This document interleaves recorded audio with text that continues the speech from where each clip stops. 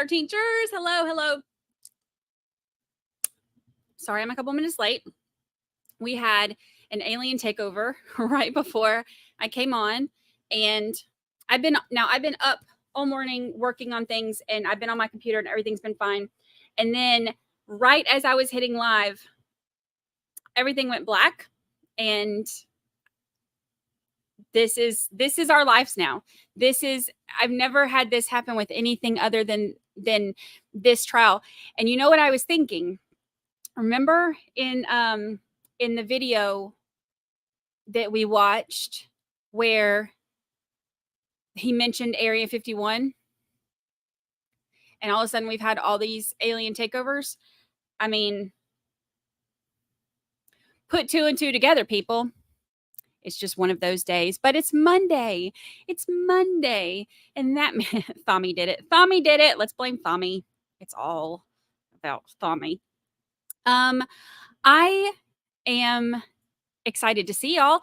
It has been a lovely weekend. I hope everyone had a great weekend.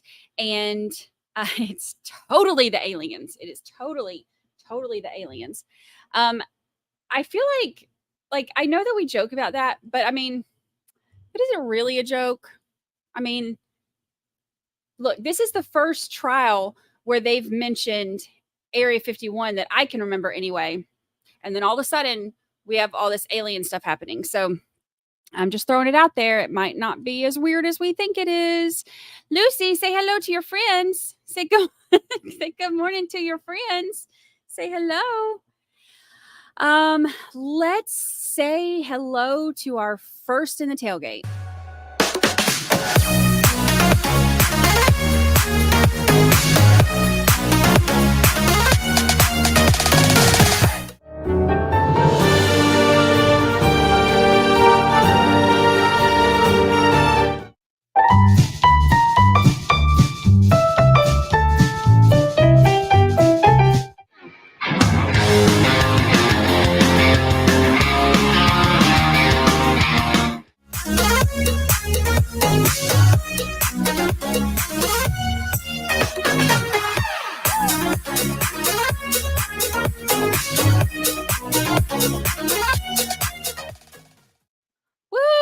So thank you to y'all for getting here and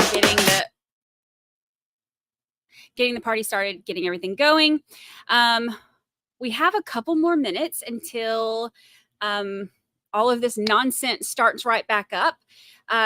We are expecting to possibly have the state rest maybe today. We are going to be hearing from the lead detective, hopefully today, Detective Dino Kelly, who, if you'll remember, they blame, like, defense blames everything on Detective Dino Kelly. I want to show y'all something while we are waiting. There was some new merch added. Let's see. Oops, I'm not a robot. Sign me in. Hello, hello. Visit store. Where are we? Oh, there it is.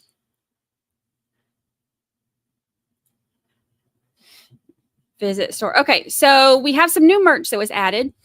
And some of this was by, I would say demand, but I'll say request, because I'll make it sound a little bit nicer than it was for you demanding jurors.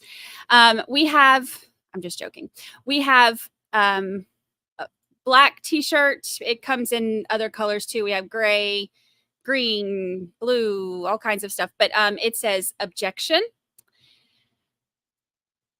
We have, this one is one of my favorites. If you know that it's called spatter and not splatter, then we should be friends. We have one that just says spatter, not splatter. And this, it comes in the different colors too. So y'all can look through the different colors. Spatter, not splatter. We have, this is one of my favorites. I'm going to order this one. It has the 13th juror logo on the back. And then the front says Celebrite and ballistics and trajectory and fingerprints and ME reports and DNA. It's like all of our favorite things. So this one is one of my favorites, and I am going to order that one. This is another one of my favorites that I'm also going to order. The front says basically a lawyer at this point, and the back has the 13th juror logo on it. And look, I'm not taking anything away from lawyers. I did not pass the bar. I did not take the bar. But I did not pass the bar. I pass bars every day because I live in a beach town, but I did not pass like the actual bar. So I'm not taking anything away from lawyers, but I mean, we're basically lawyers at this point. We watch enough trials, right? So this is not I'm sure I'm going to get emails from a lawyer like, it is hard to be a lawyer. Yeah, no crap. That's why I just play one on YouTube instead of actually becoming one. Basically a lawyer at this point, though. That was one of my favorites. And we have ballistics expert, and the eyes are bullets. And you have your official certification on the back that says certified 13th juror certified ballistic experts. So these are some new ones that we have, and there's still some more that are going to be coming, but I wanted to show those. We have some new stuff in the merch. Now, any of the, I know I've said it before, but just so everyone knows, any of the stuff that we sell on here, these are not things that we make money off of. These are all of the stuff from this goes straight back into the show and into the gifts that we're able to give and stuff like that. So any of the stuff that you order from here, we keep it at a low price point so we can try to have everybody get as much as you can, as much as you want. But all of this stuff, it stays in like a little pot, and it goes right back into the show and into our people. So it's all for the people. I have some more stuff that is coming, and I will keep y'all updated on that too. But we have some cool stuff coming with that, and I love the merch. Merch is fun. Who doesn't love merch? Let's see. Shanka Becky says, my friend went to law school and couldn't pass the bar, so now she's a teacher. So we always say that she went to law school to become a teacher. That's funny. I always say that you know that show Suits, where he's like a lawyer, but he never he did pass the bar technically, but he never went to law school. But he's got like a genius, like photographic memory and stuff. So and they don't know he's a lawyer. Anyway, it's a really good show. But I'm always like, that could be me. I could totally just be a lawyer and just tell people that I have a law degree, but I actually don't, which is actually not true, because there are certain things that I know from watching trials that we can all pick up on from watching trials. But when it comes to like actually being a lawyer, there's so much more involved than just the things that we pick up on. So I'm not taking anything away from lawyers. I just think we all have fun around here, right? Let me get our little Thommy boy pulled up. Hide chat. Hopefully it will be good audio today. If you didn't have a chance to listen over the weekend to the podcast, I hear 80s Music Man coming in. If you didn't have a chance to listen, episode 3 should be out sometime, hopefully today. And then we have possibly, I'm working on getting the next one with Detective Moggs. They're running a few days behind because, look, if y'all had any idea how packed my schedule is, and I want to make sure that we don't miss anything. But the third episode should be out hopefully today, and then fourth one will be out within the next day or so. And they have a lot of information. Like I said the other day, as I go back and watch to make sure I don't miss anything, I've caught a lot of things that I missed the first time around, and it's really makes me even madder at him the second time around watching it. So, but podcast is available anywhere where you get your podcast. So listen to them, leave us reviews, hopefully good reviews, and I'll try to keep those coming. I'm still working on getting the schedule down on how to fit it in to recording, but I'm getting faster at them. So So this whole Las Vegas time frame thing is throwing me off a little bit, but we're getting there. All right, what else we got going on? The t-shirts are on our we have the link should be right here. It's everything's on Printify, and I think there's a link on the website too, to get to the merch stuff. So but there's a lot of fun stuff on there. Let's see what else we got going on. I hope everyone had a good weekend. I had a wonderful weekend. For the most part, I worked, Friday evening, and then worked all day Saturday on merch stuff and podcast stuff and some different things. And then Saturday night, I had some of my, it was one of my friend's birthdays, and we had a bunch of my friends came to town for her birthday. She and I went to high school together. So it was kind of cool. I got to have like a little high school reunion Saturday night, which was lovely. And then I left early because I can't hang, and went home and went to bed. Y'all, I slept from, I don't know, like 11-ish Saturday night, woke up about 2 o'clock, 1 o'clock, 1:30 on yesterday, went and had lunch with my mom, went and got pedicure, came back home and went back to sleep at 6 o'clock and did not wake up till 7 o'clock this morning. That shows you how desperately I needed sleep. So I think I slept almost 20 hours total. If you add it all up, like 18, 20 hours, something total. That's crazy, isn't it? Oh, I needed it though. Boy, did I ever need it. So now that means today I am wide awake, perky, sassy, ready to go, ready to yell at Thommy, ready to stick more pins in him as we need to. We're ready. Today's going to be a good day. I did need the rest. I did. It was bad. So bad. I will tell you too that Lucy is she was sick the other day. She's been feeling better. I took her out this morning, and it was so funny because she saw one of her little like dog friends that lives on the same floor.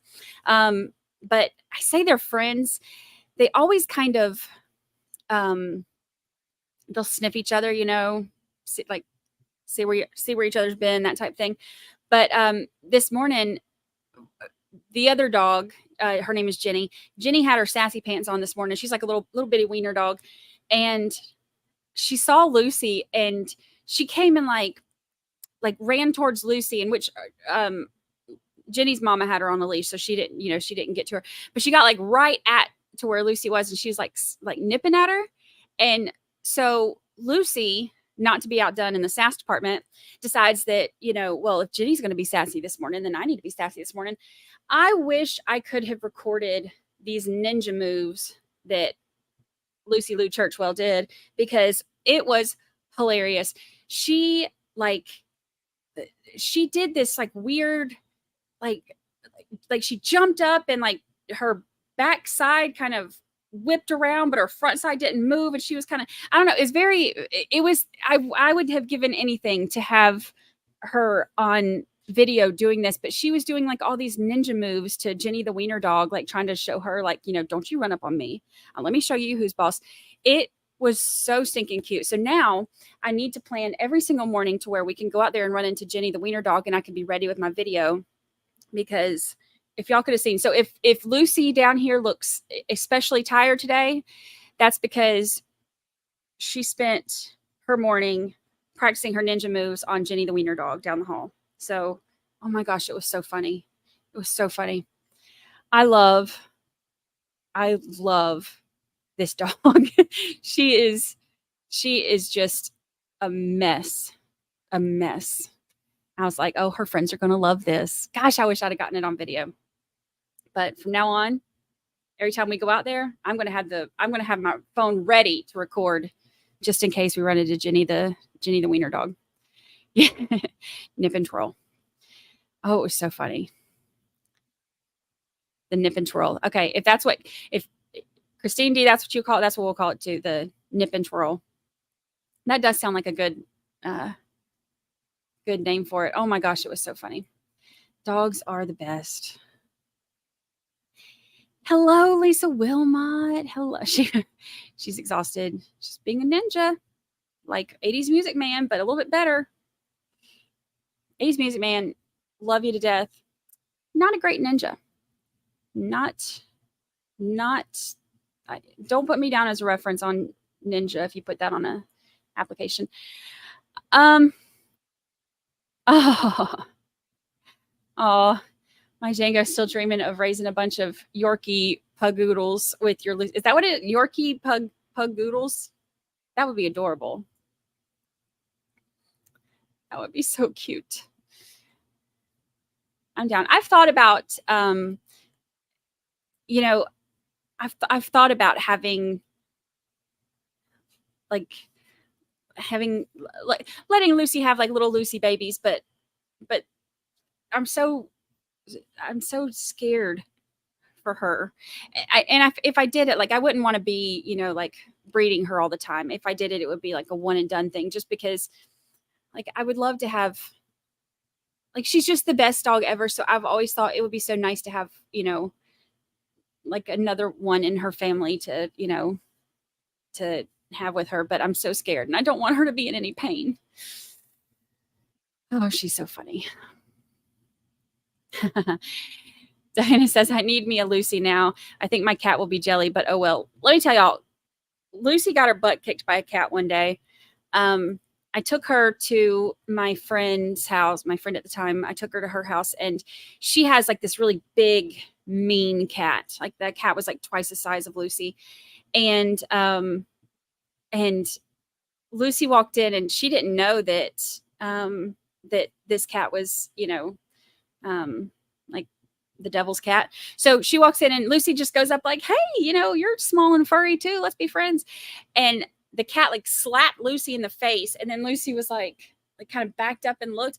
And then he chased Lucy over like under the dining room table into the corner. And Lucy's like in the corner, and this cat's doing like this. And I was like, I pulled that cat off. I was like, don't you go after that cat was bigger than Lucy. Kicked Lucy's butt. And now Lucy, every time she sees a cat, as long as she's, as long as I'm right there, then she's, she's okay. She's like, Mama's got me. But if she's not on the leash, like to where I can't get her, and she sees a cat, she's always kind of standing behind me like, do we know this one?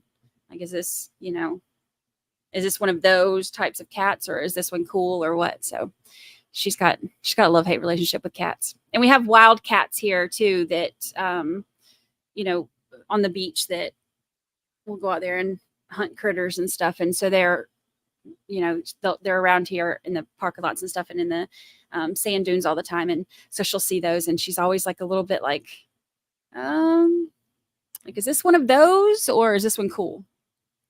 She's so funny. So funny.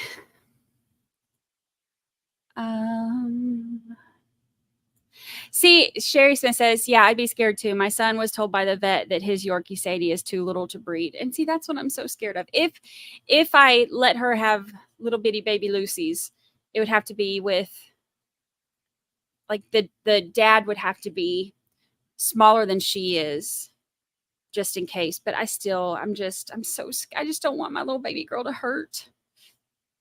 Is that weird? I guess that's weird.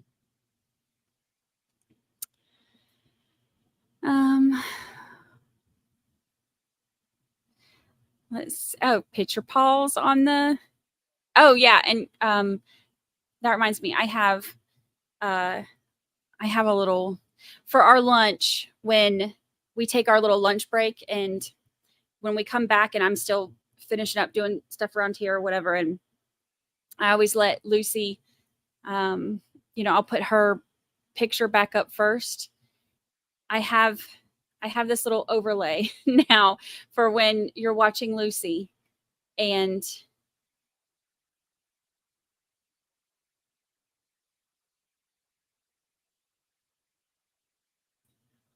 Isn't she cute? I love her. So it'll be oops. So that's when we come back from lunch, we'll have her little, she gets her own little uh Lucy break graphic. And I know she's spoiled. And that's okay too. See, Nikki, this is what I'm so scared of. My niece's friend had a little chihuahua that got pregnant by a bigger dog and she passed away trying to give birth. It was the most terrible thing. And that's what I'm so terrified of. I'm so terrified. So I would have to get like the ittiest bittiest little dog. But who am I kidding? I don't think I'm ever going to let it happen because I'm so scared. But I would love to have a little bitty baby Lucy. Too cute. Love this dog. I see the camera moving.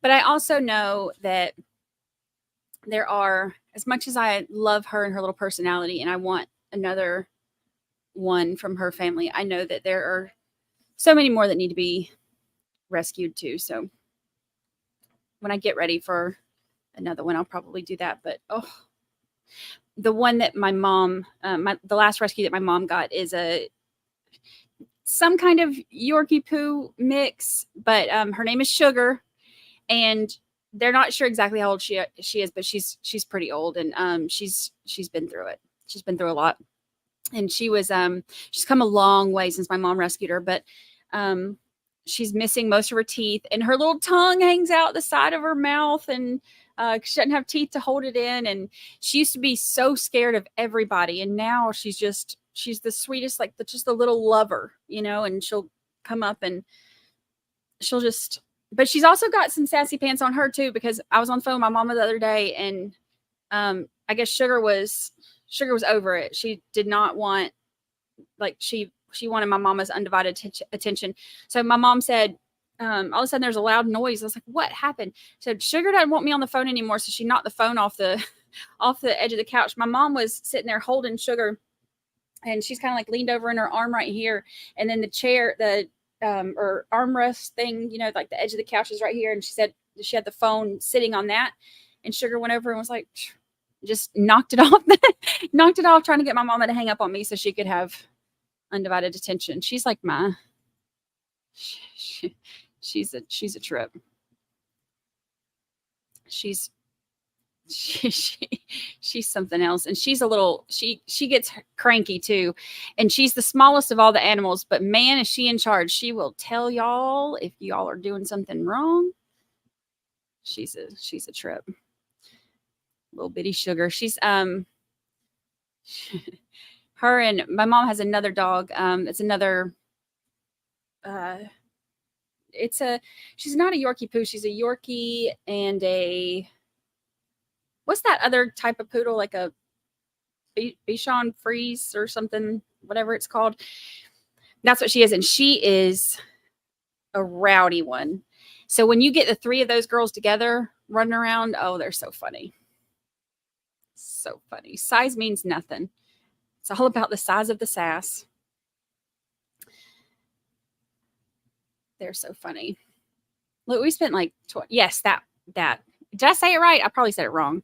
Isn't it like Bichon Frise or something? I don't know. That's the little Georgia way of saying it. This time we spent 30 minutes talking about funny dog stories and merch.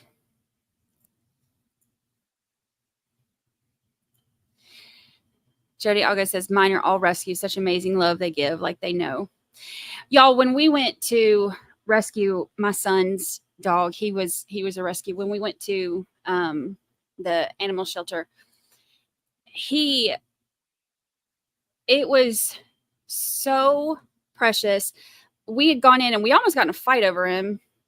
There was a rescue group coming into the shelter who apparently had come for him. And the way the shelter works, it's first come, first serve.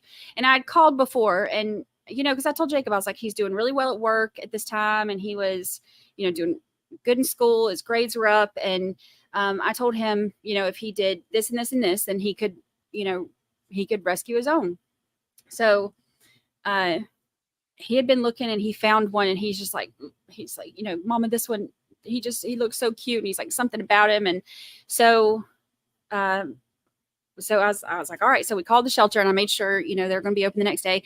Found out what time they were going to be open. So we got there early. So we're in line to walk in, and they hadn't unlocked it yet, but people started coming up, and we were like, we wanted to be first get in so we could go through, because we wanted to see who we had the connection with, And this man behind us starts talking to us like, oh, who are y'all here to see? And he tells them the name of the dog, the name that they give him on the website or whatever. And the guy was like, oh, well, no, actually, I'm here to get him. And I was like, okay, well, we're in line first. So if that's not the one he connects with, then, you'll be next.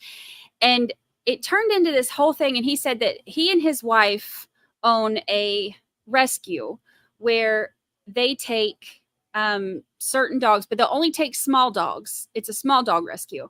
They'll only take small dogs. So they'll adopt them from the shelter for whatever the shelter price is at that time. It's generally between $25 to $100. They'll adopt them from there. Now, keep in mind, the shelter's already done their, most up-to-date shots, and their, they have them spayed and neutered, that type thing. They've done all of that. He said that they'll adopt them from there, take them to his rescue, and then you pay an application fee to apply to rescue, which is that's a normal thing to do an application fee. Rescues, that's a normal thing. But the way he's describing it, and I'm like, okay, so then what do y'all do? Because their application fee was like $100, and then their adoption fee was like $600, and all this stuff is already done. So I was like, so what exactly are you paying the extra for? And I started looking into them. This is not they call themselves like a rescue. It's not a rescue. They're making a profit off of, they don't do anything extra. They're like, well, we have them groomed. And that was the only thing that they could justify the extra $700 for. We almost fought this guy. And anyway, Finn ended up coming home with us, not him. And I reported them for fraud. How awful is that? Then he got his wife on the phone, his wife to tell me, oh no, we're actually going to get that dog because we've gotten dogs from here before. It's like, could you believe that? The nerve of people. So watch out for rescues and look into them, because some of the rescues aren't actual rescues. Besides that, Finn was meant to be with us.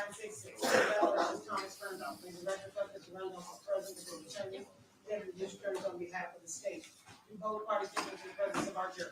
Yes, Your Honor. Yes, sir. All right, welcome back, ladies and gentlemen. I'm glad nobody got flooded out and wasn't able to make it tonight. I was a little concerned about you guys yesterday. All right, we are going to pick up where we left off on Friday. Statement on it. I'll call Toby Maldonado to the stand.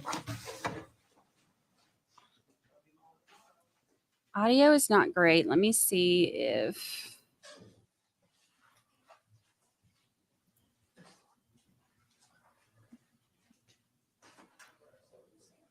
I might have to go to...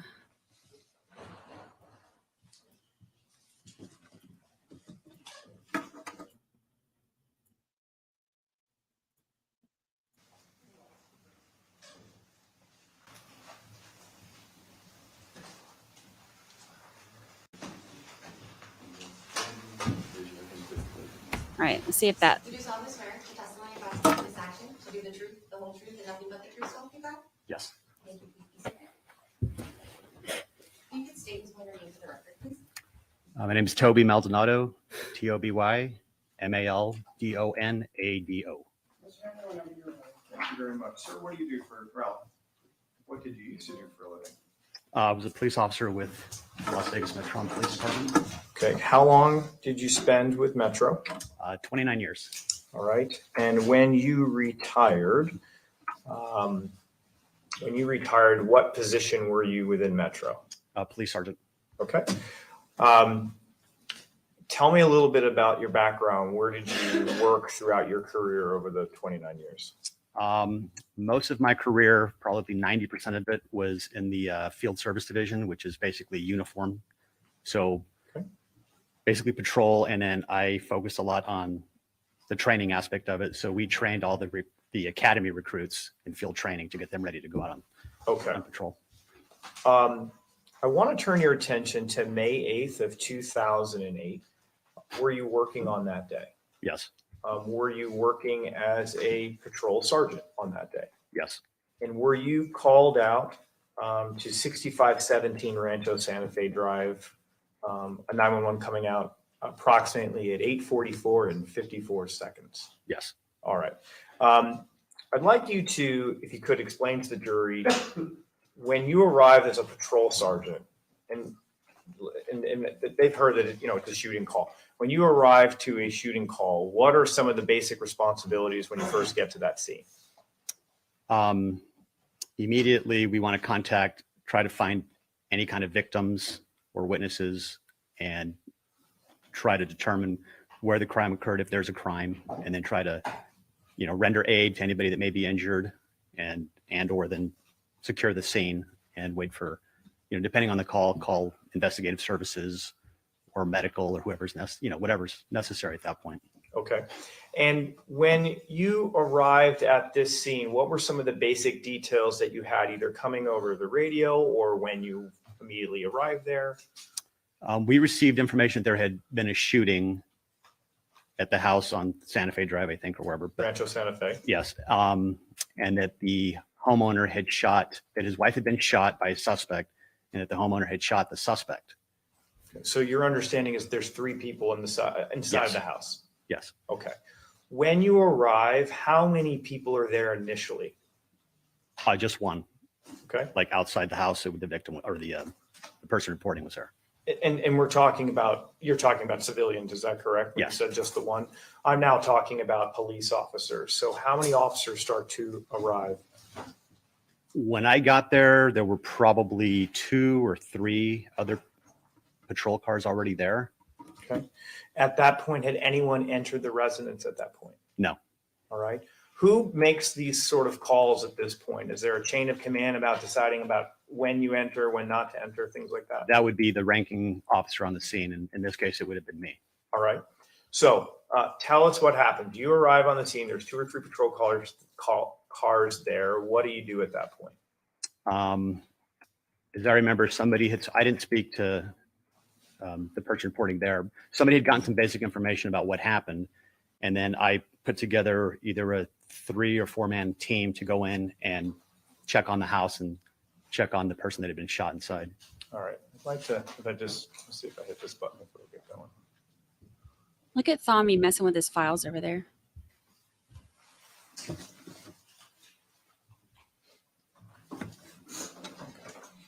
I want to, before I throw anything over here, I want to approach the states 1 and 2.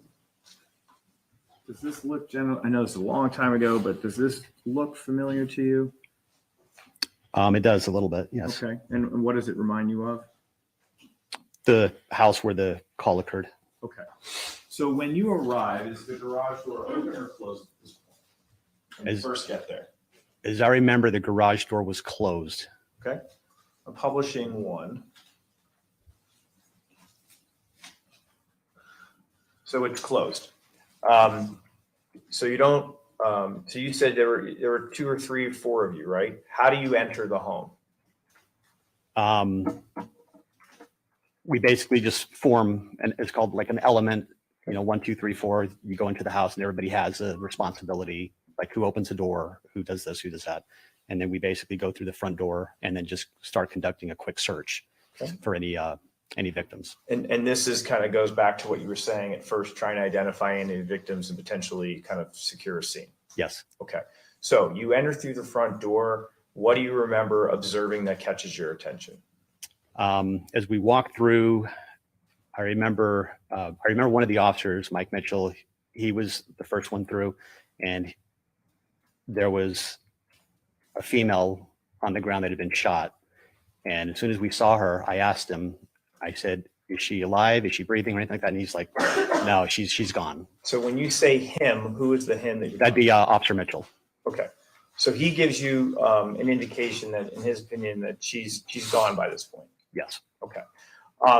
Does she appear to be moving at all? No. All right. Are you familiar with a term called clearing a house? Yes. What is that? It's clearing a house is basically where you just go in a systematic manner, room to room to room of the home, and you check it. Depending on what you're doing, if it's not a search warrant, you're checking for bodies, or you're looking for victims or possible suspects at that point. Okay. You had mentioned that you had heard over either radio or through a briefing that the homeowner's wife was shot by the intruder and that he had shot the intruder at that point. Yes. After locating this woman, do you take additional steps at that point in time when you're doing that first walkthrough to go find the intruder? You can, but I made a decision at that point, and this is in the midst, and I remember in that time period of the late, like 2008, 2009, the department had made it, they were making a very good effort to try to avoid any kind of police shootings. Okay. So could we have gone in the house and cleared it, maybe encountered the suspect? Probably, but I decided at that point, look, there's nobody else in the house except maybe a suspect, because we didn't know where the suspect was. Okay. So I decided, let's just leave the house, secure the house, and call for the SWAT unit to come and clear the house. Okay.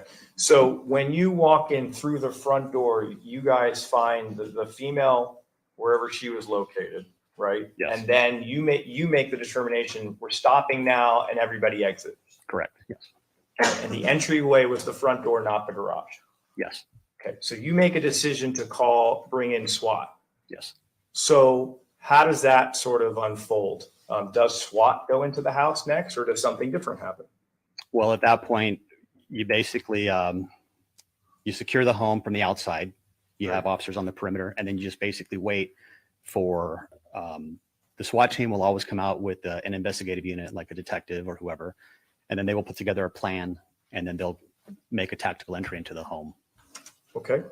So I'm assuming more and more officers are arriving as time Yes. is going by, correct? These officers, though, at this point in time are standing outside the perimeter of home, not going inside. Yes. And at this point, is the garage door still closed? Yes. All right. So what happens with SWAT? Do they actually go inside this residence? As I remember, SWAT never came out. Okay. Why not? It was my lieutenant at the scene. He decided that the house could be cleared with the officers that were already present, that we didn't need to wait for SWAT. Okay. So they may have been called to the scene, but they ultimately the SWAT team does not go through this residence. Correct. So all those feet never make it inside that house. Correct. Okay. There's been some talk about possibly a canine unit coming out. What do you remember about the canine unit? I remember the canine unit cleared the garage when the garage door opened. The canine unit went in with probably 2 or 3 other officers, Okay. and he announced that, hey, there's a suspect in the garage and he's deceased. Okay. And then where else do they go? If they were going to, I didn't see them at this point. I just, I'm already a couple of houses down, so Okay. I knew that they had gone to the garage, and at that point, they probably do a room-to-room clearing of the home. Okay. Do you recall whether or not the canine unit goes into the backyard part of the house? There may have been more than one canine unit there, because I remember there was a canine unit in the backyard. Okay. All right. So let's do this. Are you familiar with what's called like a CAD log or an incident recall log? Yes. All right. And you've reviewed that in advance of coming here. Is that correct? Yes. All right. I'm publishing what's been marked as it states 325.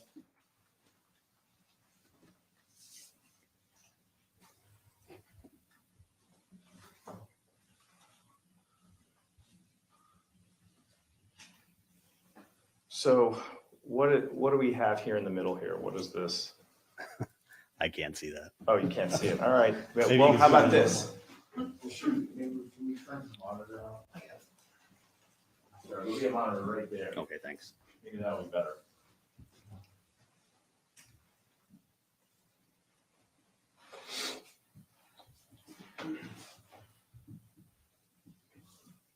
All right, thank you. Sergeant, is it easier to see on the Oh, monitor there? yes. Okay. So when we look in the middle here, what is this indicating? So that's the address of where the incident is occurring.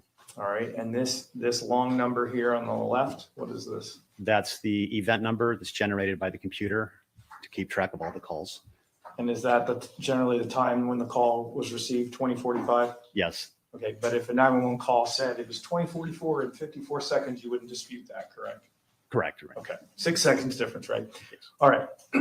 So if we look here at 8508, what's the time here? 2045. And can you read that out? It says PR's wife shot and PR also shot suspect. What does PR stand for? The person reporting. All right. A minute later, there's another entry here. What does this say? Wife possibly shot in head in hallway. PR shot suspect in the garage. Unknown if still there. Mike, unknown last name, BMA. Okay. 2 minutes later, at 2047, can you please respond or read what it says here? And Okay. PR's advising the suspect is still in the garage. Unknown if he's 419. That means dead. okay. Requesting to be transferred to medical for advice for the wife. All right. Thank you for gifting him. A minute later, can you please read this entry here? Where at exactly? Sorry, I apologize. Okay. At 2048, if you can read this entry here, it's 3 lines. Okay. Suspect is known to PR, has been scamming him. Suspect is laying in the garage, not moving. PR locked door, so suspect is locked in the garage. PR just took the male's 413 away and is now in the residence with him. What does 413 stand for? A gun. All right. 2049, that's a minute later. What does this entry say? PR set the phone down. There's an open line with PR saying Sharon and crying. Okay. A minute later, what is it saying here? PR advising wife doesn't have a pulse. FD giving CPR instructions. All right. If you could read at 2052, what does this say here? 3x3, that's the unit call sign. Okay. Have homeowner open garage. All right. And at 2052, what's it saying here? Male advised to open door. And then it says the LL means that they're landline, that they're using a landline phone? Yes. Okay. At 2053, what is it saying here? 3x7, any other units, stop traffic. So what does that mean? Generally, they're blocking off the street to prevent cars from driving in front of the residence. Okay.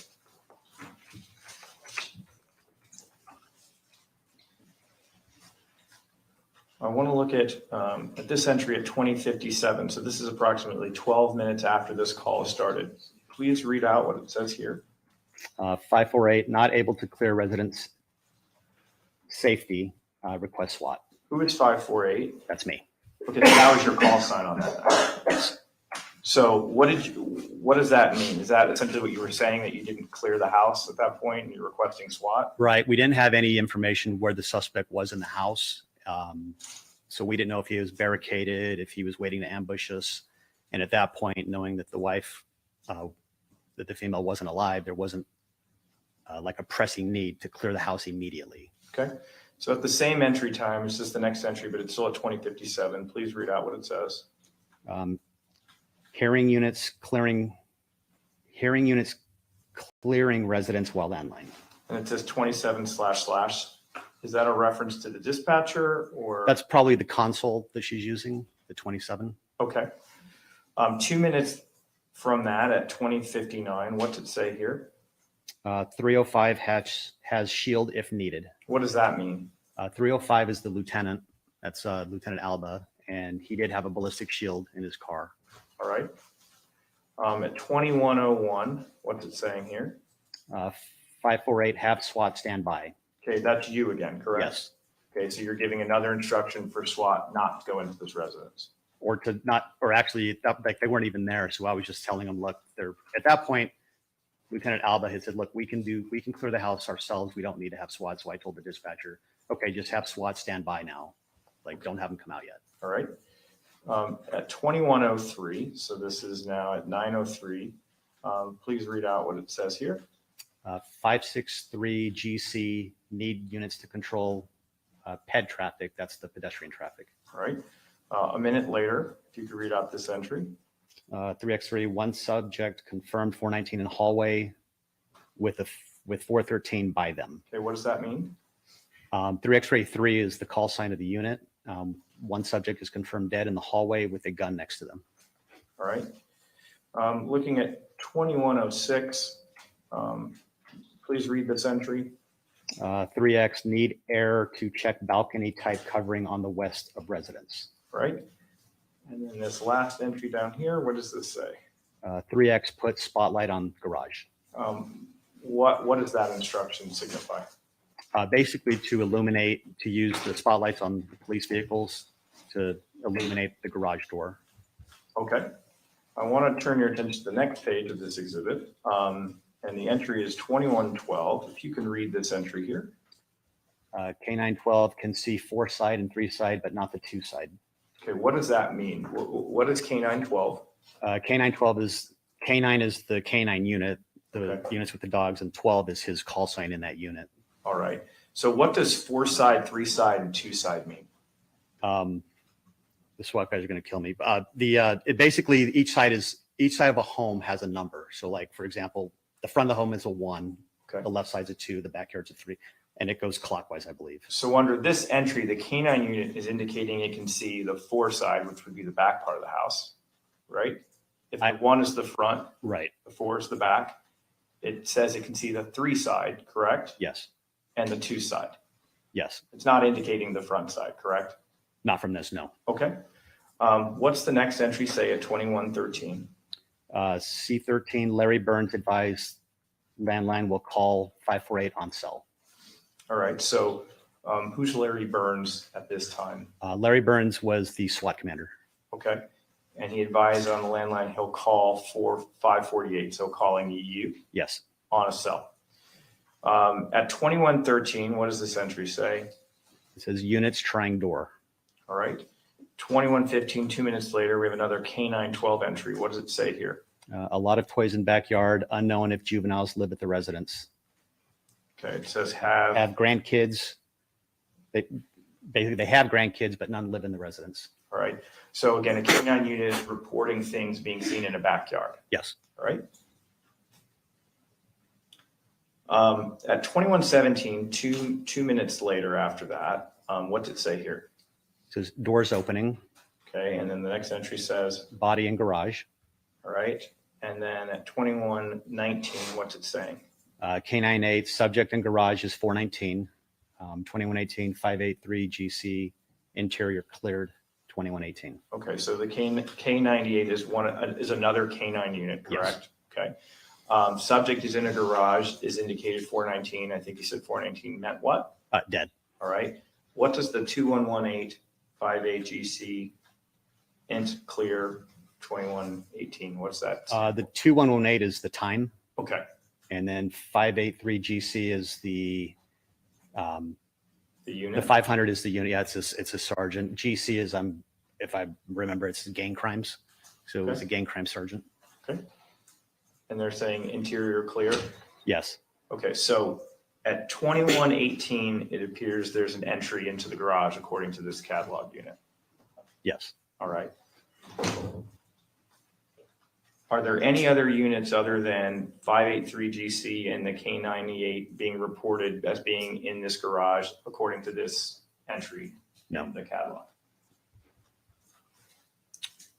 1 minute later at 2120, if you can read this notation. AMR advised of delay. What does AMR stand for? AMR is American Medical Rescue, or it's basically the paramedics. Okay, so they're being advised of delay. Yes. At 2121, could you please indicate what it says there? 3x3 request medical. All right. 2121. And then the next entry down 2 minutes later, what does it say here? It Says 3X garage to rear of residence not cleared. Okay. In the backyard, was there a shed? I don't know. I didn't go in the back. Okay. All right. So you're not sure exactly what that's referencing, but 3X, meaning it's an officer, is indicating, hey, there's a garage to the rear of the residence that's not being cleared. Correct. Okay. I think here it says 3X Chan clear. What does Chan stand for? Channel. Okay, that's kind of radio frequencies, I guess. Yeah, there was a code right on the channel, so that's just this repetitive beeping noise that goes out every like 4 to 5 seconds. So when and that means nobody can talk on the radio unless you have to. So when they clear the channel, they mean that it's basically you're free to talk on the radio. Okay, at 21:54, which is almost an hour and 10 minutes later, what is the entry here? Via AM, media is arrived. Okay, so that's maybe media members are maybe showing up to the neighborhood. Yeah, this is just indicating that somebody had sent the dispatcher a message over the computer and that the media was starting to arrive. All right. This entry near the bottom at 2200, so that's going to be at approximately 10 o'clock at night. Please read out what it says here. MC1 requested ID via landline. MC1 was connected directly to CS4 for ID request. So ID, what does that stand for? ID is short for our criminalistics, or CSI, as people know them as. Okay, so that's when so MC1 is an officer that's there, correct? Yeah, MC1 is the major crimes detective. Okay, the most senior, right? Because he's number one. Right? Yeah. So the most senior crimes detective there. He's on the scene, and he is requesting that CSAs come out. Yes. Correct? At approximately 10 o'clock at night. Yes.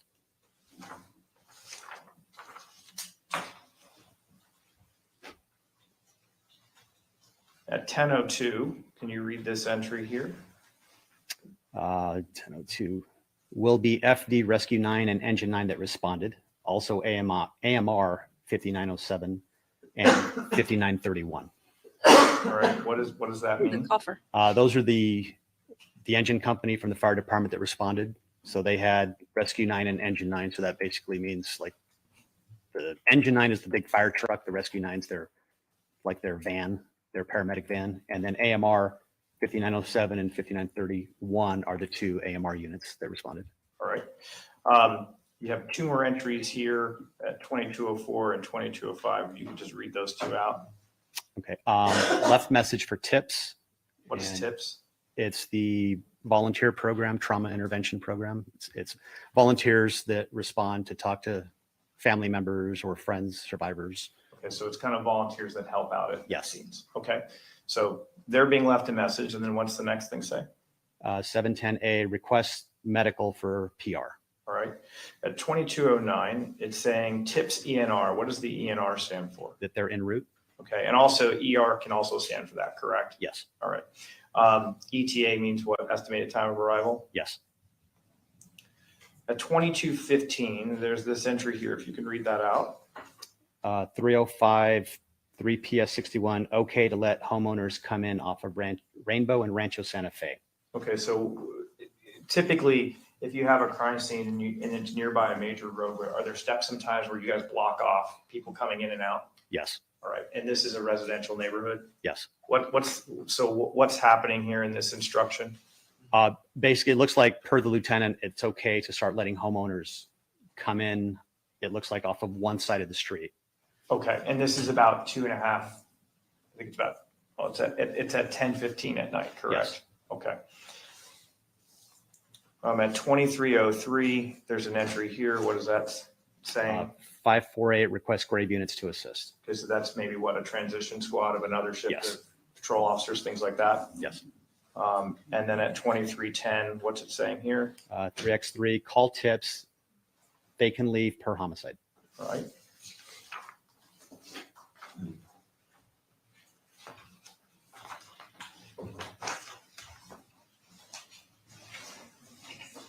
I have no further questions for this witness.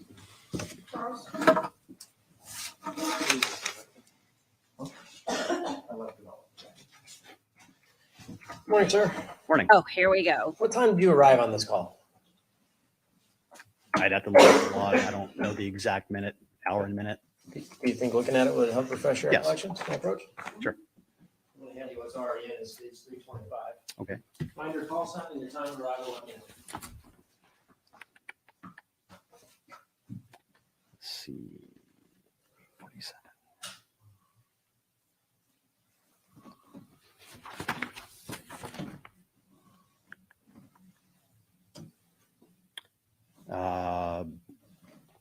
Looks like 8:58 is when the dispatcher indicated I arrived. Okay. And how does the dispatcher get that info? Usually we will announce over the air that we're arriving, or we'll hit the arrive button on our computer, or those are really the only two ways, or she hears it through somebody else. Like if I don't announce or I don't hit the arrive button, which happens, then she'll either hear somebody, like she'll hear me on the radio giving directions. She's, oh, he's out there already. So she'll put two and two together and figure out that someone's there. And just so the ladies and gentlemen of the jury understand how this computer-aided dispatch, this CAD report works, there's a 911 operator that fields a 911 call, right? Yes. And that individual has the ability to talk to the PR, the person reporting on the phone, correct? Yes. And they also have the ability to type into a computer all the line items that you see there, right? Yes. And those line items are then directed to first responders and secondary responders and specialized units within the field have access to that computer. Yes. You mentioned you hit your arrive button on your computer. You have a computer in your actual patrol car. Yes. Right? And it has a keyboard so you can enter information. Yes. And it has a specific button that allows you to announce your arrival. Yes. Okay. You understand that as the dispatcher is taking in information from the person or persons reporting, that's entered into that system, right? Yes.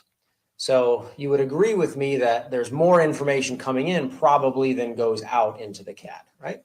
Yes. Okay. And you also agree with me that there's a number of line items there that don't have extensive verbiage, just kind of call signs and either a 4-letter code or a 400 code or a unit response that you recognize as part of your job at Metro, right? Yes. And the prosecutor just kind of read you the more detailed ones that were typed in, right? Yes. Okay, can I retrieve that, Judge? Sure. Thanks, sir. So you indicated that you arrived at 20:58, right? Yes. So if the call came in at 20:44, how many minutes is that? 14. And even assuming if the call came in at 20:45, you get there 13 minutes later, right? Yes. You're not the first unit on scene. No. There's a number of units on scene. Yes. And those include marked patrol vehicles, Yes. some of them with one person per car. These, if I remember, they were all single man units or single officer units. So there's at least 3 or 4 people there when you get there. Without looking at the log, probably at least 2. Okay. And they're out of their cars already? Yes. Have they approached the house already? No, I don't know. I don't remember where they were when I initially arrived. Typically, somebody would have approached the home just to kind of watch the front door. You have access to the information that's being relayed by the dispatcher through the CAD system, right? Yes. You do not have access to the call that's happening between the person reporting and the 911 operator, right? Yes. The 911 operator would choose what to put in this CAD report. Yes. Do you remember when the prosecutor asked you the question?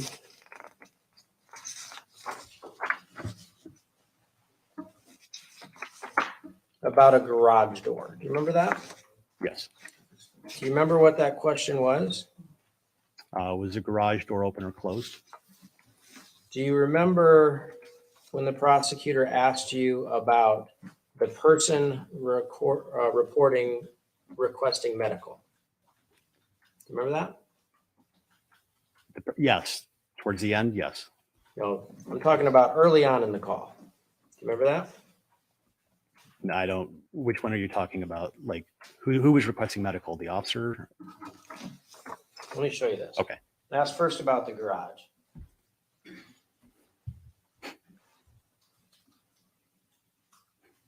Okay.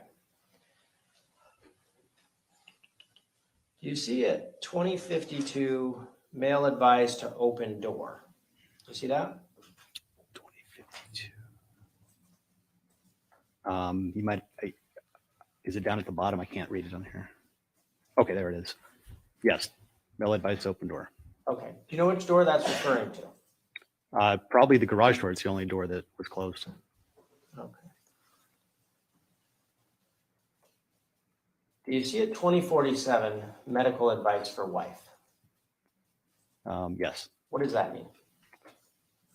Requesting to be transferred to medical for advice on wife. I'm guessing that they're transferring the person calling to somebody at the fire department or AMR so they can give them CPR instructions. Right. When someone calls 911, they say, do you need police, fire, or medical, right? Yes.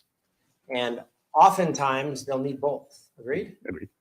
So when the 911 operator is originally taking the call, she may enter under the computer-aided dispatch system items related to a police intervention, right? Yes. And then at some point, and in fact, we can see it here in black and white, the person recording requests to be transferred for medical advice, right? I would say yes. Okay. And the ladies and gentlemen of the jury have had the benefit of listening to this call. Have you? No. Okay. So you don't know what's being said in that call, Correct. even as you sit here today, right? Correct. You'd agree with me the contents of that call would speak for themselves, yes? Yes. Okay. You can't tell anything from the CAD, for instance, whether or not the person reporting, in this case, it's a guy by the name of Tom Randolph, that he actually asks, should I go open the garage door so they can come in? You don't know that, do you? No. Does it show anywhere on that CAD report where the medical advisor on the other end of that 911 call tells him not to? No. Okay. What you do know is when you get there 14 minutes or so after the call, there's other units on scene, right? Yes.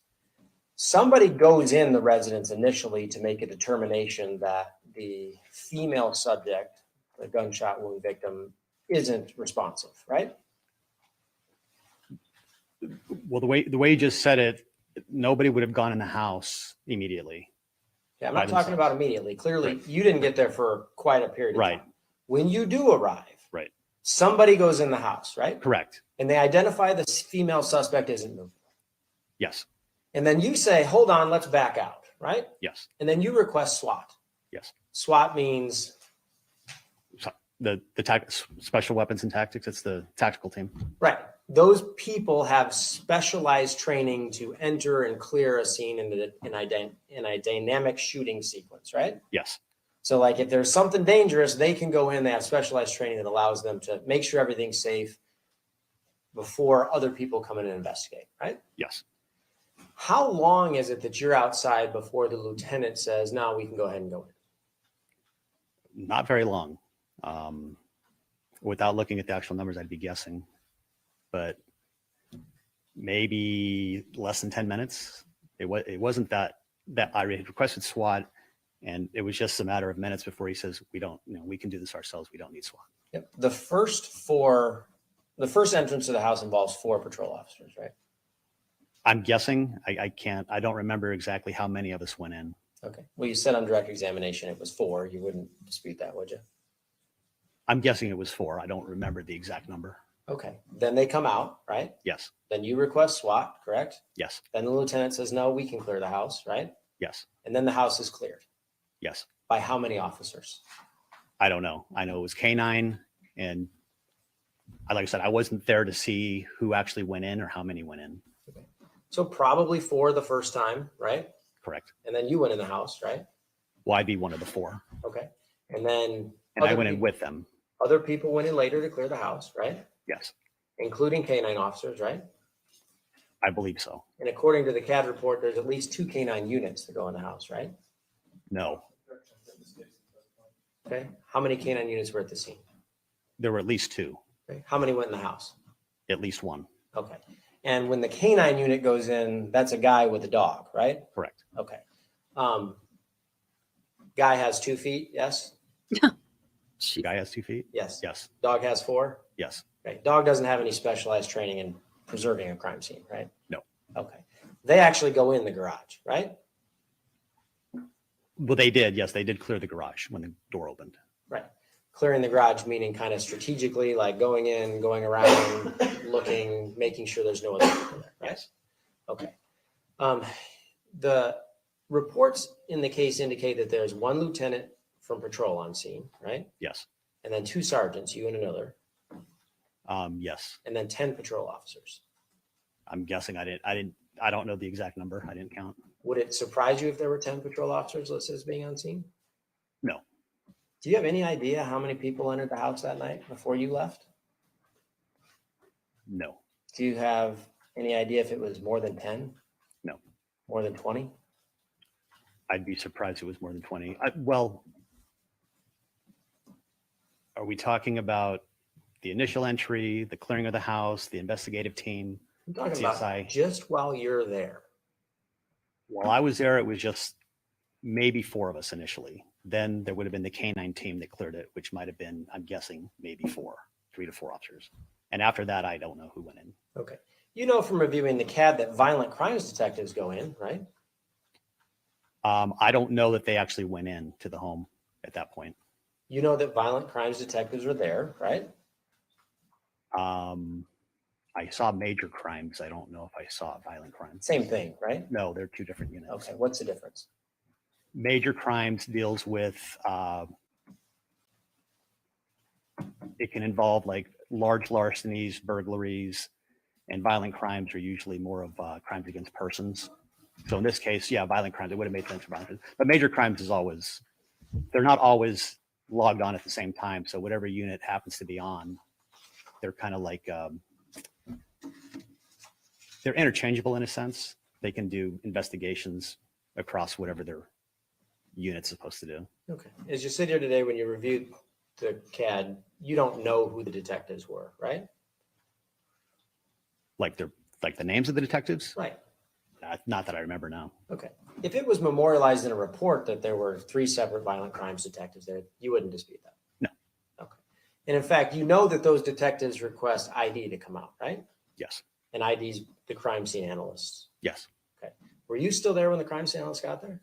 I don't remember. Okay. You agreed they're not even called until 2200 hours, right? That's what the CAD said, yes. And you have no idea what time they actually arrived? No. And you have no idea what happens in the scene between the time the CSAs are requested and when they get there, right? I don't know what do you mean? Like You I don't- wasn't in the house, so I didn't see what was going on in the Right, house. precisely my point. Okay, Other yeah. officers and investigators are going in and out of the house, right? I don't know. Like I said, I didn't see anybody else go into the house, so I can't really tell you what they were doing. Okay. You agree you have no meaningful testimony to give about how many people in the house, right? Other than the minimum amount that went in. That might, It's argumentative. it's not. Huh. How many people went in the house? At a minimum, I'd say 6. Okay, in total, the whole time in the investigation. That I don't know. Okay. In other words, you have no meaningful testimony to give about how many people went in the house that night, right? Okay. As you sit here today, you'd agree with me. You can't tell us how many people went in the house that night, right? Yes. Okay. You would agree with me that according to the CAD, medical units responded, right? Yes. Were you there when they got there? I don't remember. They don't get there for a long period of time, right? I believe that's correct. Yeah. In fact, the CAD even indicates a delay in their response, right? Yes. You have no memory whatsoever of them being there. No, I remember I really don't remember what time they got there, but I think I remember, I don't know, maybe the fire department was there, but You don't dispute that a number of different medical response units arrived at the scene, right? I don't know who actually showed up. That's the thing, I don't know. So to answer my question, you don't dispute that, right? Correct. The jury's already seen a number of photographs that show indicia of medical intervention on at least one of the decedents. You wouldn't dispute that that happened, right? No. And assuming that that person's still at the scene that they're working on, those medical people are in the scene, right? Yes. You don't dispute that at all, right?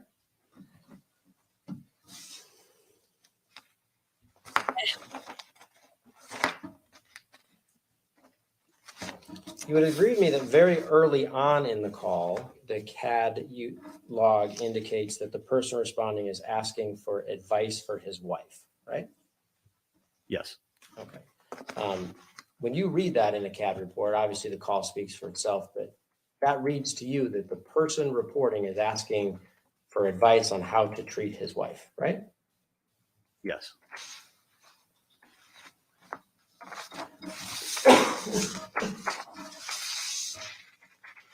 Yeah, but we heard the 911 call, so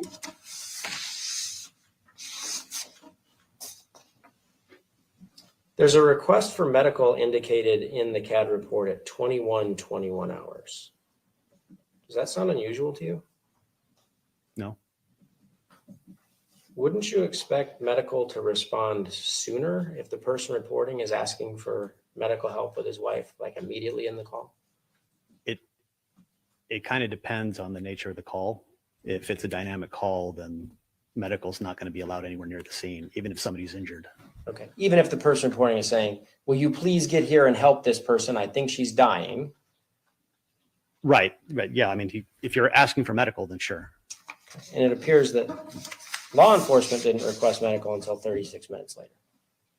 Does that surprise you? Not in this case. At 22:05 hours, Mr. Hamner, that's the prosecutor, asked you some questions about requesting medical for the PR. Did you see that? Yes, I remember. Indicating that the person reporting actually had some type of injury, right? Yes. Objection, not speculative. Well, he said yes, so it doesn't sound like he's speculating. oh god. Other than he needs somebody who was with him requested medical for him. And they said he wants to be seen by medical. So somebody putting information into the computer-aided dispatch system memorializes that the person reporting needs medical attention, right? Yes. Pass the witness.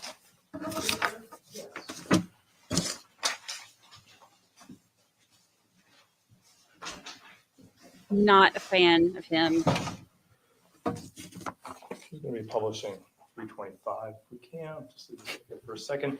Okay, so do you remember at the beginning of cross-examination, there were questions about whether or not you had heard the 911 call. Do you remember that? Yes. Okay, so and I think the question posed to you was something along the lines of, well, since you didn't hear the call, you didn't hear dispatch tell the person calling to go open the door. Do you remember being asked that on cross-examination? Yes.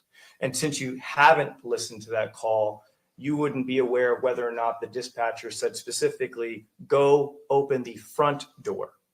You wouldn't be aware of that because you haven't heard the call. Correct. And then he said twice, go open the front door, right? You didn't hear it because you've never listened to the call. Correct. Right? Now,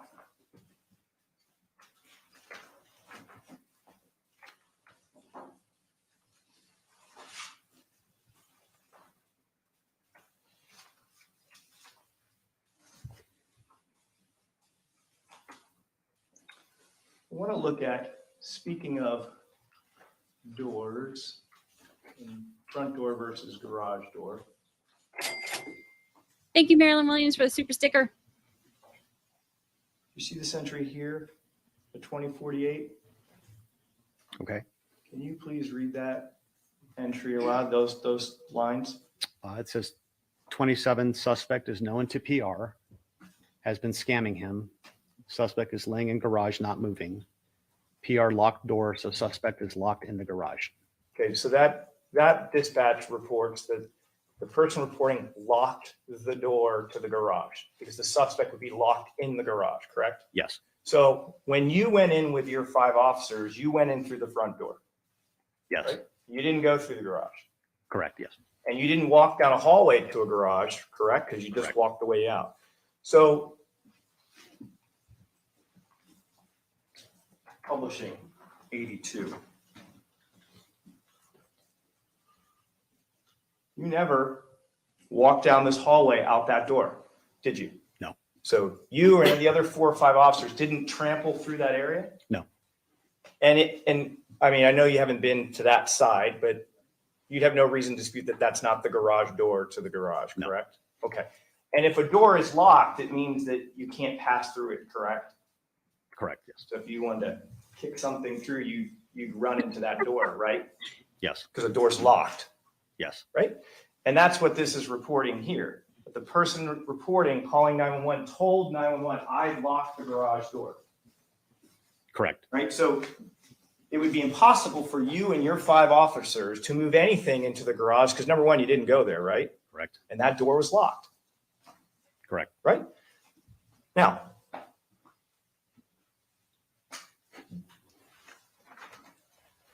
I love how he acted that out. He's got his sassy pants on. when we get to 2117, it's indicating that the doors are opening and that there's a body in the garage. Is that right? Yes. Is that a reference to the garage doors opening? Yes. Okay. So when K9 is going in and clearing, they're walking through the garage doors, right? Yes. You didn't see any entry from the moment here saying that the garage door is locked. The door to the garage is locked, and then the garage doors themselves kind of lifting up and opening, that someone opened the door from the hallway into the garage. You don't see anything reported on the CAD with respect to that, correct? Correct. And your understanding is when K9 units walked in, they're walking in from the street into the garage. Yes. Correct. So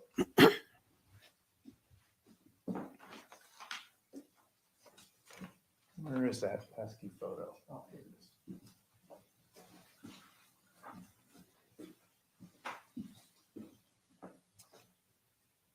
So if the door is locked, if that door is locked and the K9 unit walked in, they'd just be walking in the garage, correct? Yes. You don't remember the K9 unit going through the front door, walking down the hallway, out that door, and then into the garage, correct? Correct. So the K9 officer's 2 legs and those dogs' 4 legs wouldn't be traipsing through that area to make it into the garage because they came in literally through the opening of the actual garage doors. Correction compound is ridiculously leading. Okay, well, he's correct. I'll rephrase. Do you have any recollection of a K9 unit waltzing through that hallway? No. Okay. What is your understanding of when the K9 unit went in?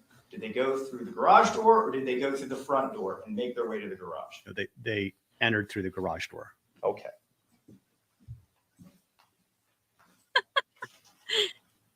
They are sassy today. I love it. You've been doing this for how many years? As a police officer, how many years did you work as a police officer? 29. How big is it as a priority to keep a scene preserved when there are 2 bodies inside? Very important. Based on your years of doing that, do you guys become more lax in terms of, come on in when there's multiple bodies inside a house, or do you become more concerned about making sure people don't go in? The second, yeah, especially if there's a violent crime, in this case, like a homicide, you got to be really careful with everything.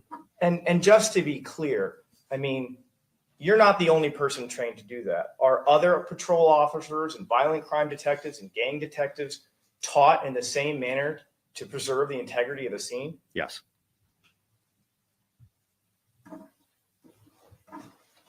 Do you have any reason to believe that even after you left the scene, that your fellow detectives would then let just countless people waltz through the scene? Do you have any reason to believe that no. the detectives who were there and the officers who were there would just let an inordinate amount of people go waltzing through the scene after you left? No, that wouldn't happen. Why not? Because you can contaminate the crime scene or alter it or. Okay. So your understanding is there were only at a minimum 6 people when you were there, correct? Yes. That went in, right? And just to be clear,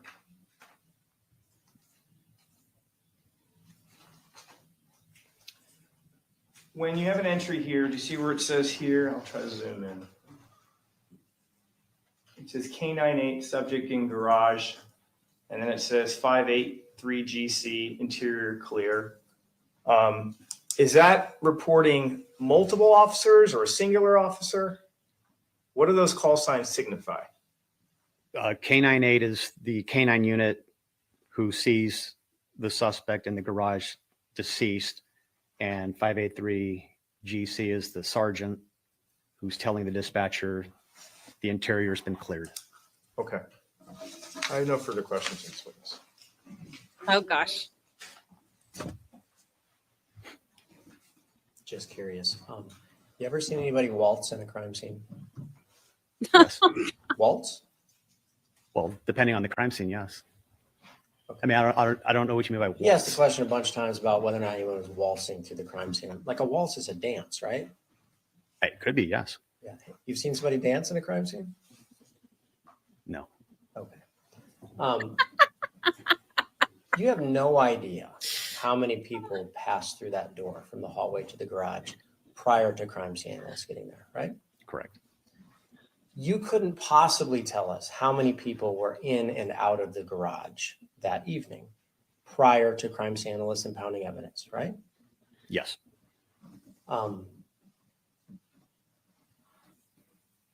You know what you did, right? Yes. And you know what the officers you were responsible for did, right? Yes. There's a lot of people there that night that you're not responsible for. Correct. Both people in law enforcement, yes? Yes. And some of those people have very different job descriptions than yours, right? Correct. Canine units, for example, very different than yours, right? Yes. Medical responders, you have no idea how many were in and out of that scene, right? Correct. They have much different training than a law enforcement officer, right? Yes. They're not so concerned about preservation of a crime scene because they're more concerned about saving a life, right? That correct. Okay. He asked you, he being the prosecutor, in the 29 years that you've done this, like, it's real important to preserve a crime scene in a double homicide, right? Yes. For instance, like, if there was a double homicide where there was a crime scene where no blood evidence was documented, and then it was cleaned up, and a week later somebody came back out, that would be a difficult crime scene for a jury to analyze, right? Objection, that's argumentative. It's not. I think it's a bit of a confusion for a jury to analyze. Yes, you can. Let's hear testify to what the jury's gonna analyze. Okay. Okay. Could you repeat all Sure. that? Sure. In a case where there's a double homicide, Okay. and at the scene of the double homicide, when crime scene analysts get there, isn't preserved or documented at all, no blood evidence. And then the scene's cleaned. And then a week later, a crime scene analyst comes back out to document blood evidence. That'd be really difficult, right? Yes.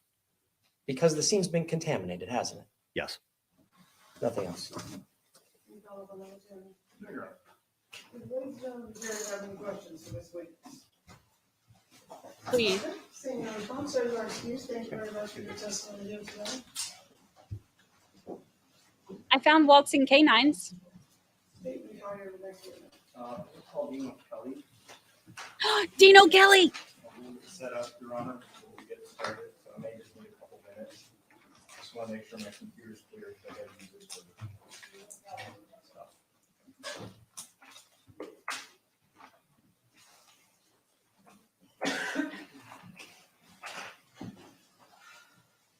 Oh, I can't wait to see Tommy Boy's face for Dino Kelly. This one is going to get spicy. This is the one who defense blames everything on. They blame him for giving orders on what to test, and they blame him for Josh failing a 7th grade math test, and they blame him. I mean, they literally blame him for everything. He's the lead detective. This action will be the truth, the whole truth, and nothing but the truth. Thank you. Please be seated. You could state his last name for the record, please. It's Dean, D-E-A-N, O'Kelly, O-apostrophe K-E-L-L-E-Y.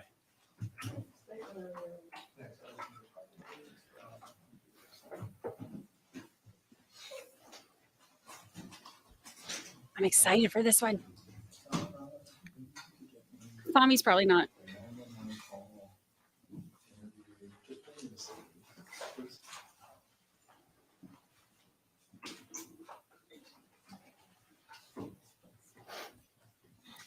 Detective Dean looks real good with a beard.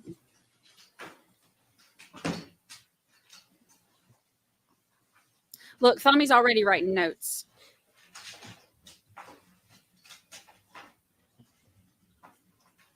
It's okay, Your Honor. I'm just gonna start from here just so I can kind of organize a few things and then we can just kind of get rolling. All right, sir, if you could, what did you used to do for a living? Before I retired, I was a homicide detective with Las Vegas Metropolitan Police Department. Okay, what do you do today? I went back to do cold case homicide investigation back in September of 2015, so coming up on 8 years doing that as well. All right. How many years before your first retirement with Metro, how many years did you work with Metro? 20 years and 10 months. Okay, and you may have just said it, how many years were you in homicide, not cold case, we'll put that aside for a second, but how many years were you with homicide? 9 years to the day. I retired on my anniversary date. Okay. If you could, tell me a little bit about some of the training that you have received over your years as a police officer. I know that may sound a little lengthy, but if you could. Well, in total, the numbers the last time I looked at was over 3,200 hours of training, including the academy. So we've gone through the academy and then field training. And then I also was a bike patrol officer for a couple of years. So there's extensive training there as well. I had, after the 1992 Rodney King riots, I was part of the department's first rifle team where we started carrying patrol rifles. There was 80 hours of training there. I was in the gang unit for 7 years, so I have extensive training in street gangs. We had quite a few conferences. We actually have an advantage here in Las Vegas because everybody comes here to train. So there's a lot of agencies that, will come to various locations in the valley to train. So we get to go and be a part of that. Sometimes, the department arranges for it, and then other times we'll pay for our own training. So I've done a lot of those conferences, both for gangs. And then when I intended to go into homicide, I took some courses on homicide investigation, practical homicide investigation through, there was a retired lieutenant commander in New York Police Department that wrote the book on practical homicide investigation, and he would have an annual conference here every year. I've attended that several times. Just, continuous ongoing education in addition to, reading periodicals and books. And I'm part of the International Homicide Investigators Association as well. California Homicide Investigations would do their annual conference here in Nevada, and I've attended that several times. So it's just as much training as you can get. Sure. In your career, approximately how many homicide scenes have you gone to? Over 300. Prior to that, how many home burglary, home robbery scenes have you responded to in your career? I really wouldn't be able to give you a number. One of the advantages of working in the gang unit is we investigated the person committing the crime and not the crime itself. So we had that, we could do burglary investigations or credit card fraud investigations or drug investigations. So we had quite a range of experience working in gangs because, again, it's the person and not the crime that's being investigated. So I wouldn't be able to estimate really, but quite a few. Dozens, certainly. Understood. Tell me a little bit about what firearms training you've received through the course of your life. So there's the academy firearms training. Well, in the course of my life, I was a military policeman way back in 1981. So I had that training in the military with the 45 caliber handgun back then and the M16, which is the fully automatic version of what you hear about the AR-15. So I had extensive firearms training there.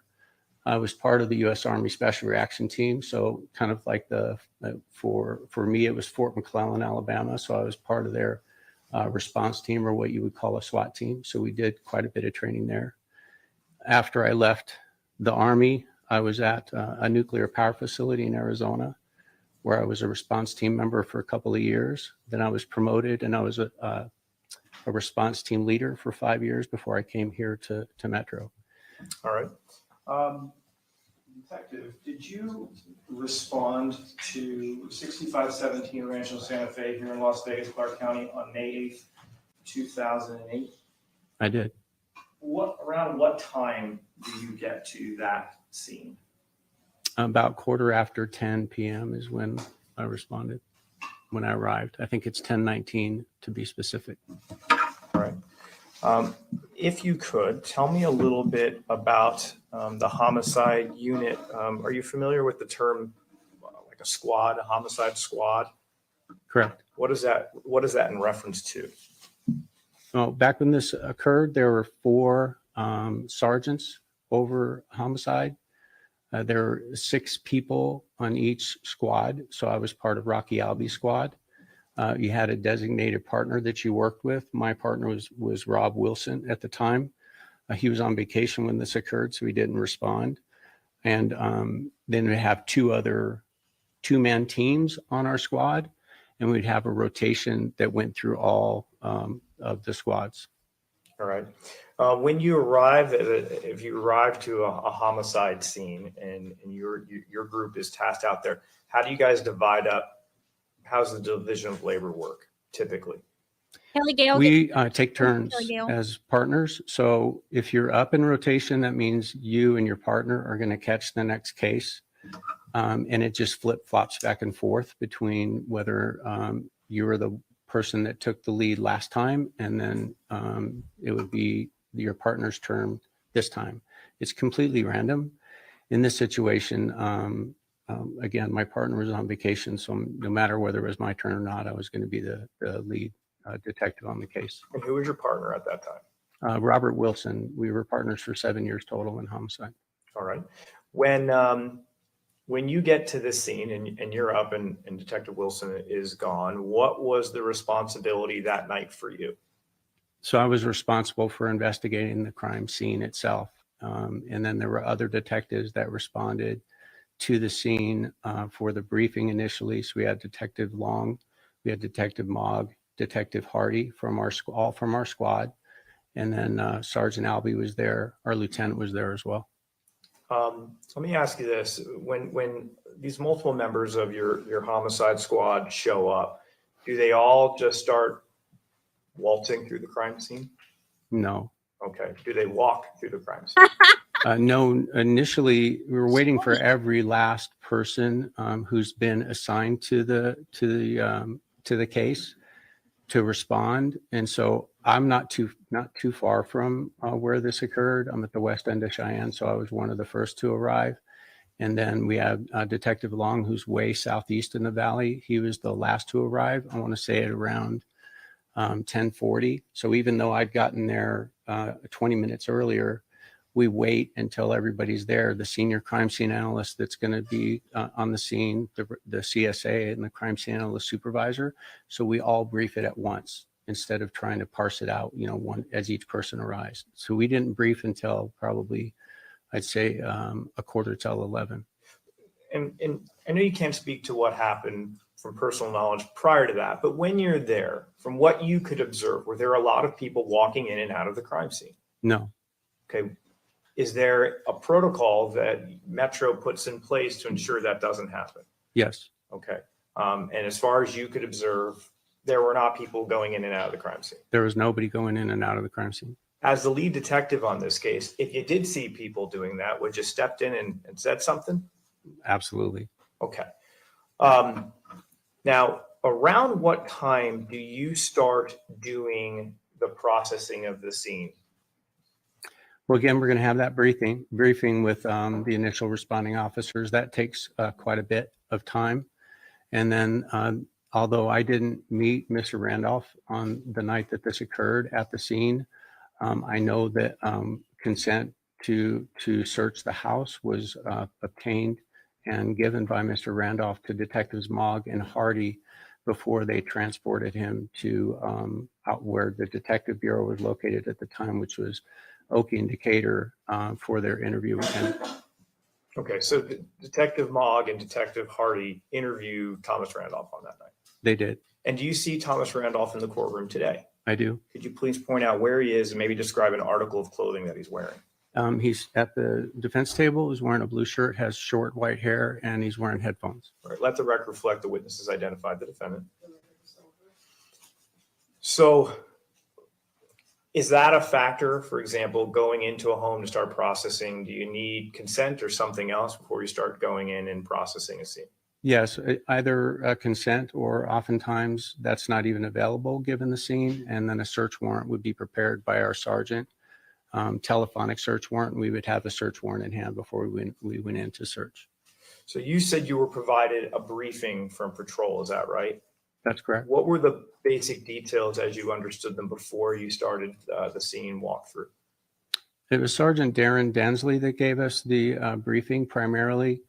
And he told us that Mr. Randolph had conveyed to them that he was out with his wife earlier in the evening, that they had gone to the charcoal room, which is at the Santa Fe casino. And once they had gotten home from that outing, from the dinner, that Mr. Randolph had pulled up into the drive, that there's not enough room for both people to get out. So his wife got out of the car and walked into the house while Mr. Randolph parked the vehicle in the garage. Then Mr. Randolph had gone into the house. He saw his wife at the opposite end of the north-south hallway there. This is becoming narrative. It's beyond the scope of discussion. Well, it's not beyond the scope of the question, but it is what is basically related. I can try to break it up. Sure. Where does the defendant say he goes after dinner? He said that he went home. I don't know if we got that he had gone to the gas station. We learned that later, but he had gone home after dinner. Okay. And when he arrives home, who does he say enters the house first? He said his wife got out of the vehicle and walked in so he could park in the garage. Okay. And then what does he say happened next with respect to him? He said that he went into the garage, into the house, and that he saw his wife laying face down in the hallway. Where does he say he goes after that? He said that he saw some sort of movement. So he went into the office that was right inside the hallway, and he retrieved a handgun from a hanging shoe rack and then came back out into the hallway. Okay. Does he see someone when he starts to make his way out of the hallway? He said that he basically was confronted by a man wearing a ski mask in the hallway, that they collided in the doorway. What does he say he does to the man in the hallway? He said that he shot him several times.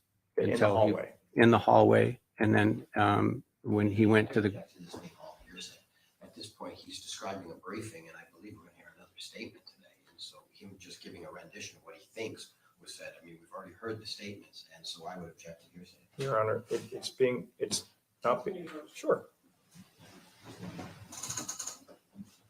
Vince doesn't want him to say it. They don't want the jury to be reminded anymore that Thami lied about the version of events. Oh, Thami.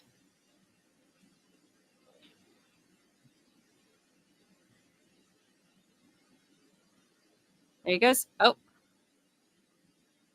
Every once in a while, it's like he's awake and blinking, and then we'll just do this. Waiting on his 4 o'clock meds. Oh, Thami. So Dean O'Kelly is the one. So the state will probably rest after this, which is interesting because then we will hear from defense. But let me tell y'all, this cross-examination is going to be, is he going? Nope. This cross-examination is going to be spicy because they put all blame goes to Detective O'Kelly.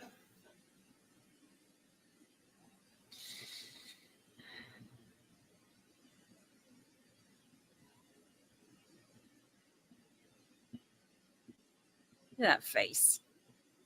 It's a face only a mother could love.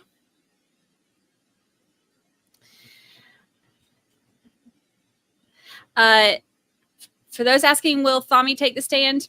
He said he's going to. And I hope he does. Because if he does, Josh or Mr. Bean, whoever does his direct, will, they'll do what they do. But I can't wait for Cross. If he takes a stand, Cross is going to be spicy. Oh, and I can't wait.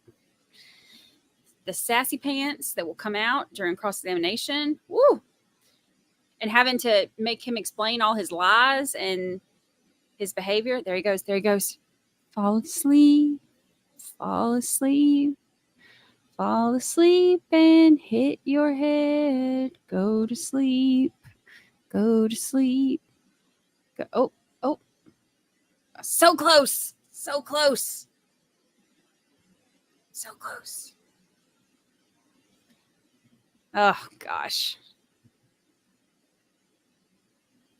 Oh, he's poor thing. I don't know why you're hurting. I don't know why you're hurting at all. Poor thing. Don't know why. It's definitely not our voodoo doll. It's not that at all. Don't know what it could be. Poor Thom.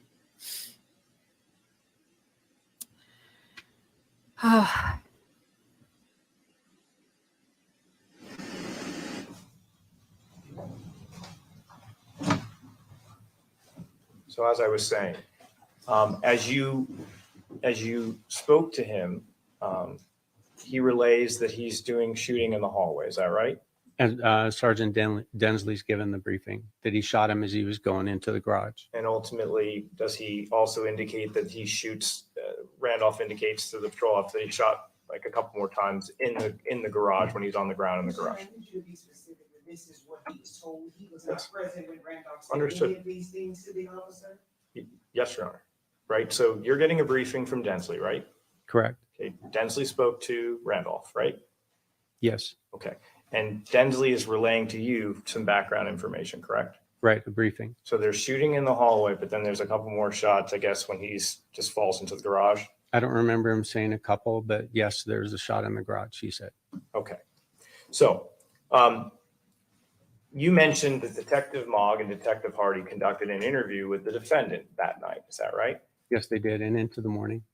And when you process this scene, it's from what time to what time? We probably got into the scene around 11 o'clock. 11 o'clock. And I wasn't done and cleared the scene until I'd say 4:30, 4:20 in the morning is when we finally got out of the house. Okay. The interview that Detective Hardy and Detective Mogg start, that interview starts somewhere around 11:30, 11:45, something like that, correct? I believe they have him in the interview room at 11:54, and they came into the room at about quarter after midnight. Okay, so it rolls over into midnight. But that interview is completed during this window of time that you're processing a scene. Yes, All it right. was. It was done just before 2 o'clock. Do you then get an update after they are done with their interview where they update you as to the things that were said by the defendant? Yes, specifically, Detective Mogg came back to the scene, and I talked to him once he got back about the interview. Okay, so you had a general understanding from Detective Mogg, and we've seen that interview already, but you have a general understanding from Detective Mogg about the things the defendant said happened. Is that right? Yes. All right. So when you watch this scene, when you process it, who are you doing it with? Who's walking with you, if you even remember? Initially, the detectives, everybody that responded is going to take a look in there. So I know that Detectives Mogg and Hardy, Detective Long, and myself went into, and Sergeant Albee, along with the crime scene analysts that are going to be processing the scene, so they can get, primarily for Detectives Mogg and Hardy, so that they can get the lay of the land and be able to have an informed interview with Mr. Randolph back at the Detective Bureau. And once that's done, initially superficially looking at it, then it's just myself and the crime scene analysts that are in the scene. Everybody else is out of the house. When you initially walk through with your fellow detectives, do you observe anyone kicking any cartridge cases anywhere? No. Do you see any of your fellow detectives stomping through blood or anything like that? No. Was anybody kind of smearing their hands all over the walls? Anything like that? No. Did you see any evidence that the people you walked to the scene with were disturbing the scene? No. I want to show you what's been admitted as States 82. What are we looking at here? We're standing in the north-south hallway of the residence and looking north at the closed firewall door that leads into the garage.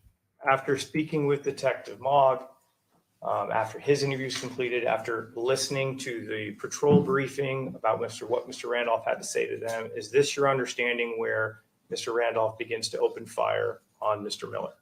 Yes, you see on the right side there, that is the open door to the office where Mr. Randolph said he retrieved the 9mm handgun from the shoe rack. And that doorway is where he says he collided with Mr. Miller as he was running towards the end of the hallway. And there appear to be another closed door, but are you referring to the open door there? The open door on the right, you see in the forward part. Oh, Kelly, if you Oh. flip that mouse, if you move it around, you can actually kind of, even if you just kind of, or that little circle, you can just put it, can you just kind of show us where that door, all right, let the record reflect the witness has identified what appears to be the open doorway on the right in the photograph. So when you've been to a lot of shooting scenes, right? Yes, I have. I mean, how many are we talking about here? I mean, including when I was in gangs, I mean, it's hundreds. Okay. When you go to a shooting scene and you're under the impression that this is an area of a shooting scene, do you expect to see certain things? Yes, I would. What sort of things do you typically expect to see? Well, given that we're talking about a semi-automatic handgun, we would see expended shell casings. If there are perforating gunshot wounds where there's an entrance and an exit, which we do have in this case, I would expect to find bullets, blood, maybe secondary impacts where the bullet had gone through and then hit the wall or hit the door. That's what you would see. Sometimes an expended magazine where someone had to reload, that type of thing. In this scene, did you see how many expended cartridge cases do you find in this hallway? There was one 9mm by 18 cartridge case that was nearly in the center of the threshold to the garage, a couple inches away from the threshold itself. Okay, and we've seen some of the photos, but if you take your mouse, can you kind of show us the general area where that was? Actually, it's right there. All right, let the record reflect the witness took the mouse and identified a little, almost like golden brown object, which appears to be a cartridge case right at the lip of the door to the garage. Just to be clear, when you walked through this scene here, was that door closed? No, Okay, but that door was open? that door was open. Okay, so it had been propped open and when they took a photograph at this point, it's closed, is that Yes. right? Okay, so you would have, so when you went to this scene, you mentioned you'd expect to see cartridge cases. Did you expect, from what you had heard, would you expect to have seen more cartridge cases? Yes, I would. Did you observe any blood in this area? No, not in that area. Where did you observe blood? We saw blood basically in the area where I saw blood in the area where the camera person would be positioned, so towards the south end of the hallway, and then on the walls to the east, and on the ceiling, and above the master bedroom door, on the master bedroom door itself, on the Berber carpet into the master bedroom, and as well as higher up on the eastern wall. And so when you're talking about, is that the area generally where Sharon is located? That's correct. Okay, not in the area where Mr. Randolph indicated that he shot multiple times at Mr. Miller. No, there was none. When you walked in this area, were you alone when you walked in this area, or did you initially have, Mogg, Hardy, people like that walking with you? initially they would have come in and taken a look at the scene along with me. Yes. Do you recall anyone remarking when you're in this area, oh, look, there's some blood? Anyone say anything like that? No. How about CSA Smith? No. I mean, isn't that kind of his job too? It is. Looking for that sort of stuff. So he doesn't remark and see anything here. That's correct. You don't see anything here. No. And all the other detectives that walk with you didn't see anything there. No. All right. Have you been to shooting scenes that are kind of in close quarters? I mean, this is a hallway, right, versus an open field. Yes. Do you have any expectations about what you might expect to find if a shooting scene occurs in kind of close quarters? Again, because of it's going to retain the projectiles as they come out, the expended cartridges would be retained in that close quarters area. If there's perforating gunshot wounds, you could potentially find bullets in that area. You would find, again, if it's perforating, you would see blood and possibly bone and tissue and hair related to those gunshot wounds. How about strikes to the wall? Could that be something that you expect? Like a ricochet of a bullet kind of, or even a cartridge case ricocheting off of drywall or something like that? That's possible, I guess. I mean, with a cartridge case itself, it just depends. I mean, they're cylindrical in shape. If you were close to a smooth surface and the cartridge case landed on the open end, you might see a little semicircle if it's possible. It would be difficult to differentiate between just regular wear and tear on a wall to be able to specifically say that you think that's where a cartridge case hit. They don't come out covered in soot where they're leaving a black mark or anything like that. You know, you can be at the range all day and we do police call and we pick up brass and your hands aren't covered in soot. All right, so we've covered carts. How about bullets? So you said these were perforating wounds, right? Right. So they went through the body. Correct. Would you expect to see a bullet impact somewhere in that hallway? Certainly. Did you see any impacts in that No. hallway? However, when you look in the area towards Sharon, did you find an impact? Yes, we did. And was that noted and documented? Yes, it was.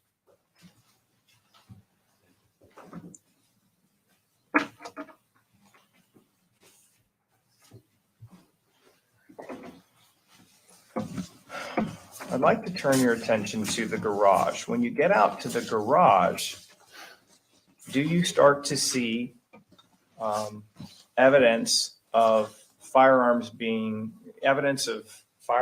used in the garage? Yes. What do you locate in the garage? We found a bullet. I found because we were together, the crime scene analyst processed as well, but there was a bullet to the right front corner of the Hyundai Tucson. We found a cartridge case over there on the west side of the Hyundai Tucson. We found a flattened out bullet that had come to rest underneath the right rear passenger seat area of the Hyundai Tucson. And we found an expended 9mm by 18 cartridge case on the east side of the Pontiac G6, which was parked on the east side of the garage. I know you go back there a week later, correct? Yes, we did, to the day. Are there other things that are found a week later in that garage? Yes, there were. What else was found? 2 additional 9mm by 18 cartridge cases were found on the west side of the garage. Actually, in the southwest area, there was an open toolbox that had a bunch of screws and nuts and bolts and everything, and a shell casing that landed in a small compartment there. And then there was another shell casing that was north of the water heater, and it was behind like a milk jug or a 1-gallon water jug laying there on the floor.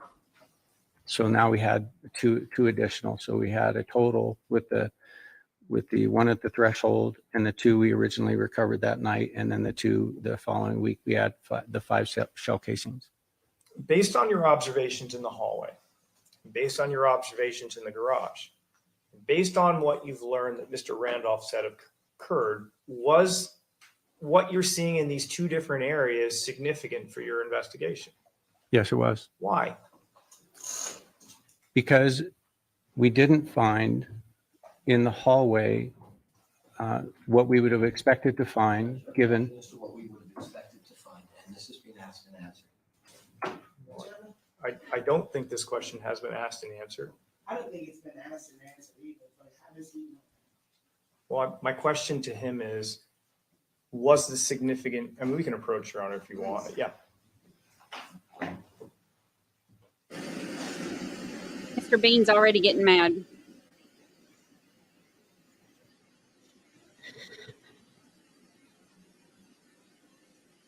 Oh, Fami.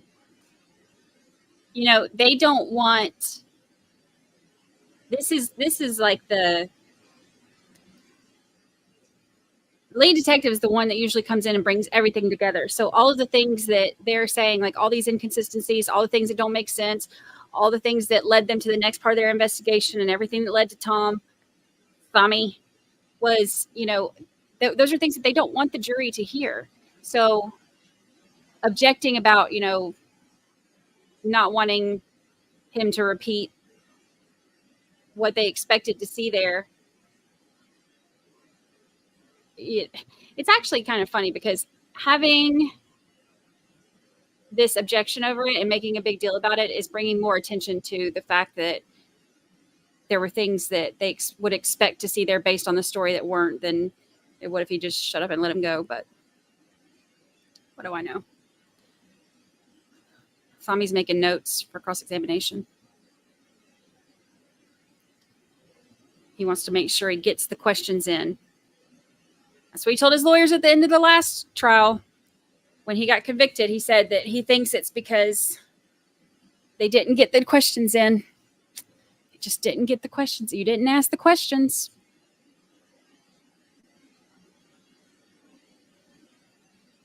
And now Fami's getting all of his questions in, and it just makes him and his attorneys look like morons.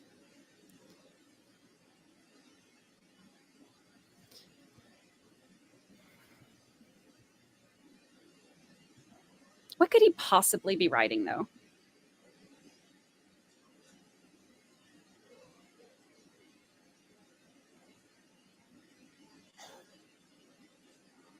I would like love to get a hold of his notebook. See all the things he wanted to ask. So again, thank you very much. So Detective, as I was saying, why was that significant for your investigation? Because we didn't find in the hallway ballistic evidence that supported the description that Mr. Randolph had given for the shooting. But we did find that ballistic evidence in the garage, which gave us an indication that the shooting actually occurred in the garage or right at the door leading into the garage. Now, I want to turn your attention That's huge. to that garage for a moment. Huge. Give me a minute. Publishing 53. Who's that? That's the deceased Michael Miller. Right. Trigger warning, trigger warning, trigger warning. Now I'm publishing 54. Is there something in this photograph that was significant in your investigation? Yes, there was. This is a ski mask that was found in this position when we arrived at the scene. When you examined it, did you notice anything about its condition? Yes, the crime scene analyst with gloves examined it. We did not find any defects in it, like bullet holes or blood on the ski mask or tissue or anything else. Based off of what was relayed to you by Mr. Randolph, was the fact that there wasn't any, and I don't want to, let me backtrack because I just didn't listen to the answer to the end of your answer. I apologize. I know you mentioned the no bullet holes. Did you see any apparent blood on that mask? No blood or tissue. Okay. Given the absence of bullet holes, blood, and apparent tissue, was that significant in relation to what you had learned from Mr. Randolph? Yes, it was. Why? Because Mr. Randolph described colliding with Mr. Miller in the doorway, and he was wearing the ski mask, and that he started shooting at him continuously until he went to the floor in the garage. And then he fired an additional 1 or 2 rounds into Michael Miller's head. Is that shooting at this masked individual something that is relayed in general on the 911 call? Yes, Is the shooting at Mr. Miller when he's wearing a mask relayed in his May 9th interview? yes, Is that same information about shooting Mr. Miller while he's wearing a mask relayed during the walkthrough a week later? yes, And was that information about shooting Mr. Miller while he's wearing a mask relayed in his June 3rd interview? yes, Okay, I know we'll get to that interview later, but the bottom line is that is something that is relayed by Mr. Randolph multiple times. correct.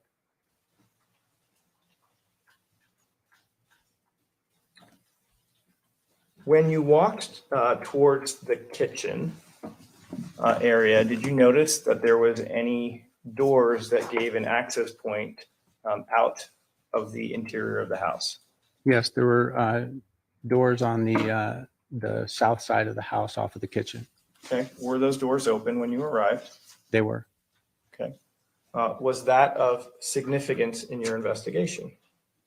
Well, it could have been. But we weren't sure if maybe the door was open. Or is there somebody with him? Because he's previously testified that there was a CSA with him at the time. So can you clarify that, Mr. Youngman? At all times processing the scene, detective, do you have someone with you? Yes, the crime scene analyst. There's a senior crime scene analyst, and then a CSA 2 that are going to be at the scene the entire time. And just for clarification, my question was it significant for your investigation? When you're using the word we, are you referring to yourself and Detective Wilson? Are you referring to CSA? It's just the pronoun gets a little confusing, but. I get it. I'll say I. Okay. I saw that the doors are open, and that could be significant, given that could be an entry point for Mr. Miller into the residence. Were there any signs of forced entry to that back door? There were not. Ultimately, when you start reviewing, do you observe in the garage some plastic bags? Yes. All right. What are contained in those plastic bags? It's clothing. There was a pair of pants, and there was a plaid shirt. There was a pair of, well, not a pair of tennis shoes. There's one tennis shoe, and the other tennis shoe is underneath Mr. Miller's leg. All right. Do you find any jewelry in that bag? Not in the plastic bag, no. Okay. Is there a black fabric bag as well? Yes, there was a black fabric Walmart bag that was there. There was a towel in there and a Megabucks t-shirt, and there was quite a bit of costume jewelry. Okay. Were there keys also located? Yes, there were. Where were those keys found? Inside the black fabric bag. I want to publish 168. Is this the contents of the jewelry within the black fabric bag? Yes, it was. All right. There are how many keys down here in the corner? There are 4 keys. The one on the left was found to open the front and back door. The one next to it was found to open the safe found in the Randolph's master bedroom closet. And those are 2 of those round high security keys. We didn't find what those went to. Those are in the bag as well. But all 4 are found inside that black bag. Correct.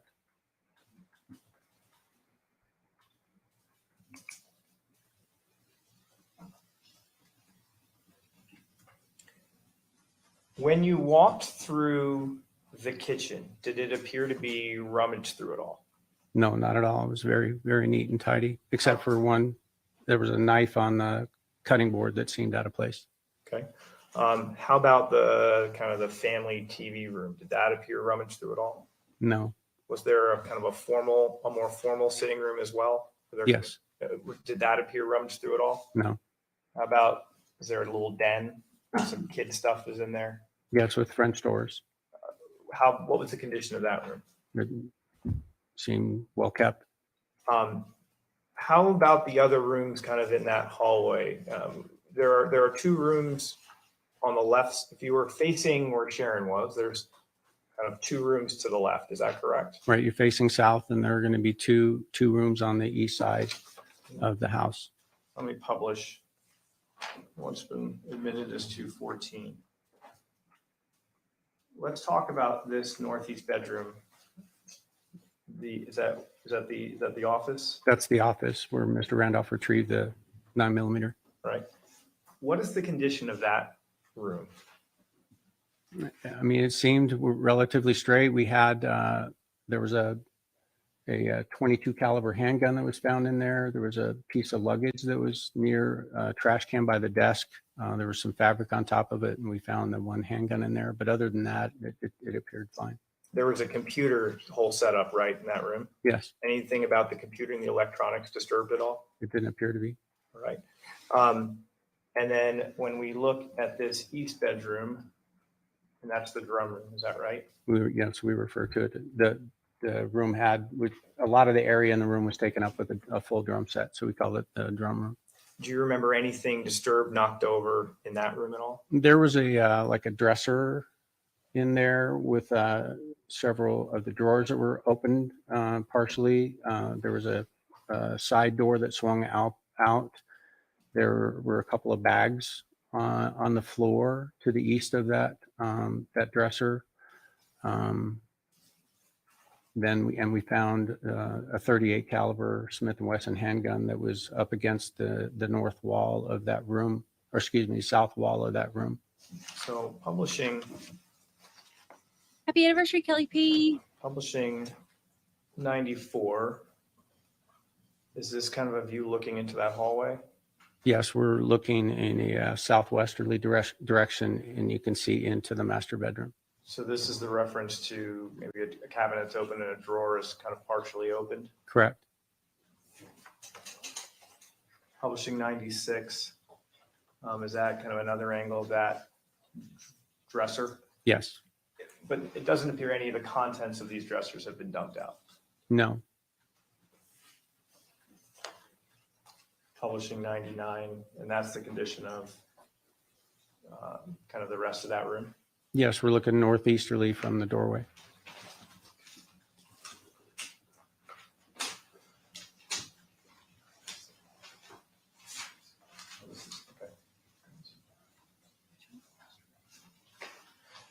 Let's talk about that office for a second.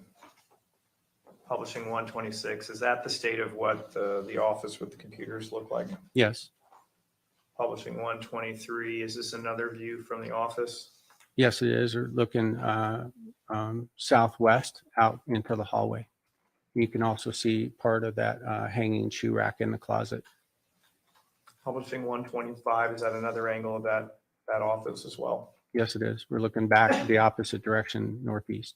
And then publishing 124, are we just kind of rotating a little bit to the left? That's correct.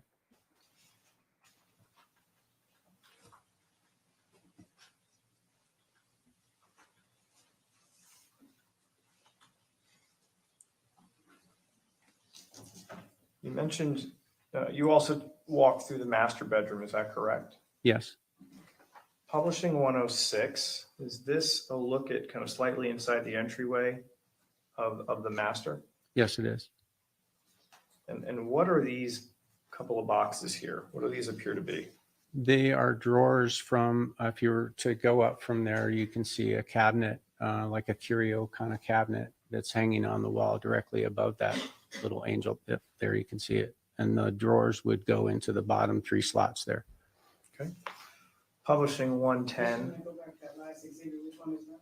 Sure, I apologize, Your Honor. For the record, I was publishing 106, and you're indicating that these drawers fit in what is publishing 109, this structure that's affixed to the wall. Correct.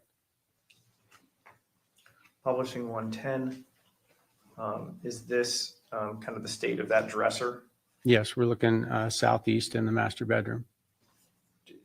Did it appear as if any, I mean, I know there's some clothes kind of, I guess, hanging on the side of it, but did there appear to be anything dumped out on the floor on the other side of that bed? No. Publishing 112, is this the condition of the master bedroom at the time that you walked through? Yes. Do there appear to be any comforters or sheets on this? No.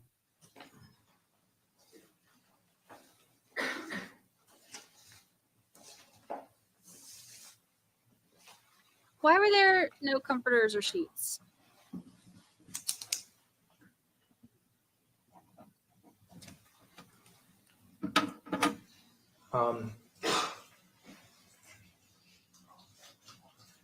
You mentioned that in the drum room next to Sharon, you found a revolver. Is that correct?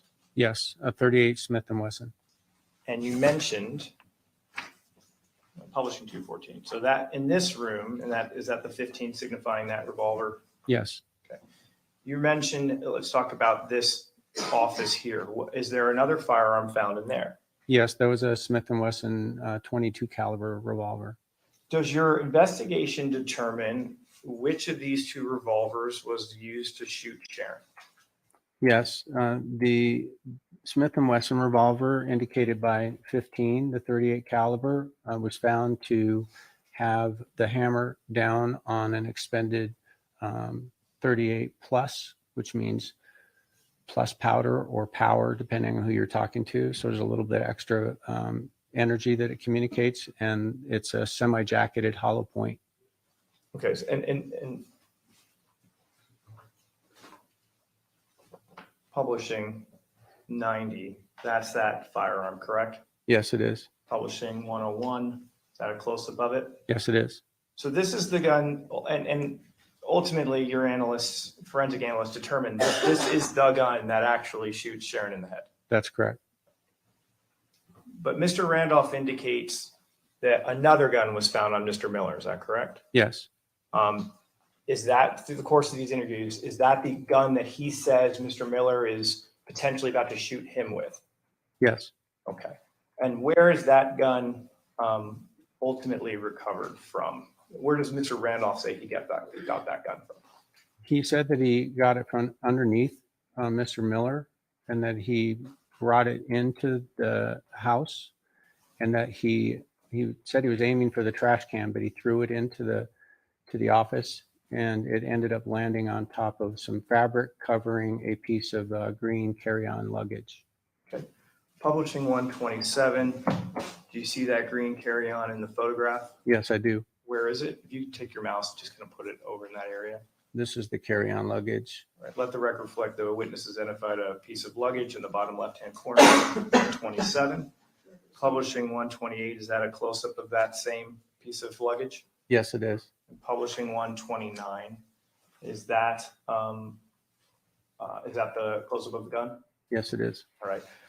You mentioned that you have training and experience in handling firearms. Yes. Which is the more powerful of the two firearms? The 38 caliber, no question. Okay, so not this gun. No. Okay, why is that? Well, the 22 caliber long rifle rounds that are in there are being fired out of a short barrel, so they're going to be less velocity than you would get out of a rifle, but it's way, way lighter bullet, traveling at approximately the same speed as a standard 9mm. With the 38 caliber plus, or the plus P is what it's called, you're getting significantly higher velocity and a much, much heavier bullet. In addition to the fact that the 22 caliber is just a round nose, a soft lead. It has no jacket on it. Whereas the 38 is a semi-jacketed hollow point designed to expand on impact and create more damage. So based off of what you've learned, not just from those briefings, but the subsequent interviews, Mr. Randolph's explanation is that Mr. Miller uses the more powerful weapon to kill his wife and then seemingly drops it for some reason. Yes.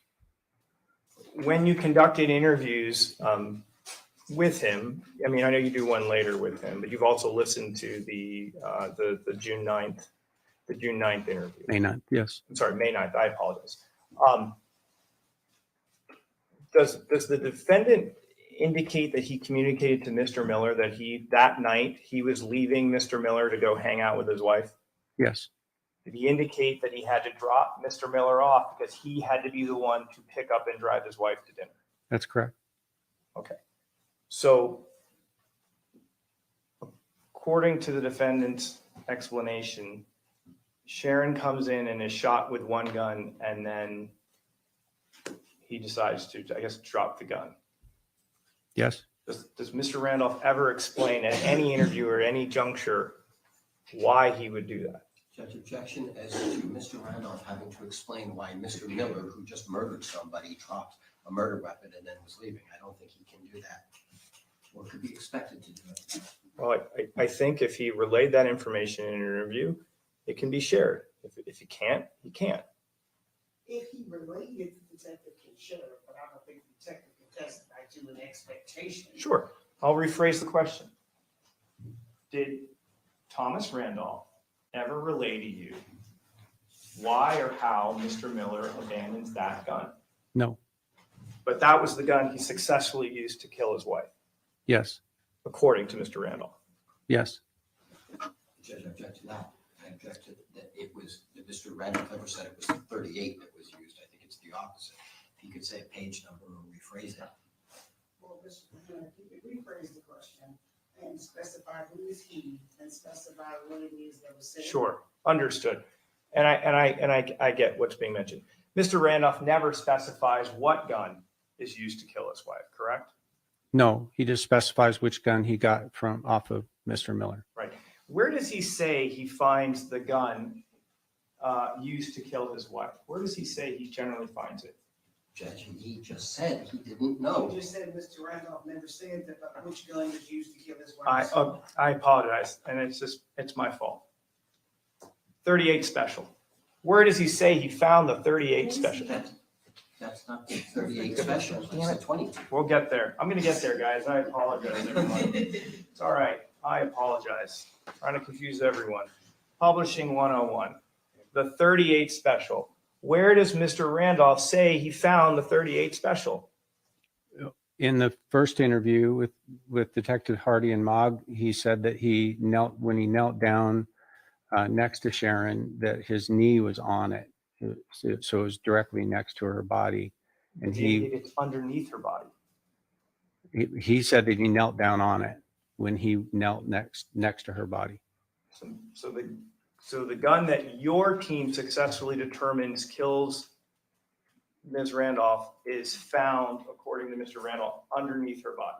Or directly next to her body, because he knelt down to, later on, he talks about it and demonstrates it in the walkthrough video. He knelt down next to the east side of her body. Okay. When you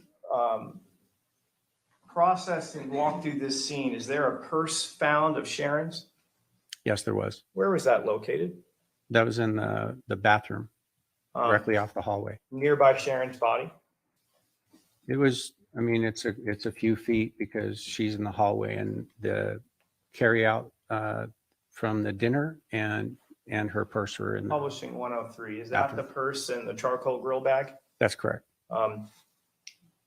Was there money found inside that purse? You could look down inside the purse and see that there was a $100 bill and also a receipt for the charcoal room. So there's money open in that purse, Yes, and it was left in the purse. yes.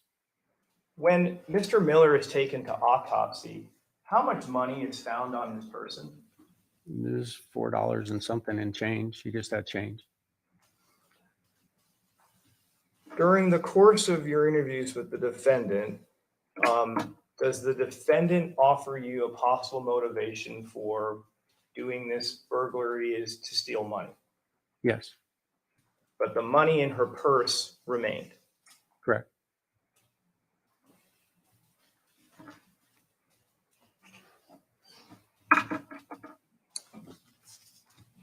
Is there a medicine bag found in one of the rooms? Do you remember that? Yes, there was. Hold on, court's indulgence. Let's see if I can find it. Was there a bottle of prescription medicine found inside that bag? Yes, So it wasn't on Mr. Miller's person, it remained in that bag. correct.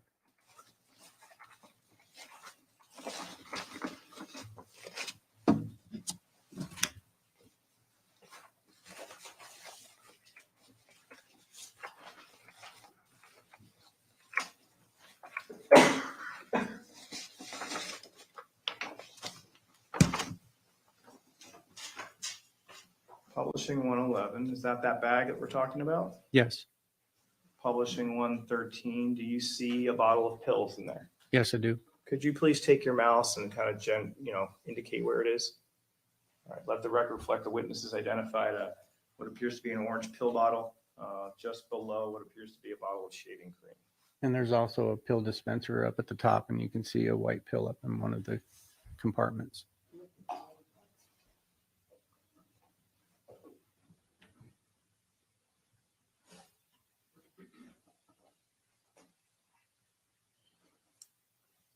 You had an opportunity to review the interview that Mr. Randolph gives with Detective Mogg and Detective Hardy. Yes. When you had a chance to watch it for yourself, were there things that Mr. Randolph shared that were of concern to you for the purposes of your investigation?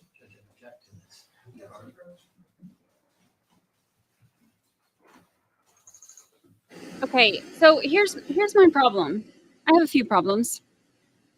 But here's my thing. Okay, if he's breaking in to steal things and wants to get away with this stuff, first of all, why would he drop the 38 after he shot her and then take the 22 to point it at Thami as he's in the scruffle in the hallway with Thami?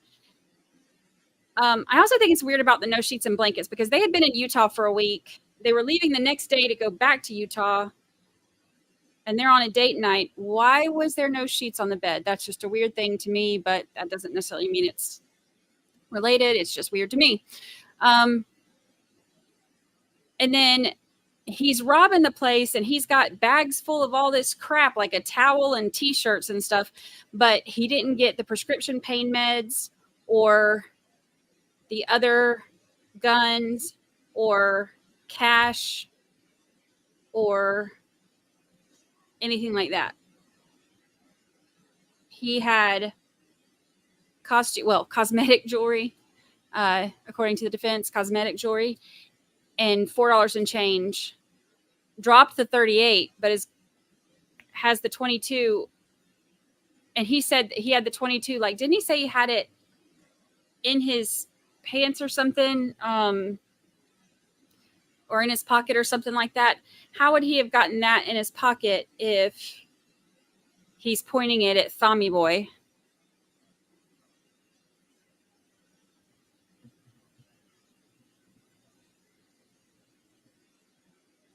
So none of that makes sense.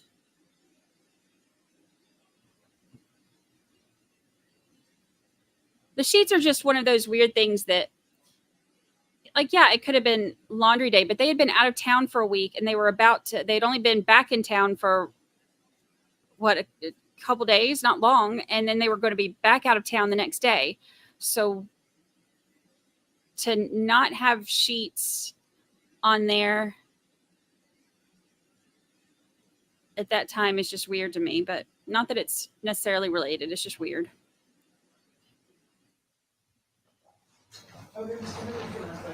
Sure.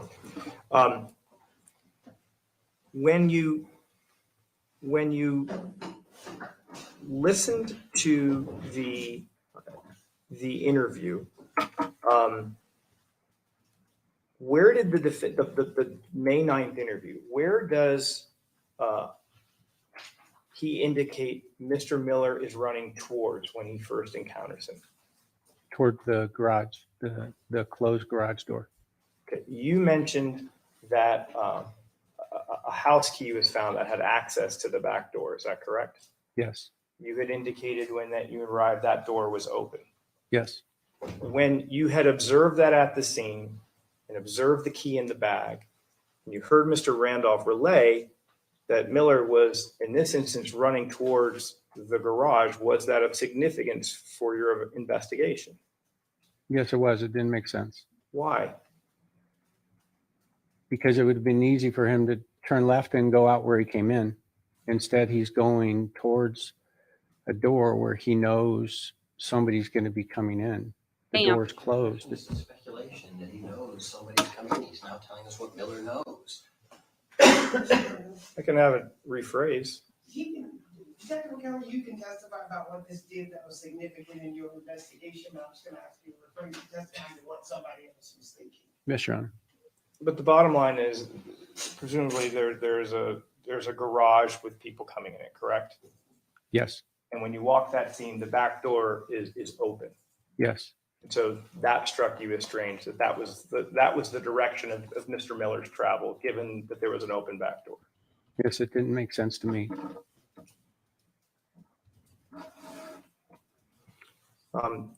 We can undo the break at this point. Okay, thank you. Ladies and gentlemen, we are going to take our lunch recess at this time. During this recess, you must not discuss or communicate with anyone, including fellow jurors, in any way regarding this case or with the mayor, either by voice, phone, email, text, internet, or other means of communication or social media. You must not rewatch this TV and media commentary about this case. You must not do any research, such as consulting dictionary, using the internet, or using records for the case. You must not make any investigation, test, or theory of the case, read any aspect of the case, or in any other way investigate or learn about the case on your own. You must not form or express any opinion regarding this case or its findings given to you. This one at 12:30 will be in recess until 1:49. All rise for the jury.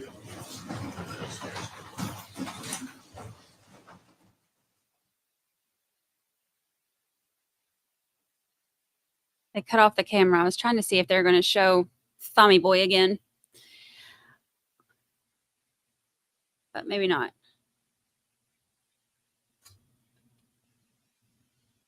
I don't know. Here's my problem with all of it.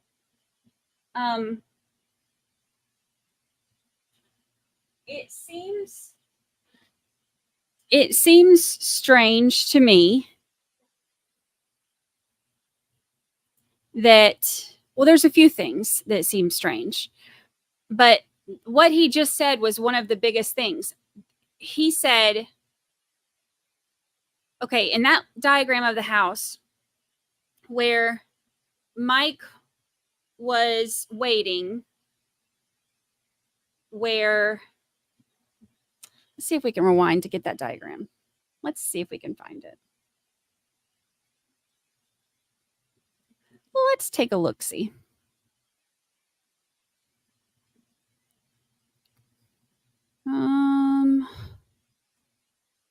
There's the cat.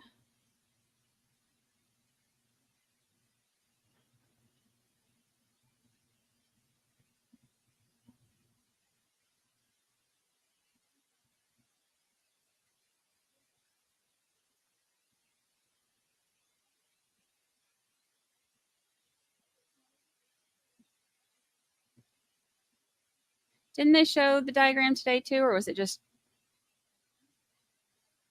the other day?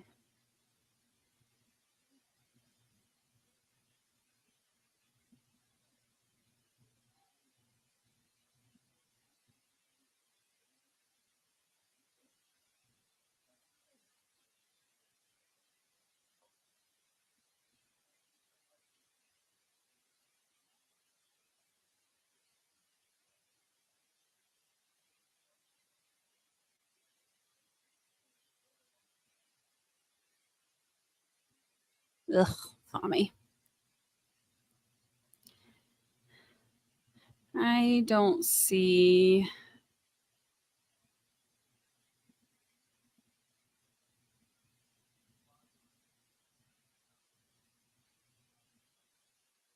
Or to the east of. Okay, let's take a look at this.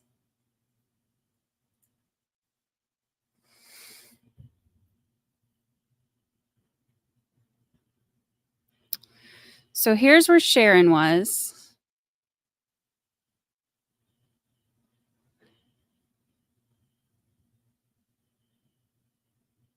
Okay, so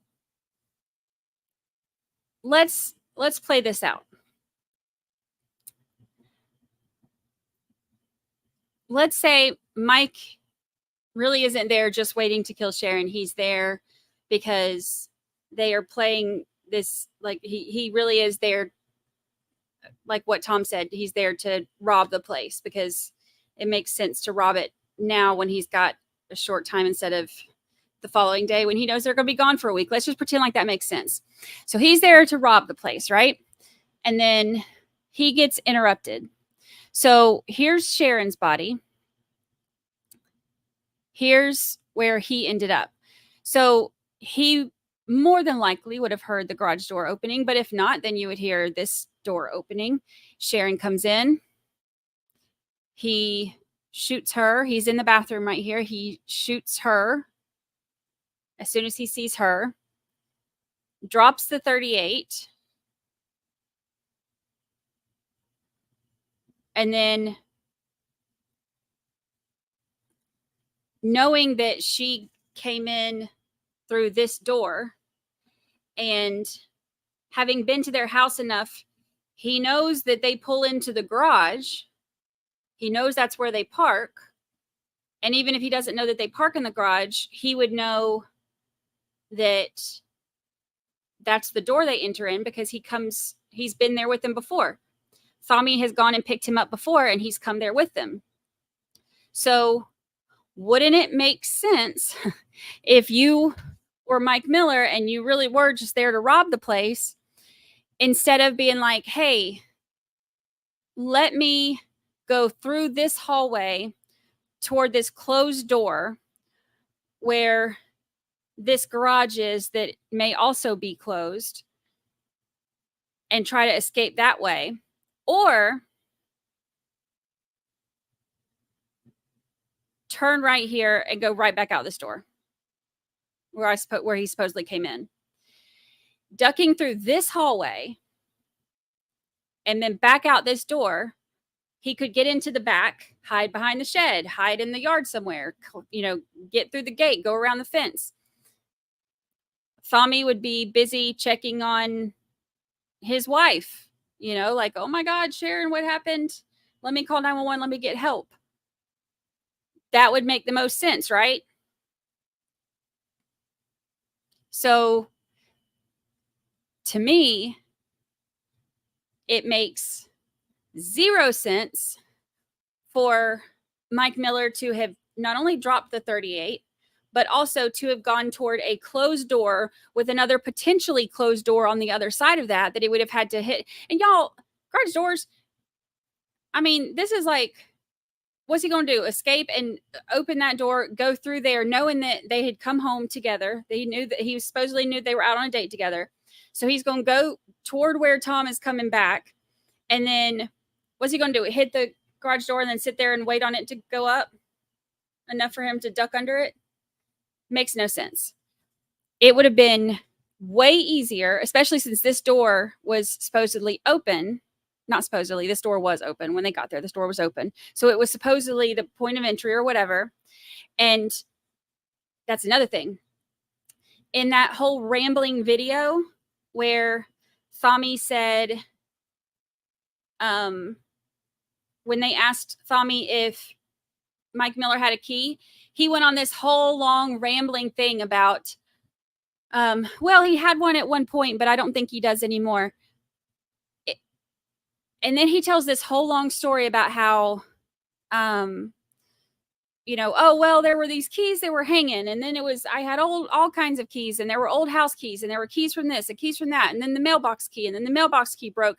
And then I wanted to save $50. And then we got a whole new thing. And we just replaced this, and we had the keys. And then there was one time, and it was about a week ago, right before we left for Utah, that he called and he said, hey, I have a key that doesn't belong to me, and I don't know where it is. And I told him to bring it right now. So he brought that key, and I thought, well, maybe that's the one that goes to the back door, because I had replaced the back door. This is one of those long rambling stories that he tells. And everything that I just said is not verbatim of what he said, but it almost is. Like, he went on this long rambling story about keys. And he said this whole thing about how the key that Mike Miller brought him a week ago, that Mike Miller just happened to call and said, hey, I have a key that doesn't belong to me. Maybe it's yours. And he said he checked it and it fits the back door. Okay. He said he checked it and it fits the back door. But when they were just talking about that key, they said that those keys fit the front and the back door, which is another one of those weird things that Thami made a point to say the back door, like he's setting up the story, but he didn't say that it goes to the doors. He said the back door. And then he even blamed it on Sharon. Well, I don't know. Sharon's always leaving keys everywhere. She's forgetful, and she does this and this and this, because Lord knows he likes to take a jab at Sharon. Ugh, he's disgusting. So I think that this is another one of those moments where I hope that the jury looks at this and is like, you know what? Making mistakes, you know, look, we've all seen that Dumb Criminals show, you know, people will do dumb things. So if Mike Miller was just there to rob them, he could have made one or two mistakes. People do. But dropping the 38 and then having the 22 in his hand and going toward a closed door where he has to pass Tom and then going into a garage where it's more than likely closed as well. Because Tom already said that he hit that garage door for it to close. So he probably would have heard it. For him to do that instead of being like, hey, let me duck out here and run out here where I came in. It's not like he didn't know that door was there if that's where he came in. So, I mean, make it make sense. Make it make sense. None of it makes sense. And he came in through the family room, and they said that family room, that living room, and the den, none of that stuff was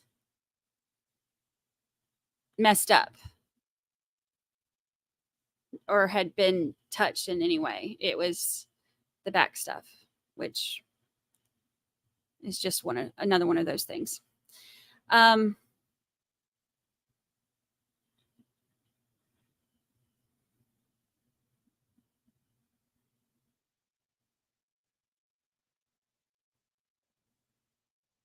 Which direction did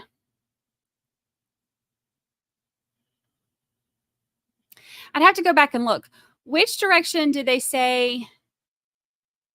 Was he waiting in the bathroom to shoot her or in this bedroom to shoot her? Because this is where I'd have to go back and look. I don't remember.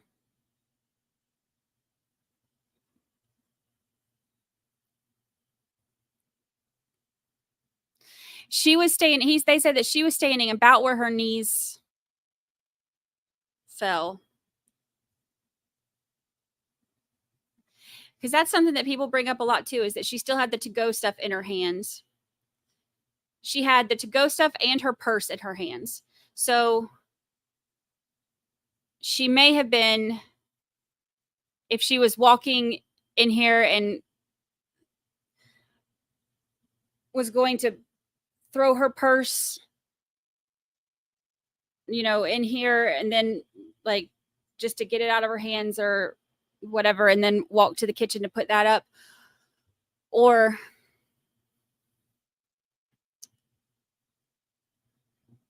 I don't know. Or if she heard something. I don't know. But she didn't go straight to the kitchen. She took extra steps right here, but see, I think they said they shot from the bathroom, because that's what I've thought this whole time. They shot from the bathroom, and then they found the gun right here because Thami apparently said in his first interview that he kneeled down on it.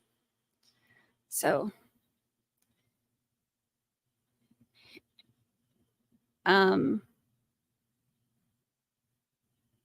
I know when I go in, I'm trying to think of my first thing. When I go in, my first thing that I do is set down my purse. Even if I have other stuff in my hands, I set down my purse, and then I can deal with everything else.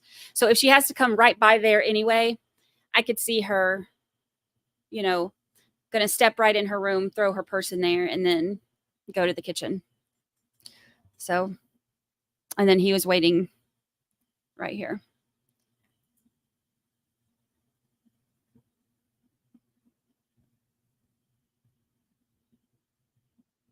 So I don't know. I guess we will see what else they say. We got about an hour. I am going to mute this because that's obnoxious. I'm so ready for cross-examination too on this. I really am. It'll be incredibly interesting to see. All right, I am going to take little Miss Pris out here so that she can get her little time. So we're going to take a break. Let me unpin this message.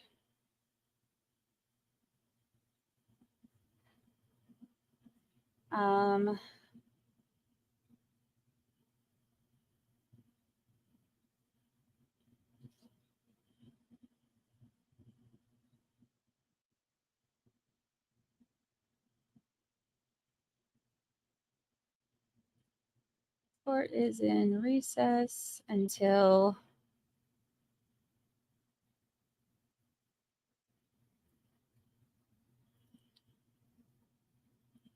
1:45. Is that what they said?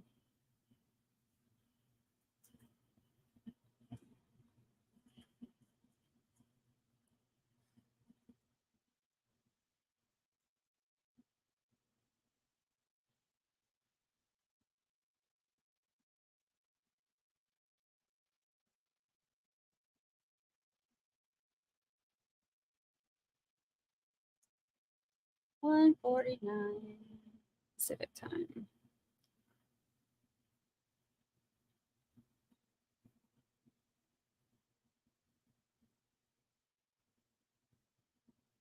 Like 10 till. We'll put that. All right, I'm going to pin our. I hear drilling.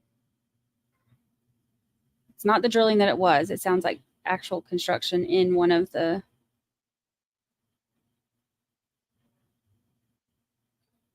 Things.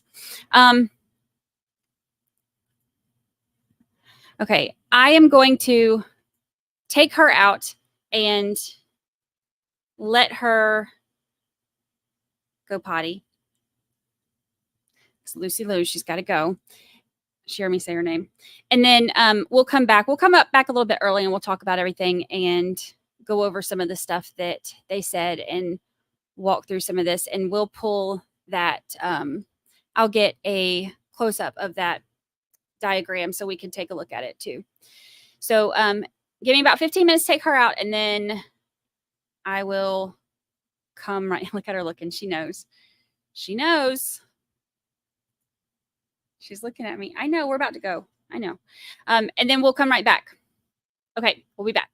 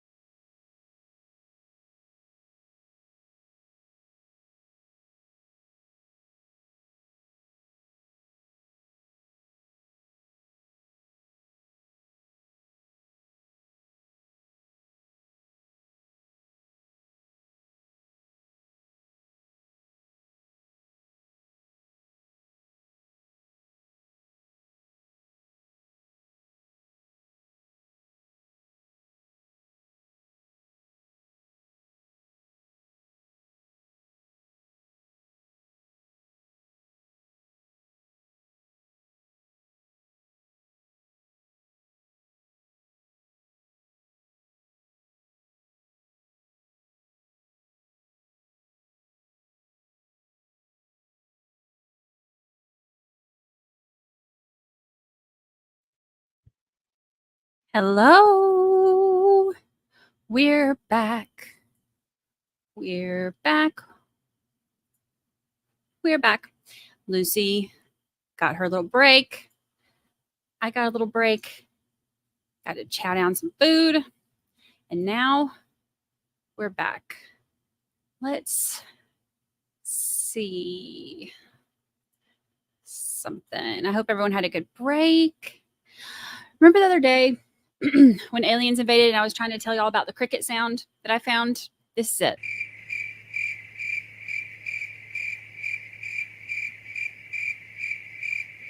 So crickets. I like it. And it's really long. It's actually a really long file. Anyway, I just saw it and it reminded me because I tried to show y'all the other day and aliens had invaded and I couldn't show you anything. Welcome back. So we have about 34 minutes until they start back. Let's talk about some of the, I love the crickets too. I kind of want to just leave it on. But then we'll be falling asleep like Tommy Boy. Crickets remind me at home. They get loud out in the country. All right, so let's talk about what we've heard so far, y'all. The things that have not added up that we've heard so far. What has stood out to you today that you've heard that doesn't make sense? We talked about the door not making sense. Him passing right by Tommy and going toward a closed door toward the garage, which was also a closed door. Not only the door to the garage, but the actual garage door being closed and having to get through that in order to get out instead of just dipping out the same one that we heard that he came in, the one that was open. So that one was one of the big ones. What else? What else stood out to y'all that doesn't make sense from Tommy Boy's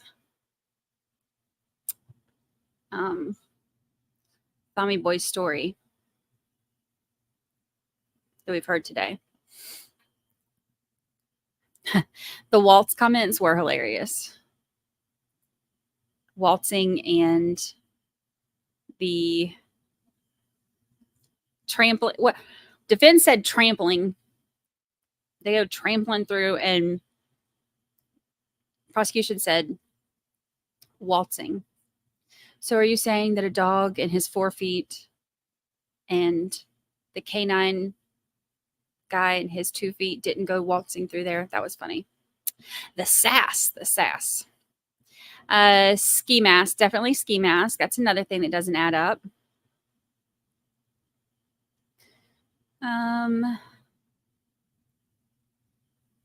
Prancing would have been a good word for it. You go prancing through there.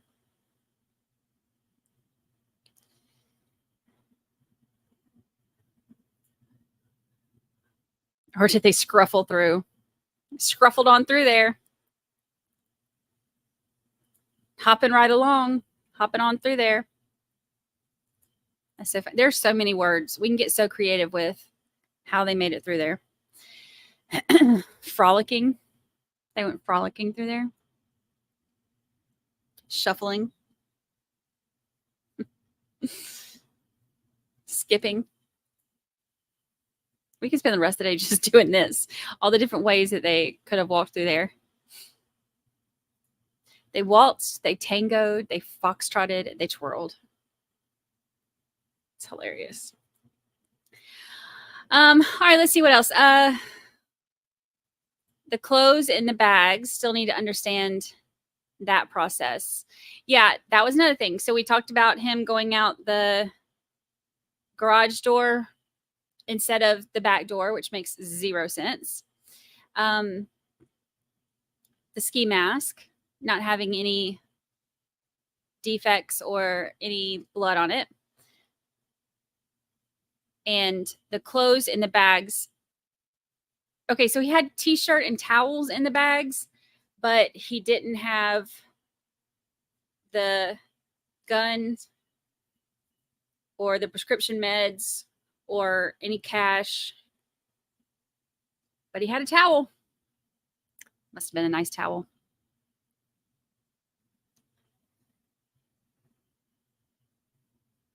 let's see what else.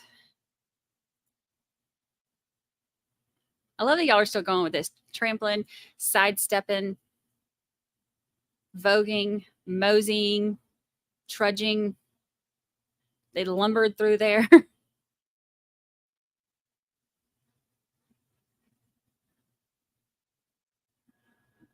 Hopscotching, two-stepping. They did the cha-cha slide right on through. He could have burgled the property while they were out of town. That one's a big one too. Why risk taking their stuff and robbing the place while they're only going to be gone for a couple hours if you know that they're going to be gone for a whole week as of tomorrow morning? Why? Makes no sense. The towels would make sense to wipe down prints or sweat, but didn't he say that the towel that he had in there was in the bag? It's almost like, and we've seen the picture of those bags. It's almost like the t-shirt and the towels and stuff was just stuff to, it's almost like it was just stuff to fill it so that you could see the jewelry hanging out of the top. Do you think that those jurors are getting it? Let's do a poll. I'm curious about what y'all think too. Okay, now try to do this though. Keep in mind, y'all know I ain't a fan. Thami is not my type of people. But try to keep in mind, think about it, like put aside all of the stuff that we've gone over and try to think about just what we've heard in this case, not all of the background stuff that we've talked about, just what we've heard in this case. And we're going to do a poll. Do you think that the state has done a good job of proving their case so far to the jury? Do you think the jury, how would I word that? Do you think the jury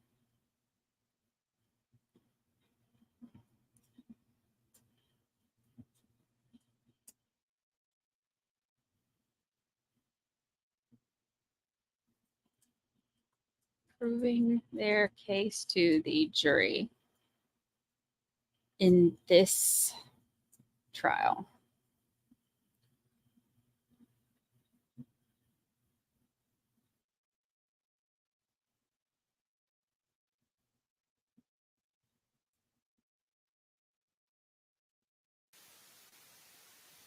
Oh, we might get a hot mic moment.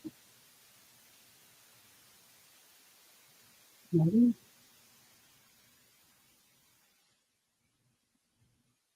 Maybe not. All right, I put that poll up. I want to know what y'all think about so far.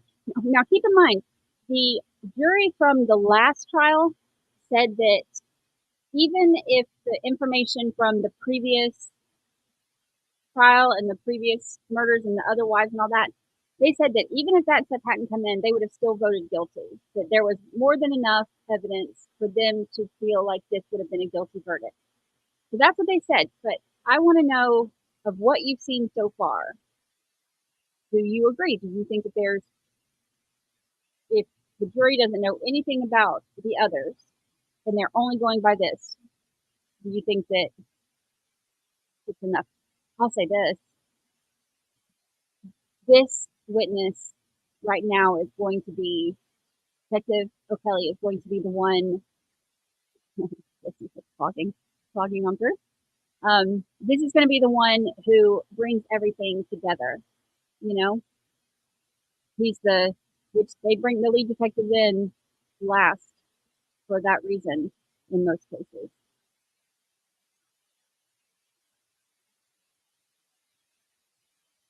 Oh gosh, y'all. Could you imagine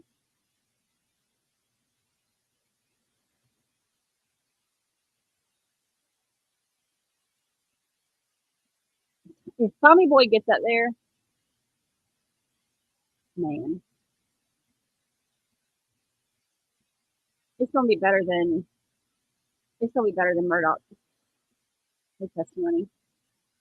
We might not get like the snot-nosed crying because I don't think he's capable of even taking that.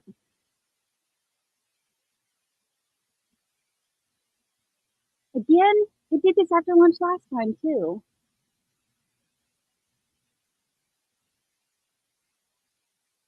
Hold on, let me see.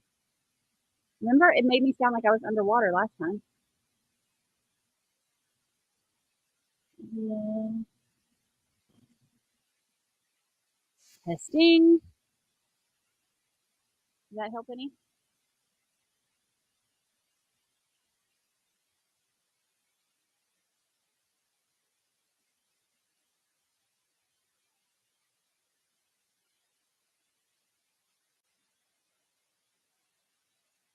Okay.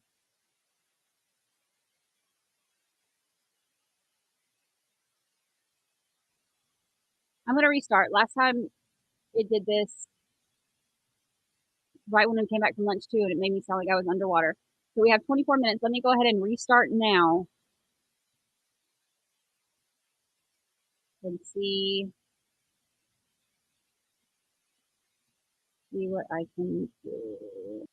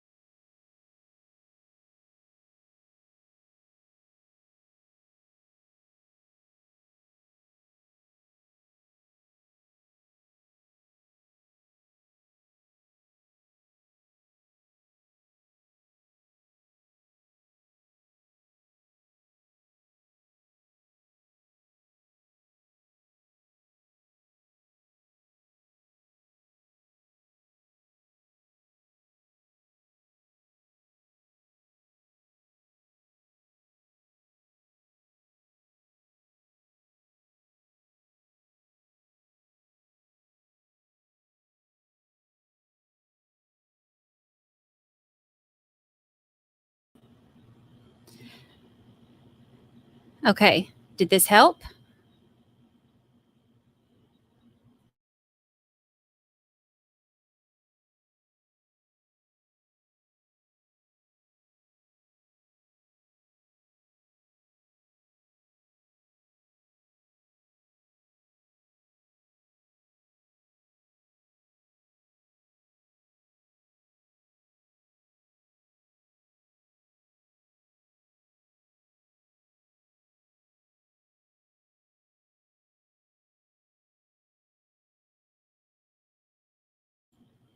It's like an after lunch alien thing every time. All right, let's get our Thami show back on. The Thami show.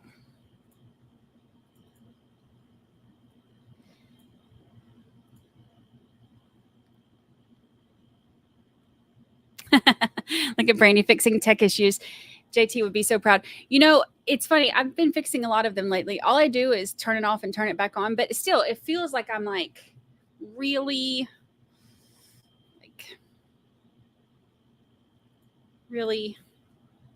doing something. Kind of. All right, let's see. Let's get Thami Boy.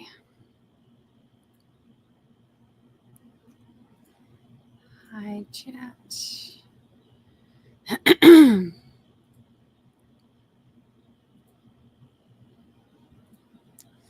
They have a lot of background noise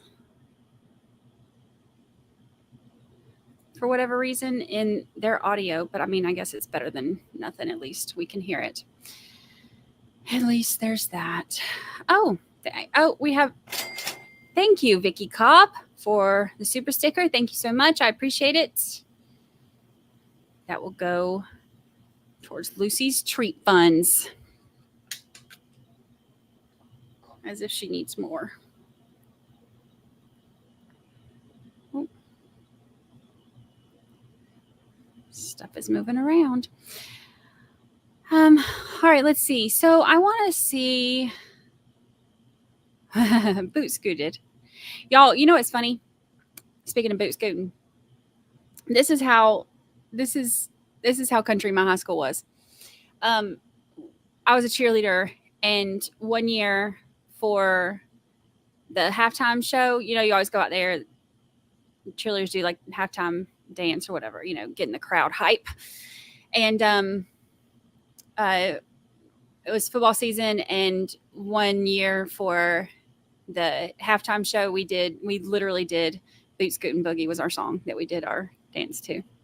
It's kind of high school I went to. Fun times.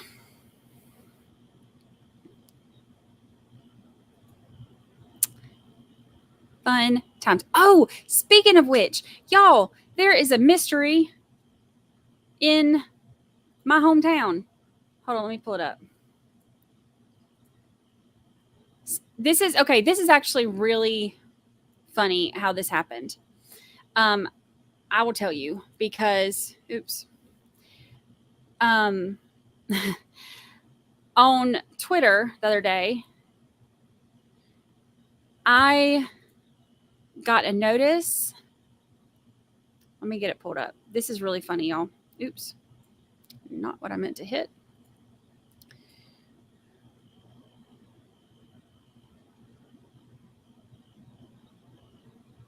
Where'd it go? Here it is. Okay. So Life Lessons sends me this this article and says this might need to be a project for 13th Juror Pod. A sizzling mystery in a small town brings hunger for answers. As soon as I saw that pig, I knew exactly what this was. Y'all, this is Kelly's Barbecue. This is in Walnut Grove, Georgia. This is Kelly's. Kelly's has the best barbecue in the state of Georgia. I'd say in the whole Southeast. You can't tell it from right here, but Kelly's has, and it's been there for 100 years, y'all. Kelly's, there's one intersection in Walnut Grove, Georgia. And this is it. And I think there's a red light now. I believe there's a red light now. Walnut Grove's getting big, y'all. I'm pretty sure there's a red light now. But back in the day, it was a 4-way stop, and then there was like a flashing light. There's a flashing light for the longest time. And at this intersection, Kelly's is on like the southeast side, and then across from Kelly's on like directly across from it on that side of the street is there's a gas station. On the other corner, there's a liquor store. And on the other corner, there's another gas station. And that's the only thing that there is in Walnut Grove, Georgia. That's it. That's it. That's all there is. There's a Waffle House down the road. That's not true. There is a Waffle House down the road. And that's it. And when I was in high school, there was that big old pig got stolen. This pig is in somebody's barn, y'all. And we need to know where it's at. So this is the pig. This happened when I was in high school. It was 1999. I was in high school. This big old pig, gone. It was gone. There have been all kinds of rumors about who took the pig, who's got the pig. And the thing is, there ain't nobody in Walnut Grove, Georgia who can keep a secret. So how the heck this pig is still, like the location of this pig is still unknown. I don't even understand. I read this though, and it was so funny because Life Lessons just randomly sent this to me on Twitter as like just a joke. Oh, how funny this could be something we investigate. I'm like, y'all, this was my high school.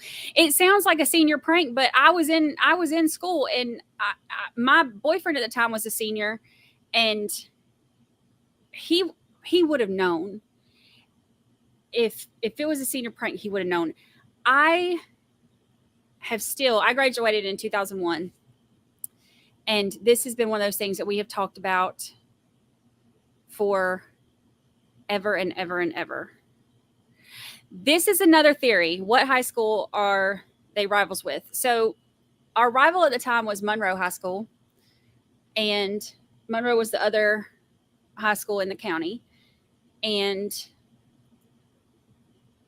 it could be, but the thing about Walnut Grove is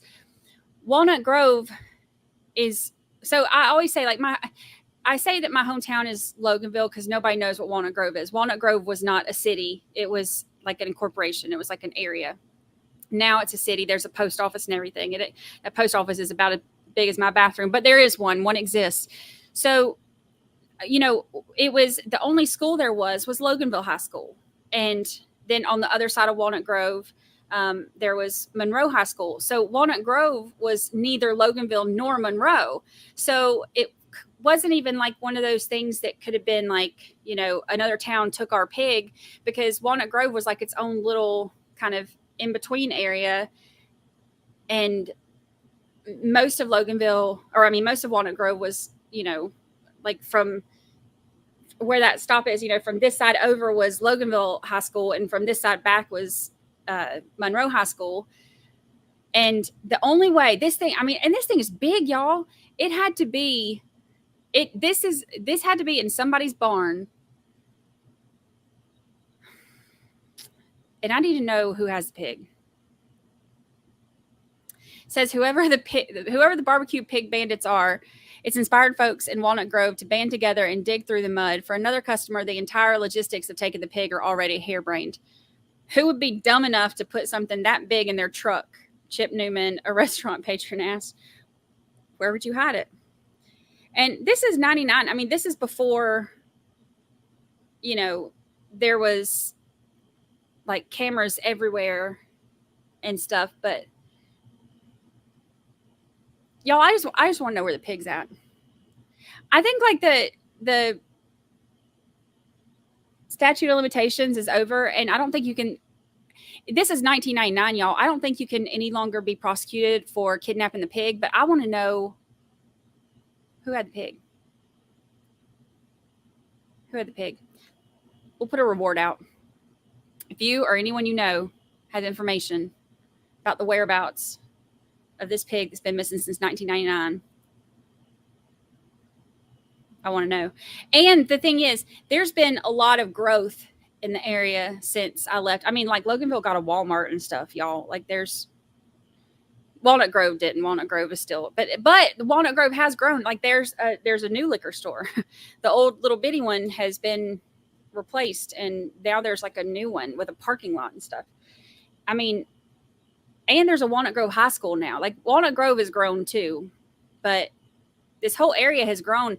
And so there's a lot of barns and stuff that, and a lot of pastures and stuff that have been sold over time. And I'm just like, okay, somebody somewhere has to have come by this pig at some point. But phone calls, like the banking and gaming stuff.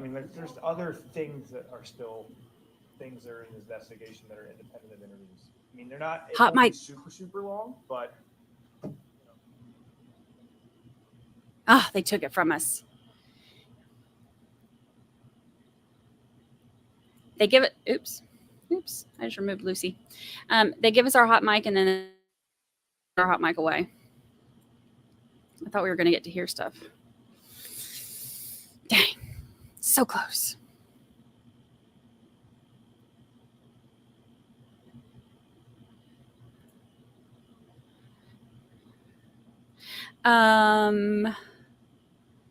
Let's see. Let's get our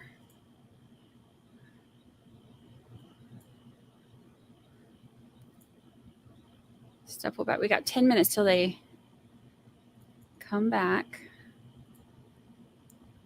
And get our little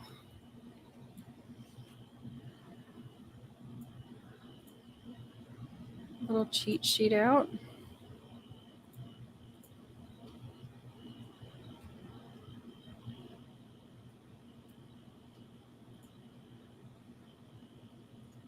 Here we go. Okay. All right.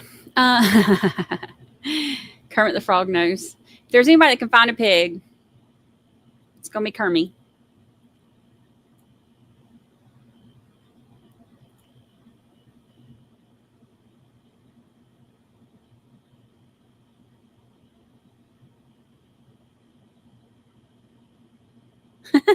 Where do people park before the lot? I have so many questions. So the old liquor store, it didn't have a whole parking lot because there weren't never that many people there at one time anyway. And so it was like there was like parking spaces right in front of the place when you pulled in. So you pull in and it's like there's the building and then like 5 or 6 spots like right in front of the building, and you pull literally right off the road into a spot and then pull back out when you go to leave. And that's all there was. Now they have built a whole liquor store, and which is real sad too, because that liquor store had been there forever and ever. See, Loganville don't have a liquor license. You can't buy liquor in Loganville. You can't buy liquor in Monroe. But Walnut Grove was like a little unincorporated area, so you could go like that was the liquor store. So anytime anybody wanted to go, if you want you a bottle or something, you have to go there. And they ended up building a big one, like a real big one. And it has like, and that's why I say like it had a whole parking lot and everything. I mean, it was a big one. It wasn't just like you pull in and there's 4 or 5 spots right in front of the building. There was actually a whole parking lot attached to it. It was crazy. It's real sad too. You know, growth is one of those things that it happens in towns, but it always makes me kind of sad because it just, you know, it's been that same family that owned, you know, different things for so long, and then they get run out of town by the big stuff. I'm gonna need you to give us a Southern story at least once a week. Yeah, we'll do story time. They never got a new pig. They put a pig on the sign, but it wasn't like a big old fiberglass pig like that one. There was something else too that got stolen. Now there's a Kroger there, but it used to be the ball fields, and in front of the ball fields there was this house who the guy had like a pine aisle in the front. Y'all don't call them pine aisles. People don't call them that, other than like a flower bed. That's what they call them. They had like a flower bed thing. We called them pine aisles. And in the middle it had like this thing that like stood up, and it had this big gold ball on it. It was an ugly ball, y'all. And I'm sorry, like, you know, the family that lived there, I'm sure they were wonderful people, but that was an ugly ball. But it was bright gold and tacky. And somebody stole that too. And everybody always used to talk about how tacky that thing was. And it's one of those things that yard was the house that was attached like right by the ball field. So we all saw it. I mean, you can't miss that big old gold ball. And it got stolen one time. And that was like a big scandal in Loganville, Georgia. Big scandal. They replaced it with a blue one. The blue one didn't look nearly as bad. But when that gold one got stolen, it was in the newspaper and everything.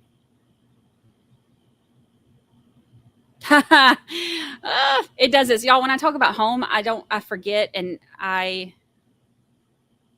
accent gets worse. Anytime I talk about home, or I talk to people from home, or anytime I have a couple drinks, my accent goes right back to how it used to be. What's a pine? Okay, so a pine aisle. Okay, hold on. Before I say this, I'm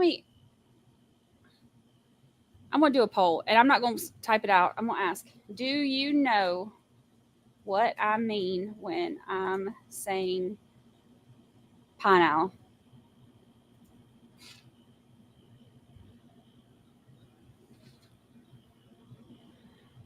I'm going to see who knows.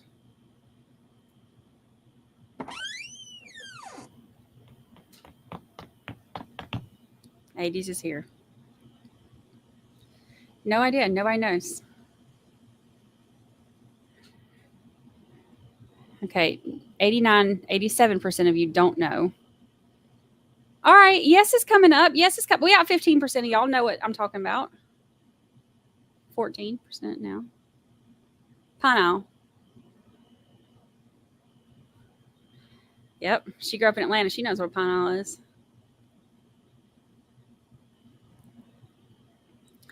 Okay, so 16% of y'all know what I'm talking about. Okay, so a pineapple, it's like a flower bed, but in Georgia, there's pine trees everywhere. There are pine trees everywhere. And what falls out of pine trees? Pine straw. And there's too much pine straw for you to just get rid of. So you rake up the pine straw and you put it in the flower beds and you fluff it and make it look all pretty. And it's called a pine owl. It's like a pine tree, pine straw island. So it's like a pine straw island. And it's around you all the pine straw that falls from the trees and stuff, you rake it up and put it in there. And then it looks real good anyway. So I actually worked on a pine tree farm and used to bale pine straw, but you rake it up in the at the pine straw farm, you rake it up and pitch it in the back of the truck, and you have to sift through it to get all the sticks out. And they have balers, and you put it in the balers, and you have to pull the little lever down to pack it in real good.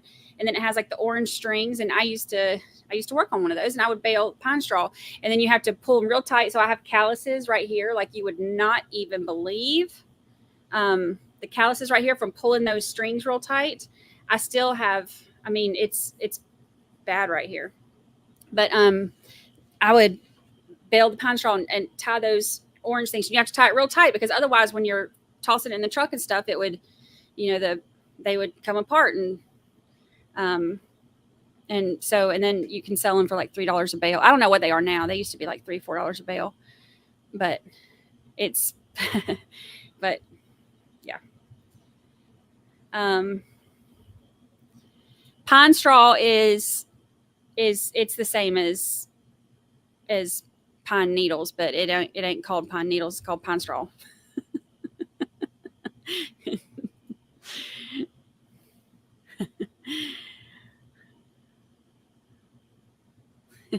I forget how just everything is so different. It's pine owl, like pine, pine, Pine, owl, like island. Pine owl.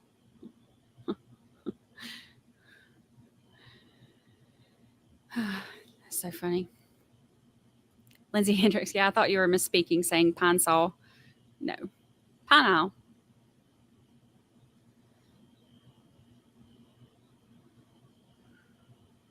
Pine straw. Yes. Wait. Okay, so does nobody else call it pine straw either? Hold on. We're going to do another poll. Is it pine straw or pine needles? I know the answer, but we'll see what y'all say. Pine straw, pine needles.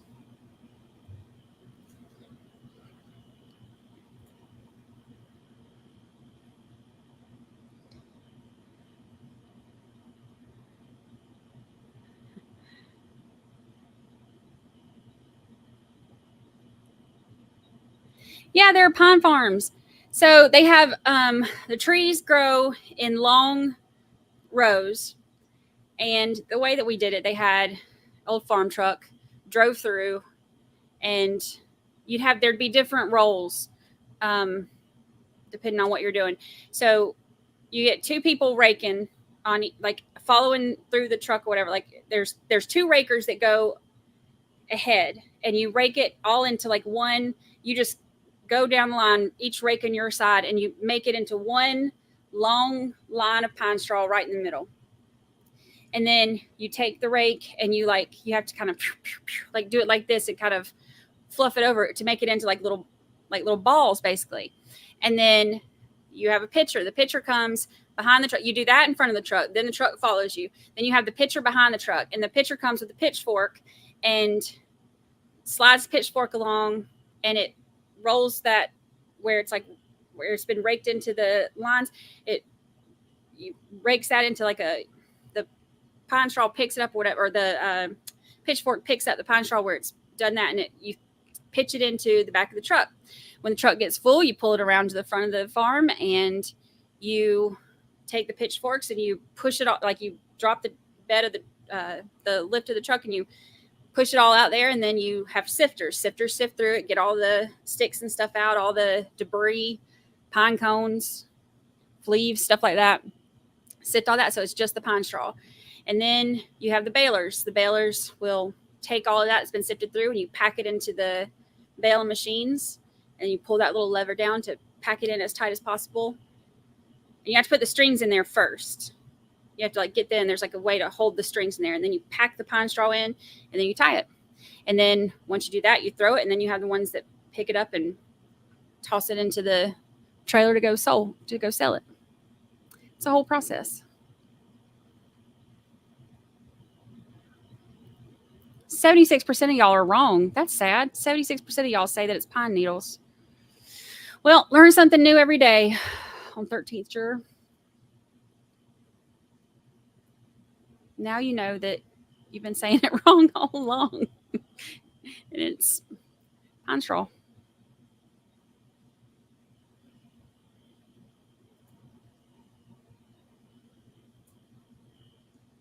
That's so funny.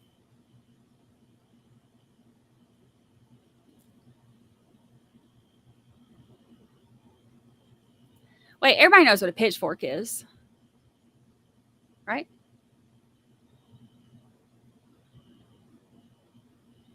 Everybody knows what a pitchfork is.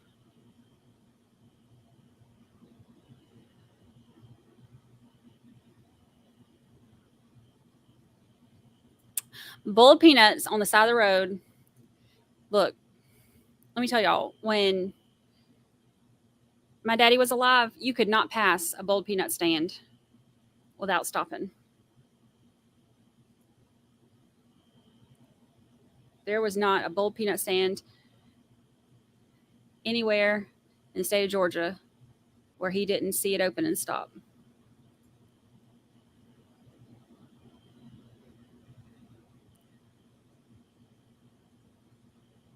Wait.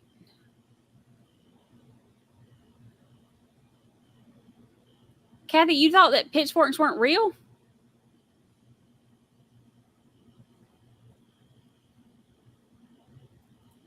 You didn't know that pitchforks were real until just now. What did you think they were? What did you think they were?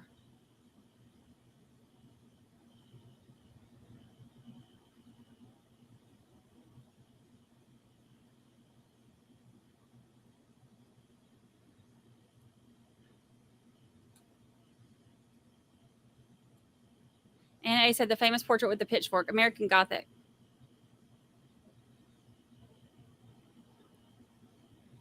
I'm like blown away. But you know what's funny? You say that. I did not know when I was young. You know, you see cartoons. I don't think I've said this on stream before. You know, you see cartoons where they'll have the mailman that'll come by and he's carrying his little letters and he puts them in the thing and the dog chases him and all that stuff. I didn't think that was real. I thought that was just something they did in cartoons. I didn't think that was like a real life thing because it's not something I'd ever seen before, but it's not something, I mean, there's no way that somebody could walk to deliver mail in Walnut Grove, Georgia.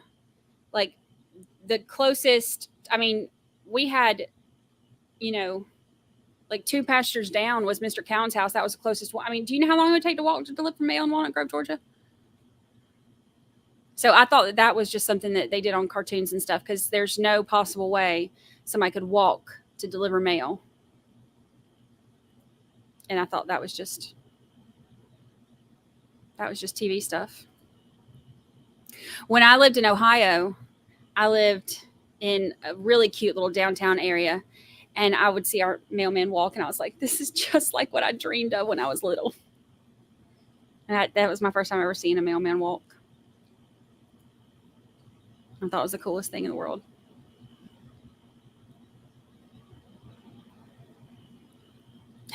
Didn't Green Acres have a lady on a tractor and diamonds? Yes, that's Zsa Zsa Gabor, and she had the pet pig, and I wanted a pet pig because of that.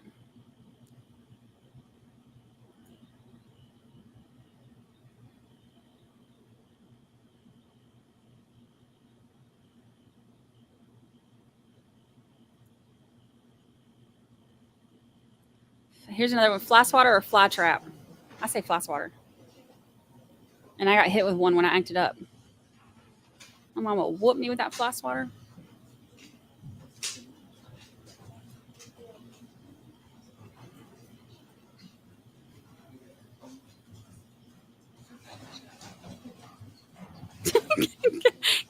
He said I'm terrified of the sound.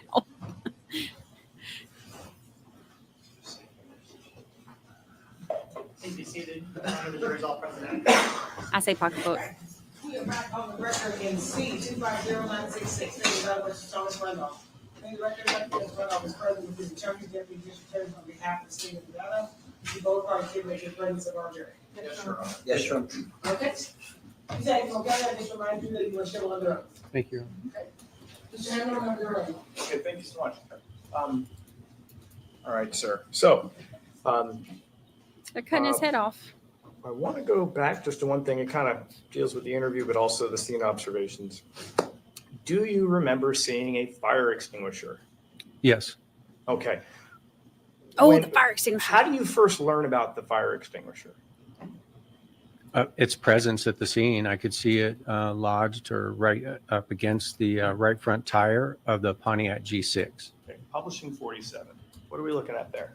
That's said fire extinguisher, and that's the right front tire of the Pontiac G6. Right. Publishing 46. Are we looking at from this angle? So you're standing at the south wall of the garage looking north along the passenger side of the Pontiac G6, and you can see a portion of the fire extinguisher. I'm publishing exhibit 44. What is being photographed here? There is a small black strap that goes to the fire extinguisher. It was laying on the ground on the corner, on the northeast corner of the refrigerator. How do you know that? Did you match it? How did you figure that out? No, there's a mounting bracket still on the fire extinguisher, and there was also a drywall screw that was adjacent to the refrigerator that had been pulled out and slightly down. You could still see drywall dust inside the hole and on the screw itself. So it appeared as though it had been pulled out of the mounting bracket on the wall. Publishing 45. I want to zoom in if I could. This is something they've gone over and Are you over. seeing that screw? Yes, I do. It's right there. Let the record reflect the witness is identified. Well, he says it's a screw, but it's a black object kind of between what appears to be a step stool and the refrigerator in States 45. So when you looked at the garage in the house, was it fairly well organized and kept together? Yes, it was. It's better than the garage is neater than my own. I have two boys home from college, so there's an excuse, but it's pretty straight. And I understand there's a lot of things, so for example, like when you look at 48, there appear to be a lot of things on the ground, right? Mr. Miller, hats, ski masks, leads, things like that. But is the rest of the garage in this sort of condition? Yes. Oh, no, I mean, the rest of the garage is pretty neat. They have storage racks and things are out of the way. Okay. And so this appears to be the only item that's on the ground in that area. Yes. Is that why you had it photographed? Yes. When you start to listen to listen to the defendant's first interview, or maybe you got briefed by Detective Mogg, does the fire extinguisher get brought up? Yes, by Detective Mogg when he came back to the scene and briefed us on the statement.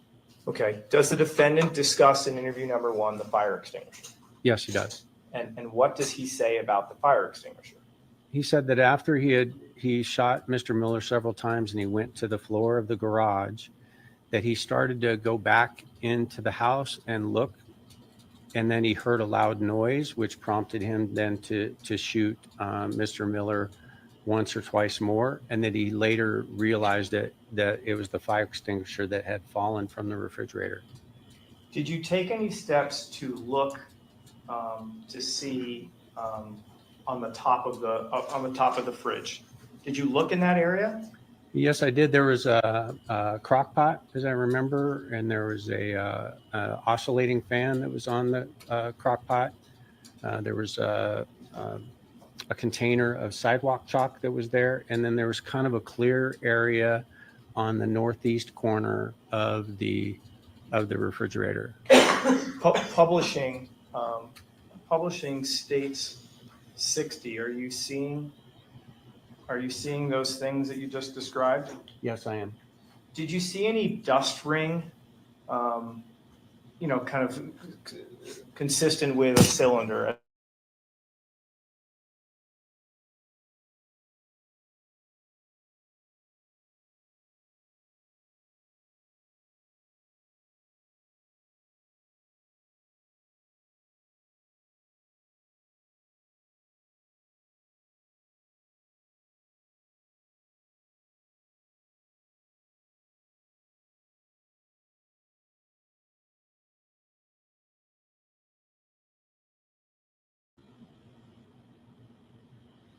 Every single day at 4 o'clock. Every single day. It would fall. Yes, I did much later, though. Okay. 4 What o'clock did you my do? time. After Every we single were day. done photographing everything. Just for the record, I previously made an objection as to this point, and just that it's not scientific, that it's not videotaped, and so at this point, we would object to this type of experiment being done. Well, he can testify to what he did. This jury can make their own determination as to the credibility of what it is. All right. So what did you do?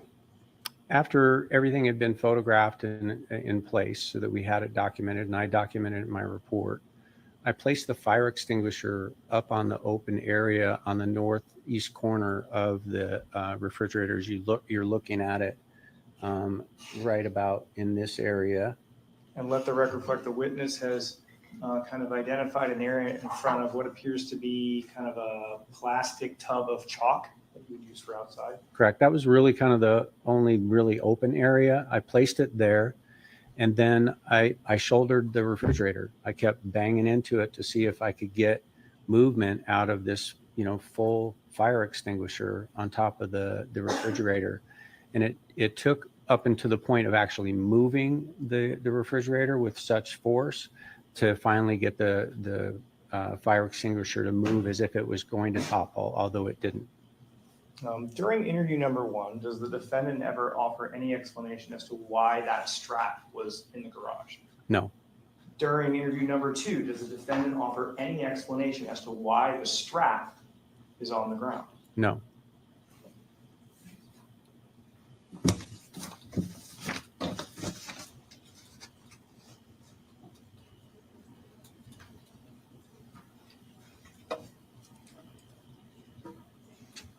I want to talk about interview number 1. You obviously had an opportunity to review it for yourself, correct? Yes. Okay. Does the defendant offer an explanation as to what hand the gun is in, does the defendant explain at some point seeing Mr. Miller holding a gun? Yes. Okay. Which hand does he say he's holding the gun in? In his right hand. When you review interview 2, is that what the defendant says? No. What does he say in interview number 2? That he's messing around in his waistband, and that he might seen a portion of it, but he doesn't say that he had the gun in his hand. At some point, does he say he's holding his hand up in possibly his left hand? I don't recall. Okay. During interview number 1, does the defendant ever say that when he first opens the door, he sees Mr. Miller kind of standing ready to shoot him the minute he walks in the door? No.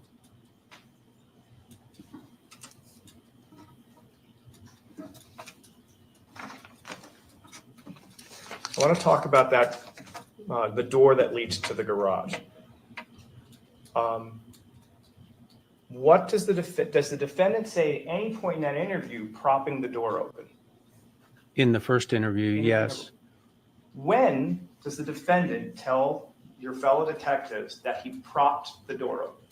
After shooting Michael Miller, he propped the door open so that he could keep an eye on him laying on the floor in the garage. Okay, so he doesn't say when he first enters the house, he props the door open. It's after he shot Mr. Miller. Page number,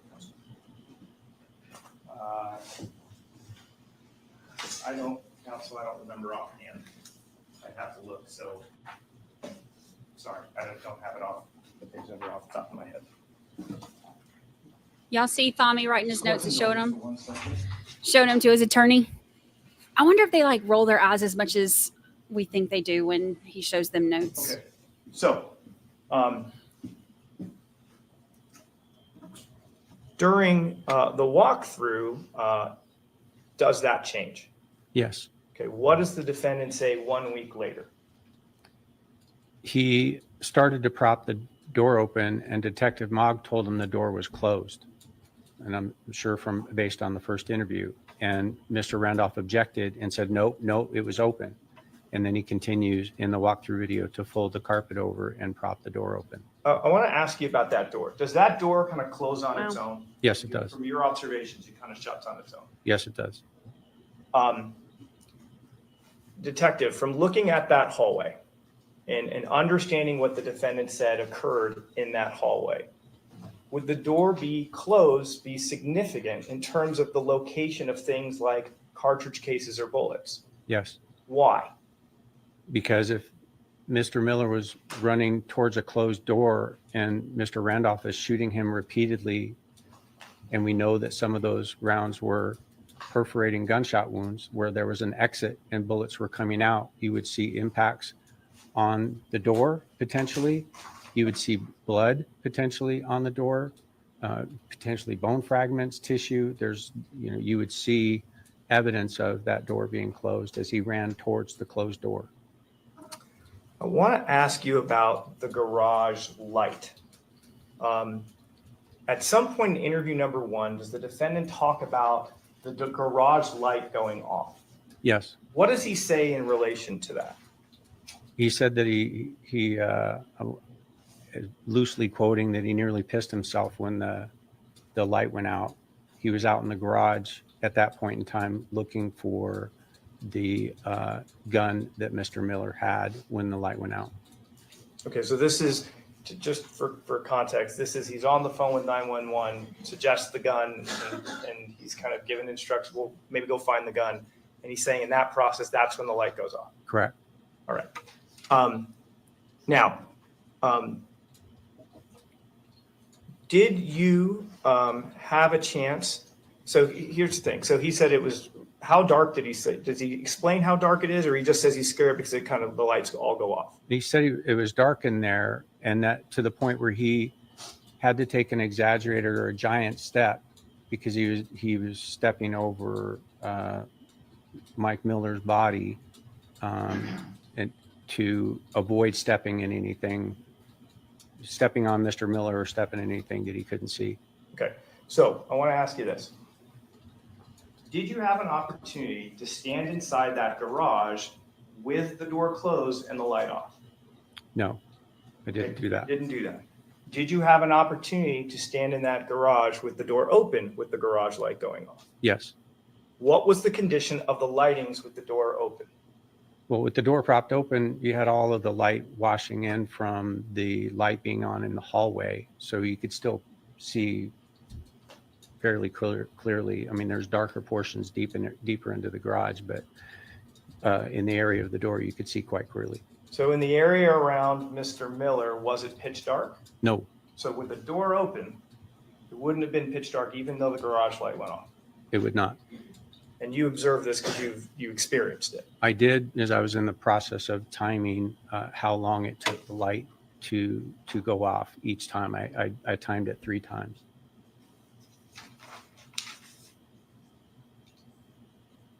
That's interesting.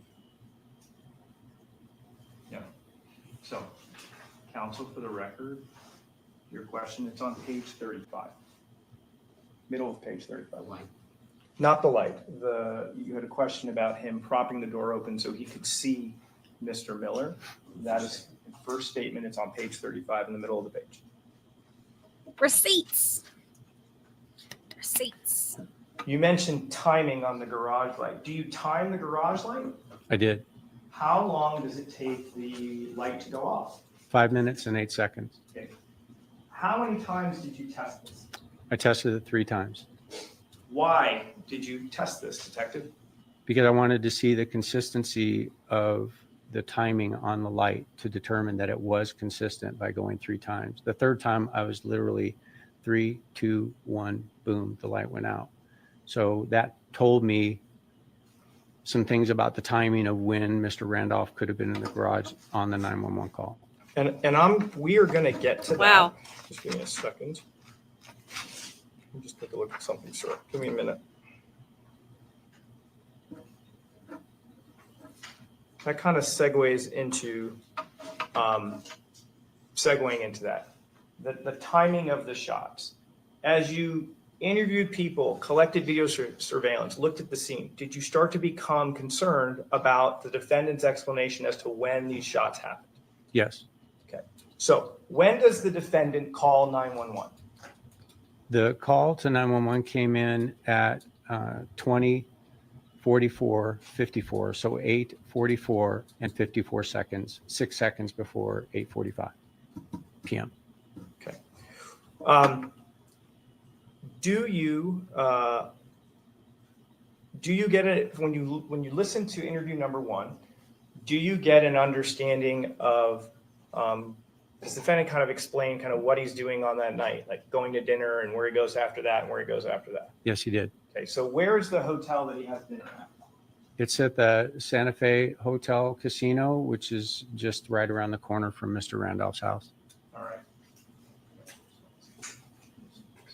All right.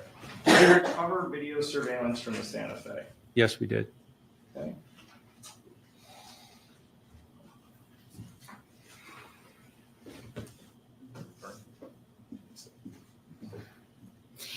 This one did the walkthrough with him, but he was not there for the first interview. He was at the house going through everything when Fahmy did his first interview that we Detective, watched. we're going to come back to that because I just inadvertently didn't burn it onto a CD.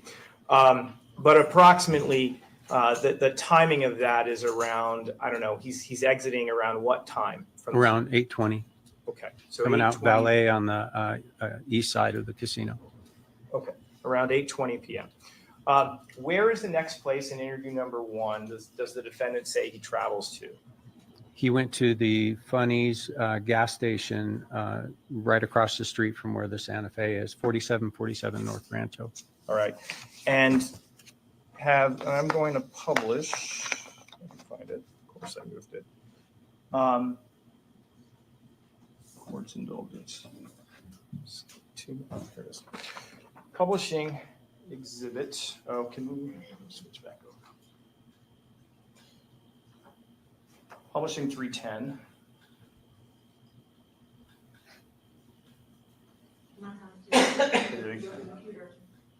I'm sorry. I'll hit it one more time. It's flashing red. That can't be right. Now it's flashing blue. Is the overhead on? Well, the mouse, like the mouse and the cursor Yeah. are, and now we're back to flashing red. I'm sorry. Okay. Well.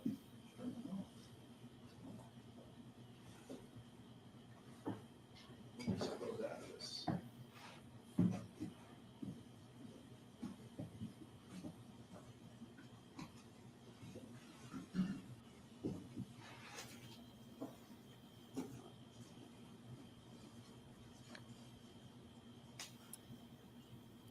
Yeah, my laptop's not connected to it anymore. Well, we'll do it this. We'll do it the old-fashioned way for right now. Publishing 310. That's what you're looking at there? Aliens have taken over Yes, I his Okay, what are we looking at? his Elmo. You're seeing, it looks like it's probably on here, says Google. but a Google map depiction of the travel from Funny's gas station to the Randolph residence at 6517 Rancho Santa Fe. I'm gonna try to see if I can. Is there, I really need to, I don't know that I can. Thank you, Chris. Have him hit the home button up there. Which home button? It's not, so the home button, so we can't see the The home one, button. the one that looks like a little house. Where's Doug with the Elmo when you need him? Look, Thami's still over here just writing. How many lawyers does it take to do an overhead projector? Or turn it off, turn it on, get more than. Turn it off, turn it on again. You hear that? That's my trick.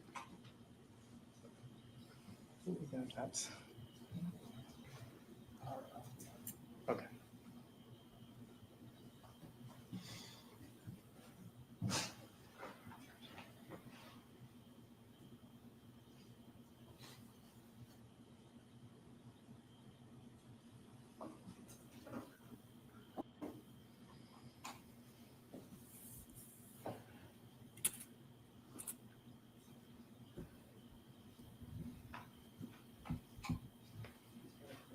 Think about all the work that went into this investigation that he's not even allowed to talk about. So the menu up, let's see. Picture, It's a miracle. Counselor? Ah, yes. And I was like, where's the photograph? It's not. Thank you. All right, publishing finally states 310.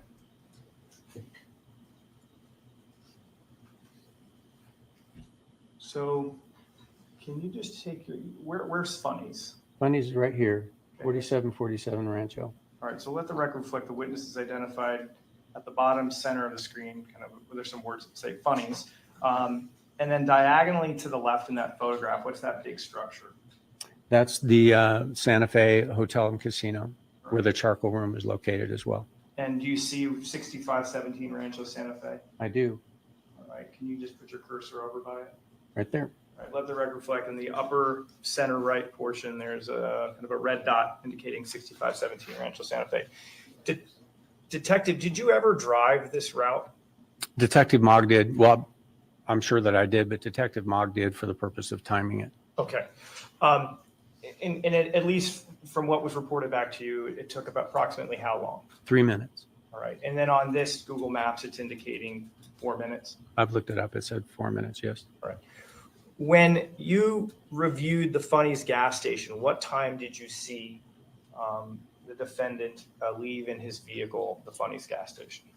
At 8:26:10 or 20:26:10 is what it said. So they're essentially walking on foot at 8:20 here, and they're eventually leaving this gas station 6 minutes later. And your estimates are 3 or 4 minutes to get to this location. correct. During the defendant's interview, number one, does he explain that he deviates in any way in terms of, or did he just go straight from Funny's home? Straight from Funny's home. All right. So if you add 3 or 4 minutes to 8:26, what time range are we getting? 8:30 and some change. I want to talk about Mark Bartlett, Yes. right? That was someone who was interviewed by your fellow detectives, correct? Yes, by Detective Long within an hour of our arrival. He was a witness who indicated he heard gunshots. Is that correct? Yes. And aside from what his phone record said, generally, what was he saying around the time that he thought he heard the shots? Judge, objection, it's hearsay. And the man is testified here, he's being cross-examined, so for him to start saying what Mr. Bartlett said, the jury heard what Mr. Bartlett had to say. We object to this. We'll do it this way.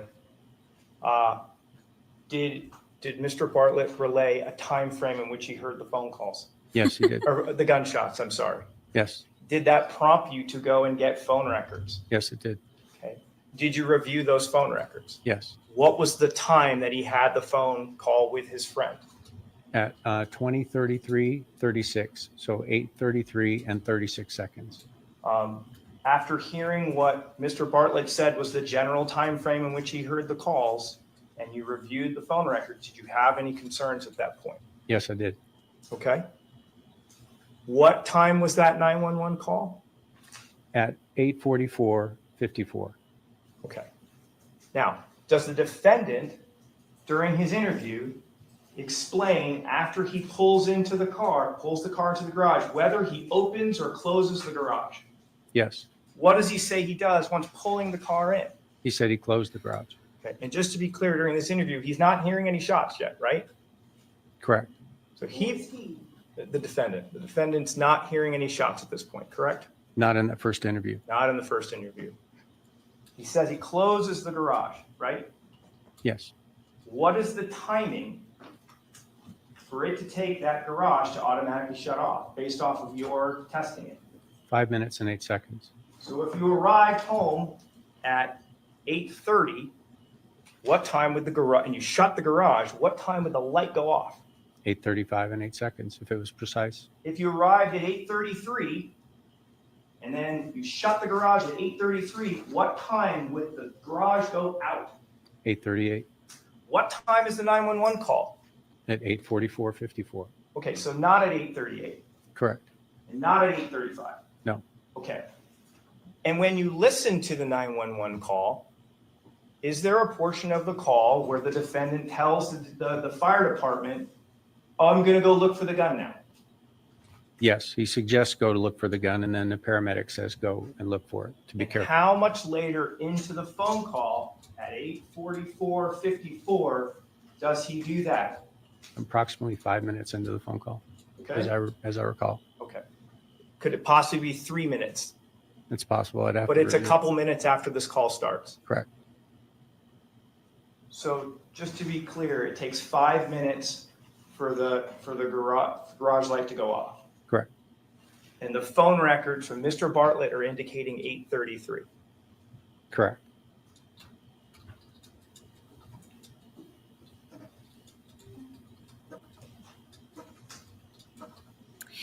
That doesn't add up.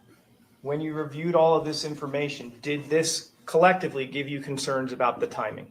Yes, it did.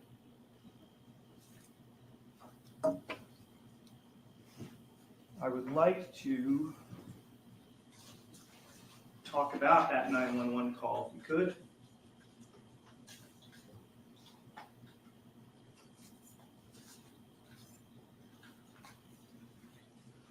Folks, indulgence, just shut things down before the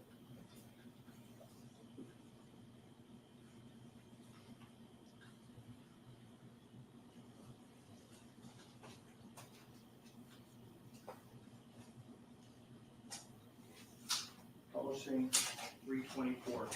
You've had an opportunity to review this 911 call, correct? Yes, I have many times. He said many times. He's like, I'm on it, doggone it.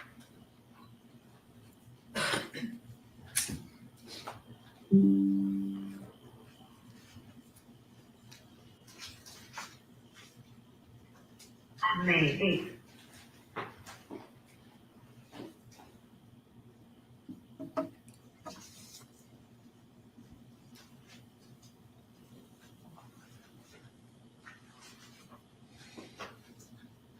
I'm going to be playing, I'm going to ask some questions about some of the statements in the call at this time, but I'm going to begin by playing Thank you, Cherie. Stage 324. 2008, 20 hours, 44 minutes, 54 seconds. 911 emergency, Hernandez, 840. My wife's been shot and there's a guy in my house where I shot him. Is he hurt too? Is he hurt too? Okay. My wife's What's your name? What's your name, sir? Tom. He's not breathing. Where is your wife in the house? She's in the hall in the bedroom. She's been shot bad. Okay. Where is she shot at, do you know? Yeah, I think in the head. I was going to move her over to start doing this. She took off, so I don't know what to do exactly. Okay. And is the guy still in the house, do you know? No, he's in the garage. He pushed me up and ran on out. Okay. I know it. He stripped me off. He tried to rip me off. He tried to rip me off. Do you know what his name is? Mike, I don't know if I His name is? Mike, I don't know if I I'm going to stop right there. He said, I don't know his last name. Mike, I don't know his last name. You had an opportunity to interview the defendant, correct? Yes, In interview number 2. correct. You also had a chance to listen to interview number 1. Yes, Did you also have an opportunity to review phone records of the defendant yes, and the level of interaction that he had with Mr. Miller via phone calls? yes. At any point, any of the interviews, did the defendant struggle with knowing Mr. Miller's last name? Yes, he did. Okay, what did he, aside from that phone call, does he tell detectives he doesn't know Miller's last name? He said Milner Okay, or Miller. okay. How long from those interviews, how many months did he say he knew this guy for? Approximately 5 months. Okay, did he indicate that he had this guy over for social gatherings? Yes, Okay. When you heard this, was this of a concern to you? yes, Resuming play.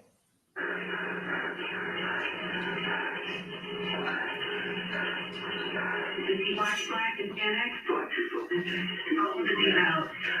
I don't know, 40s. He's laying on the ground, he didn't get up? Yeah. He's laying on the ground, he didn't get up? He's in the garage. Okay. I'm gonna comfort you with medical too, okay? Don't hang up.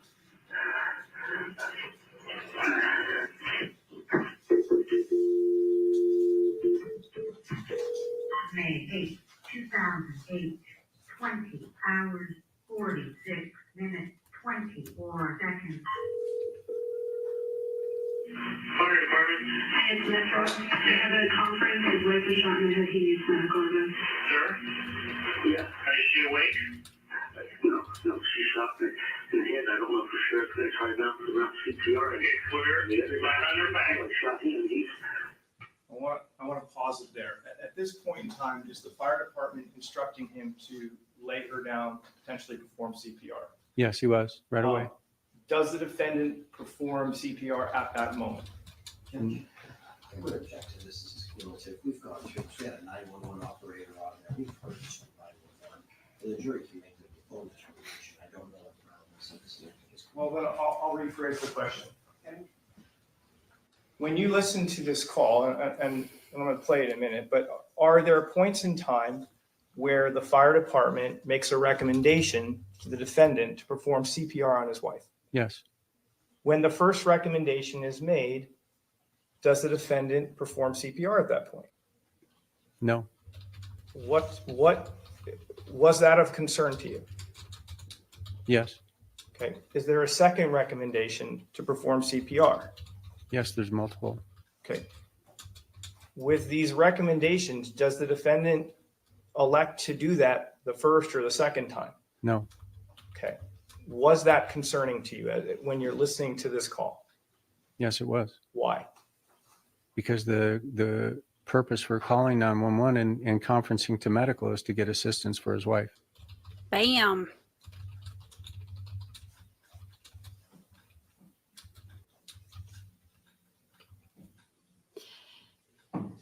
During the interviews, before we get to playing it, but during the interview, does in interview number 1 and interview number 2, does the defendant indicate an ability to hear an initial gunshot or hearing no initial gunshot? He said he didn't hear the shots. Does the defendant offer you offer either you, Detective Mogg, or Detective Hardy an explanation as to why he can't hear any initial shot? Yes. Okay, what does he say is the reason? He said he had difficulty in hearing in the first place, and that when he had pulled into the garage, he had the radio on in the Hyundai Tucson at a loud volume because of his hearing impairment. And Sharon had gone into the house and that he did not hear a gunshot. When you listen to the 911 call, does the defendant indicate to 911 that he actually heard the shot? Yes. Was Objection. He said shots. Judge, can we approach? Yes. Defense does not like that they are pointing out all of these inconsistencies. So, oh, look, Tommy's over there writing notes. Look. writing stuff down. He thinks he's going to get over on him. That's a good point. So, okay, they kept bringing up that light in the garage. And this is why 5 minutes and 8 seconds is how long it took for that light to go off. He's on the phone with 911 when the light goes off, and he said it scared him so much and it was so dark and all that. None of this stuff is adding up. None of it. If he called at 8:44:54, let's round up by 6 seconds to make it easy. We'll say 8:45. And that light went off 3 minutes in. And he said it was, it had just gone off or whatever. And it scared him because it was so dark and all of that. That would be, if he called it 8:45, that would be 8:50 that it would be going off. No, wait, 3 minutes, not 5 minutes. Because he called it 8:45. So 8:48 is what time he said the light went off.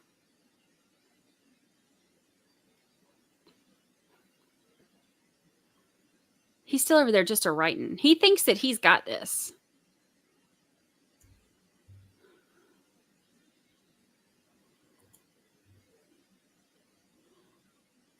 He really thinks that he's like, I'll show him. I've got him here. Ask him this. And he'll hand over that stupid notepad. He's writing more lies to explain his lies. I don't know if they will or not. I mean, I was thinking about that, if they'll start cross-examination today or not. I mean, we've got 2.5 hours until the end of the court day. There's a lot of stuff that he can't bring in about the investigation with all the previous wives and all of that stuff. That he can only talk about stuff from this. We still get to watch the second interview, so maybe not. We're going to play that call in its entirety. We'll do the first main chunk of it and all that silence at the end. And then I'm going to ask you some questions about it, okay? That's fine. All right, so let's just scroll back. May 8th, 2008, 20 hours, 44 minutes, 54 seconds. 911 emergency, Brandon, 842. My wife's been shot and there's a guy in my house that I shot him. Did he hurt you? Did he hurt you? Yeah. Okay. My wife's hurt. What's your name? What's your name, sir? Tom.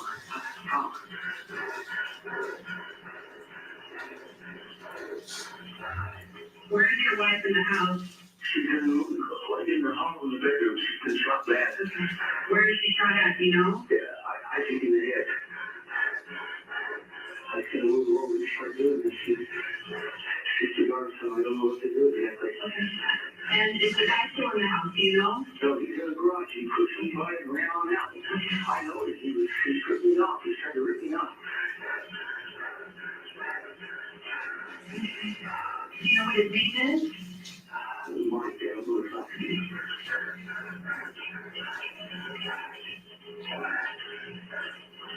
Is he white, black, Hispanic? black. How old is he about? I don't know, 40s. He's laying on the ground, he didn't get up? He's laying on the ground, he didn't get up? He's in the garage. Okay. I gotta conference you with medical too, okay? Don't hang up.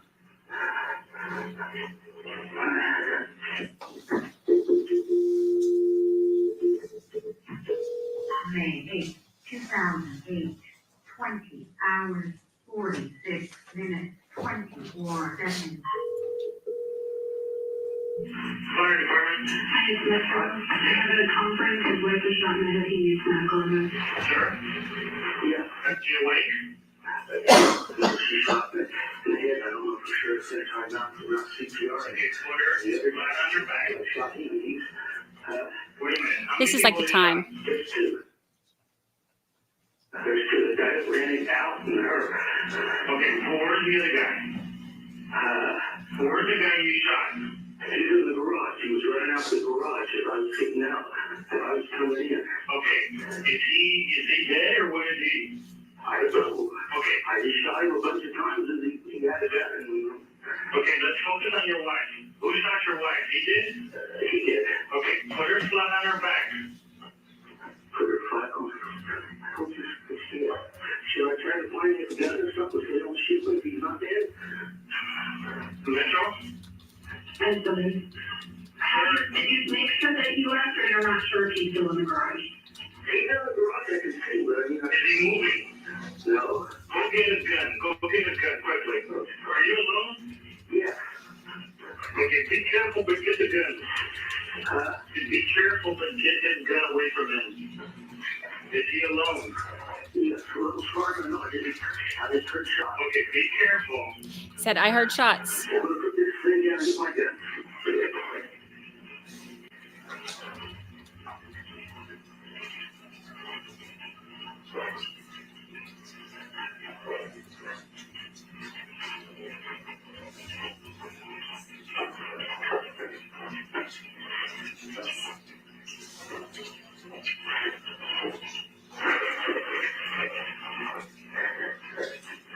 He don't seem to be moving. I got his gun. Okay, you got his gun away from him? Yeah. Okay, let's focus on your wife. Put her flat on your back. I'm gonna lock you right so you can't get in. Okay. Sir, you gotta do this with her.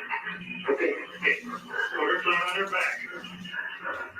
Oh, fuck, there's blood everywhere. All right. I'm gonna help you, but I need you to listen to me. I'm trying to help her. You gotta listen to me so we can try to help her. Okay, put her flat on her back.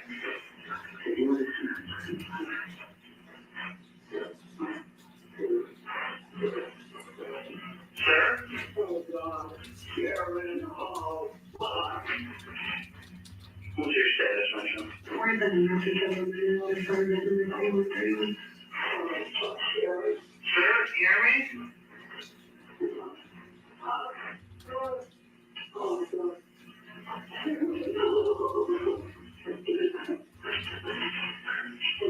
Sir, come back to the phone. I can't roll the package. She's just got blood everywhere. She's got blood everywhere? Blood and streams everywhere. You can't move her? I can't get her over. Can we try again? We gotta try to do CPR. I need you to try.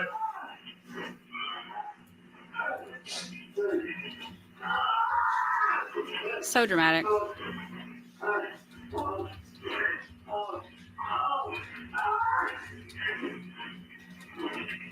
my God. Oh my God.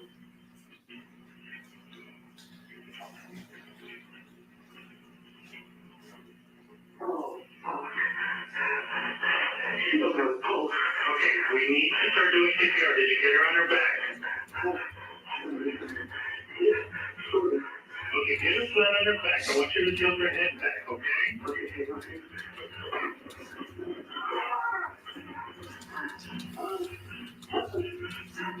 Did you do that? Okay, tilt her head back. Okay, tilt your head back. Listen, okay? We're just gonna do compressions, okay? Okay. All right, now listen, I want you to find the center of her chest, okay? Okay. All right, right between the nipples. Be right. Just place the heel of your hand on the breastbone in the center of her chest, right between the nipples. Put your other hand on top of that. I just want you to continue to do compressions. Keep doing them. I should open the garage door, shouldn't I? No, keep doing what I'm telling you to do. I should open the garage door, shouldn't I? Okay. Metro, tell your units to go in any way they can. Actually, we gotta continue to do this.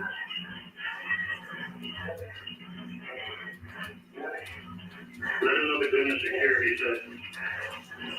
Sir, you gotta count as you're doing it.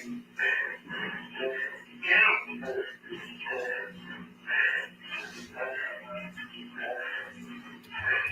Sir, you gotta count.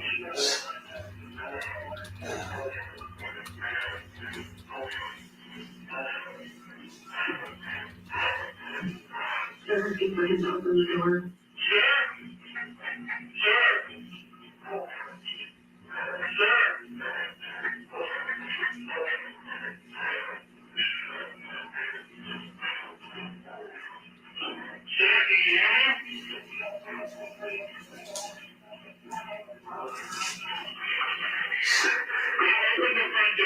open the front door quickly.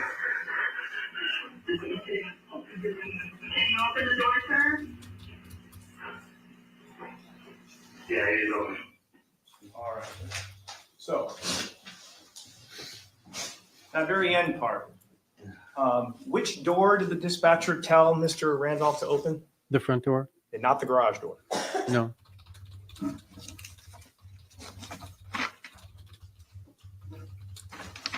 So going back to the beginning, do you remember near the beginning, maybe about 2 minutes and 20 seconds into the call, the fire department saying you need to focus on your wife to do CPR and him offering to go locate the gun near Mr. Miller? Yes. Okay. Do you recall about 3 minutes and 40 seconds into the call, once again asking him to do CPR and the defendant saying, I'm going to go lock the garage now? Yes. You remember the fire department kind of responding, look, we've got to do this quickly? Yes. Do you remember approximately 6 minutes into the call, as the fire department starts to give him instructions about putting his hand on the breastbone to do compressions, the defendant offers to leave her again to open the door? Yes. Do you remember the fire department saying no, that he needs to stay with his wife? That we need to keep doing this. Yes. Did those 3 intervals cause you concern? Yes. Why? Because Sharon Randolph wasn't being helped. It's over 6 minutes into the call before he starts the chest compressions. Do you recall the portion approximately 2 minutes and 58 seconds into the call where the defendant says, I heard the shot? Yes. Okay, we've addressed why that was a concern to you. I heard shot. I don't hear distinctly the word the. Okay. But it's in context of, is he alone? Meaning Mr. Miller.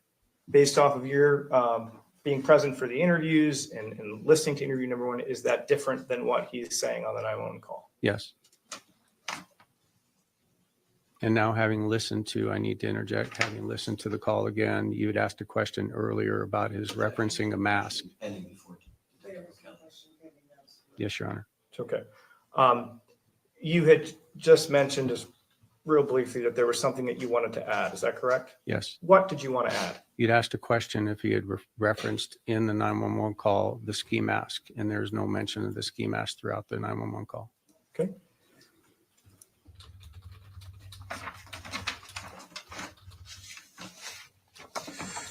Do you recall the around 3 minutes into the call, around 3 minutes and 40 seconds, the defendant going to retrieve the gun? Yes. Or saying he's going to retrieve the gun. Now, how long does he put down the phone for before he comes back? Approximately 25 seconds. Do you hear any conversation between the defendant and the 911 dispatch or the fire department during that 30-second interval? No.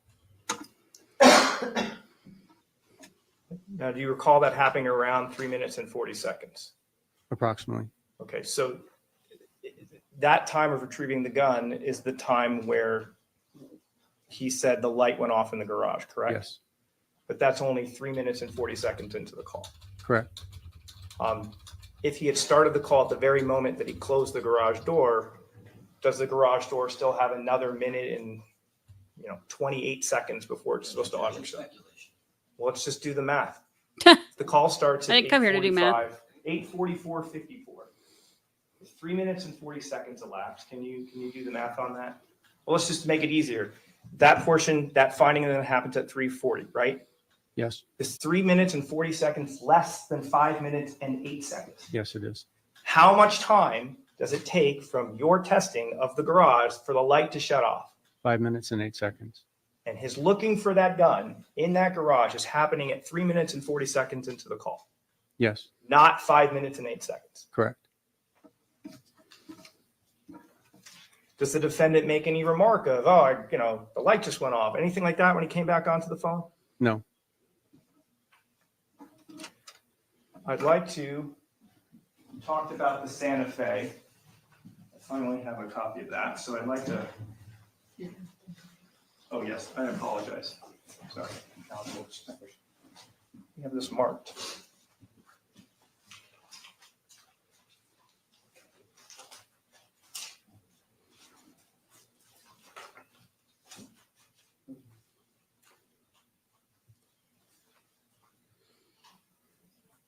331, 332.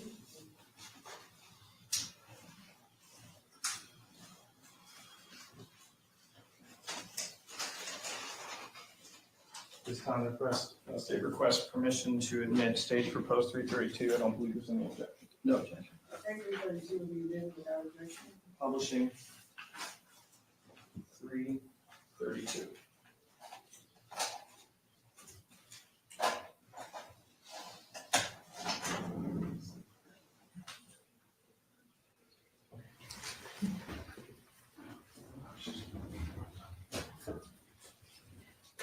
Mhm.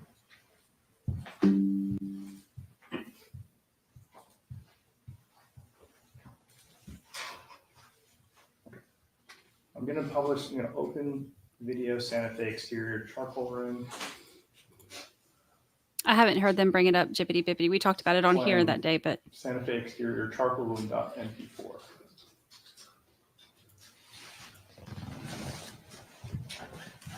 Detective, if you could, what is the date that you see below here? May 8th of 2008. And what is the time frame on this? It's 7:24 p.m. Do you recall approximately where, if at any point in time they're seen walking in this video? Yes. Okay, around what time? I don't. It's been a long time since I reviewed it. I won't be able to tell you. Understood. I know Sharon comes out first, and then Mr. Randolph comes out afterwards.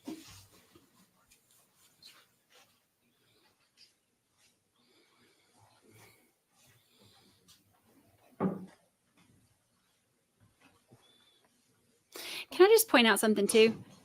He said that he went out there and he rolled Mike Miller over by like kicking him with his foot or something, right? Mike Miller was, what'd they say, 135, 140 pounds, something like that. And all that hooting and hollering that he's doing on that phone call with 911, trying to roll Sharon over. He acts like Sharon was a And Detective, do you recall roughly where they are? dairy cow or something. She was The, under 200 pounds. This would be the entrance that's on the northeast area of the Santa Fe. And then when you walk in from the outside, walking kind of southeasterly direction into the casino. So behind the camera this way are the doors leading into the casino itself.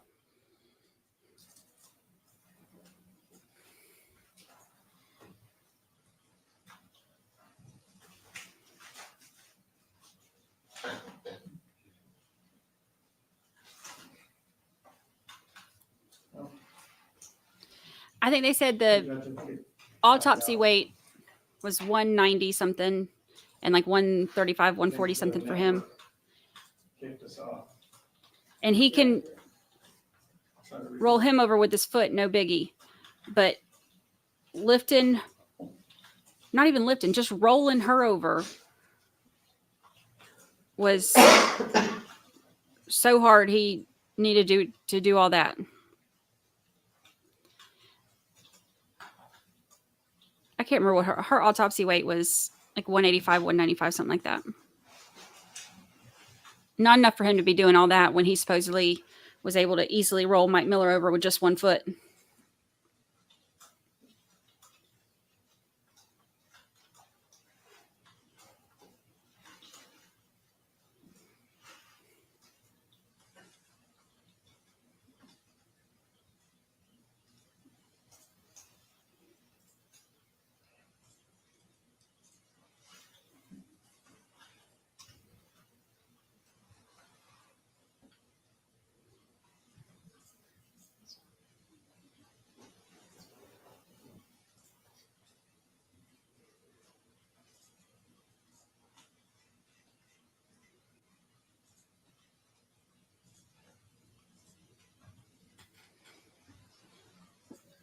Exactly, Amos, exactly.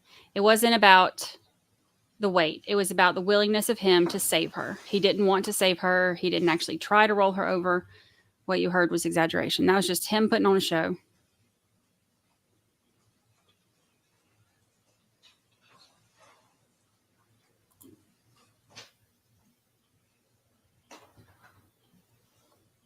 That's Mr. Randolph. Okay, let the record reflect the witnesses identified using Mr. Randolph in 1927 in this video. He's the figure that is standing just to the left of the slot machine, in this frame. And the timestamp, at least at the bottom, is 3 minutes and 30 seconds. The timestamp on like the clock for the camera is 19:27:31. Nurse for God gifted 5 memberships. Thank you, Nurse for God. Andrea Cash, Stacy Stevens, cold Dr. Pepper can on a headboard.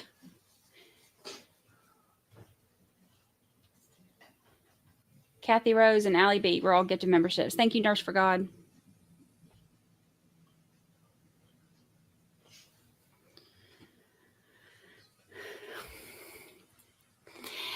They're just going back to this because they didn't have it pulled up on the Elmo. So they're showing, this is all for the timeline stuff, showing that this is where they were at this time and all that.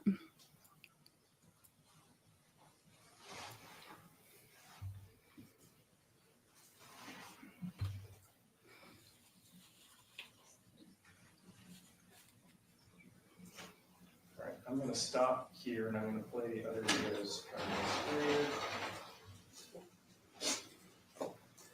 Your Honor, if they're not going to play that, then I move to strike his testimony, because what Detective O'Kelly said is, he said that Sharon came out first and then Mr. Randolph, and all we saw was Mr. Randolph, so I'd have to strike the testimony unless it's there. Okay, I'm going to publish the exterior cameras. I don't know if this testimony with respect to the interior of the photo, in the interior. The testimony was you see Sharon Randolph first and then you see Thomas Randolph. So you need to play the portion of the video that shows that. Well, did you see Mrs. Randolph earlier in the? I did. I didn't make comment, but I did move the cursor up onto where she was Well, at. let's play it again. So you had already seen her in that video? Yes, I did. Oh, Okay. She walks over. She's walking towards what's now called Letitia's restaurant, but it was called Cabo back then, which is consistent with what Mr. Randolph told me. So if you could, take your mouse and show us the general area where we should be looking. You see her come out here, and then she walks, and then goes So back there. start from the beginning and you, Carrying her purse in her right hand. okay, you tell us when you see it.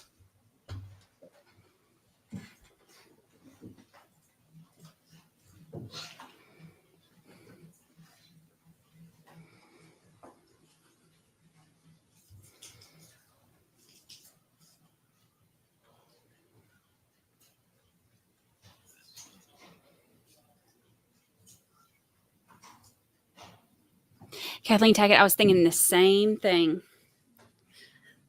Don't let them start on cross today. Let the jury go think about all this.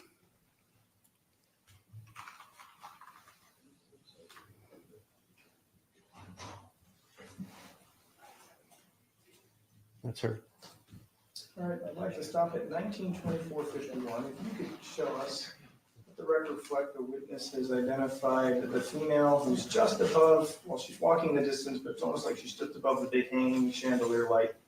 And she appears to be the only person standing on the left-hand side of the photograph. I will be publishing exterior. Because we've still got that second interview that we're about to watch. CAM 408-05-08-08-20-19.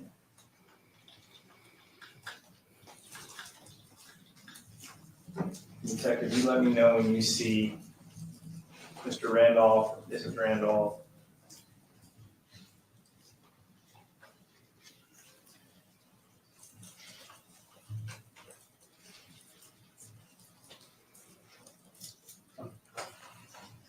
That's them.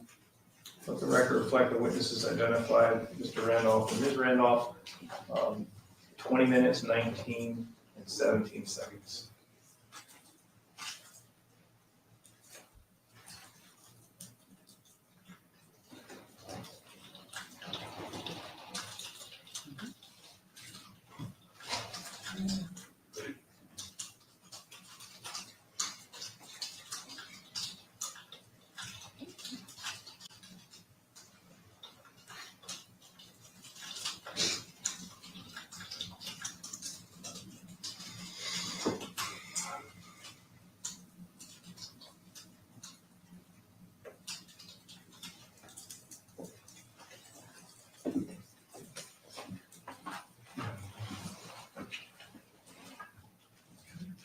Now we're gonna play cam 486 050808 2019.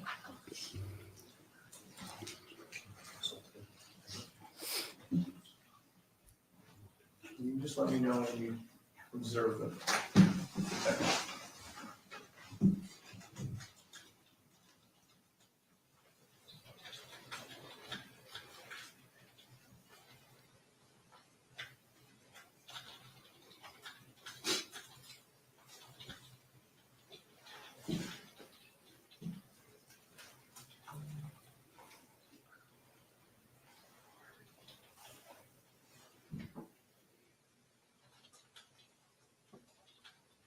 That's them.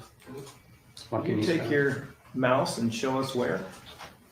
Let the record reflect the witnesses identified two individuals walking across the street in front of a silver sedan that had its lights on at 2019-37. I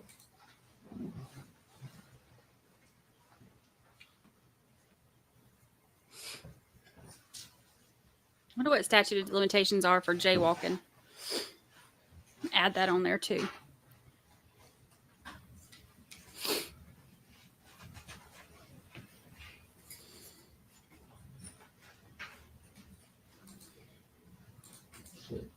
Now we're playing cam 487 080808 2019.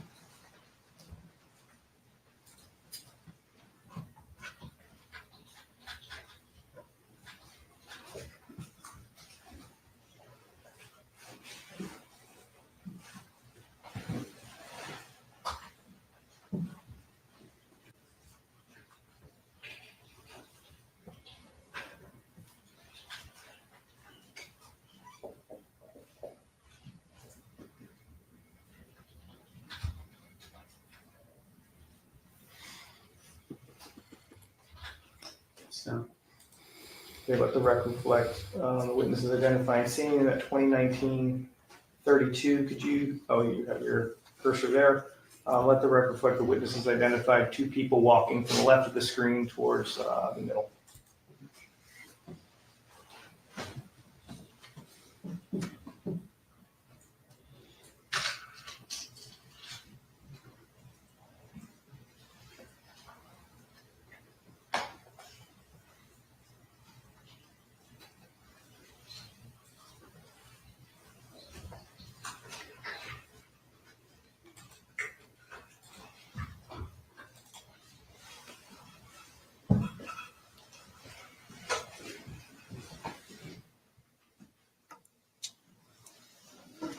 Oh, he's still over there whispering.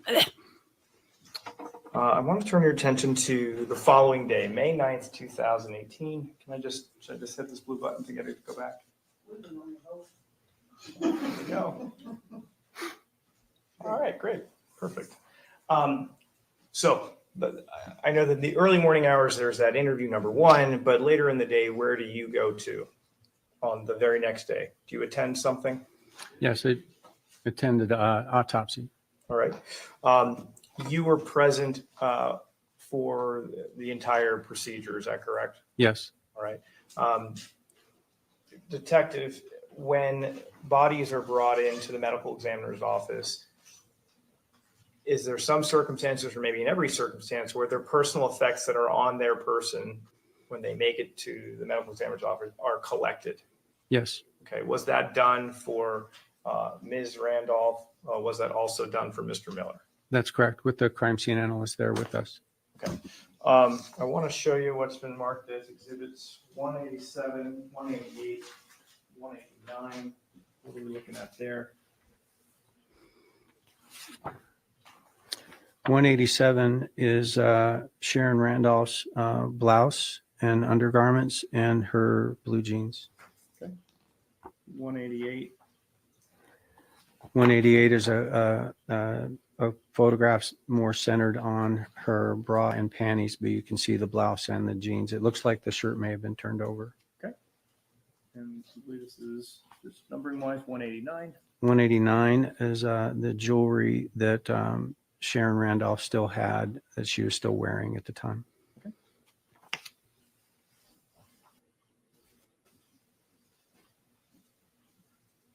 Publishing 187.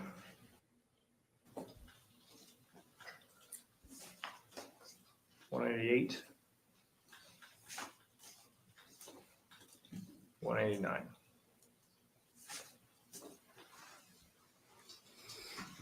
This time I'd like to also approach with what's been marked as, So there's 194, what I believe is 213. Take a look at all of these and let me know if you recognize what you're looking at.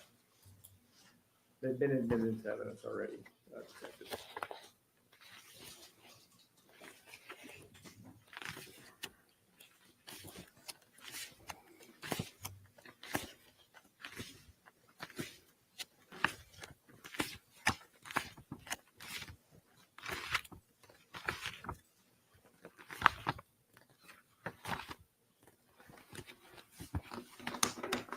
Yes, I do recognize them. Are these the personal effects, at least the things that were on Mr. Miller's person at the time he was transported to the now governor's office? Yes. publishing 194. Is this an overall of all of these items? Yes. Why are there some items kind of piled up on one leg of the pant and then other items piled up on the other leg? Most of the crime scene analysts are going to utilize that area of the clothing, and you'll see the little placards that they made saying which pocket the contents came out of. Okay. Publishing 195, that's a little bit of a close-up of those jeans, is that right? Yes. Publishing 196. Is that a close-up of the left front jeans pockets and its contents? Yes, it is.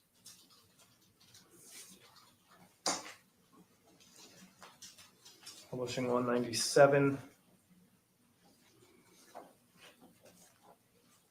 198.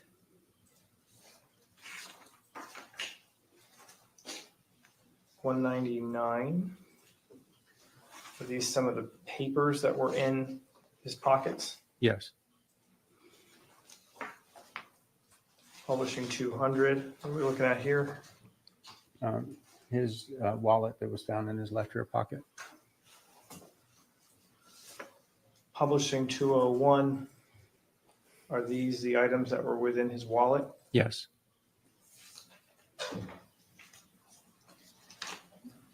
Publishing 202. Is that his sweatshirt? Yes, it is. Publishing 203. Is that just another angle of the sweatshirt? Yes, with defects marked. Publishing 204. Is this a reverse angle of that sweatshirt? Yes, it's on the back side. Publishing 205. What are we looking at there?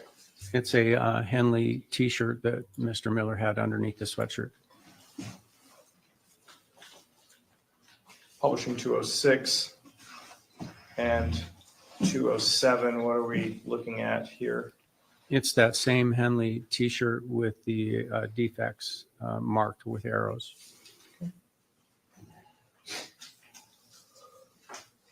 Publishing 208. Does that just kind of zoom in on the collar of that shirt? Yes, to show the size and who made the shirt. Publishing 209 and 210. What are we looking at here? These are the polyester cotton gloves that Mr. Miller was wearing at the scene. Publishing 211 and 212. What are we looking at here? Those are the size 9D boots that Mr. Miller was wearing. And lastly, I want to show you 213. What are we looking at there? These are for doing an EKG that medical had placed on Mr. Miller.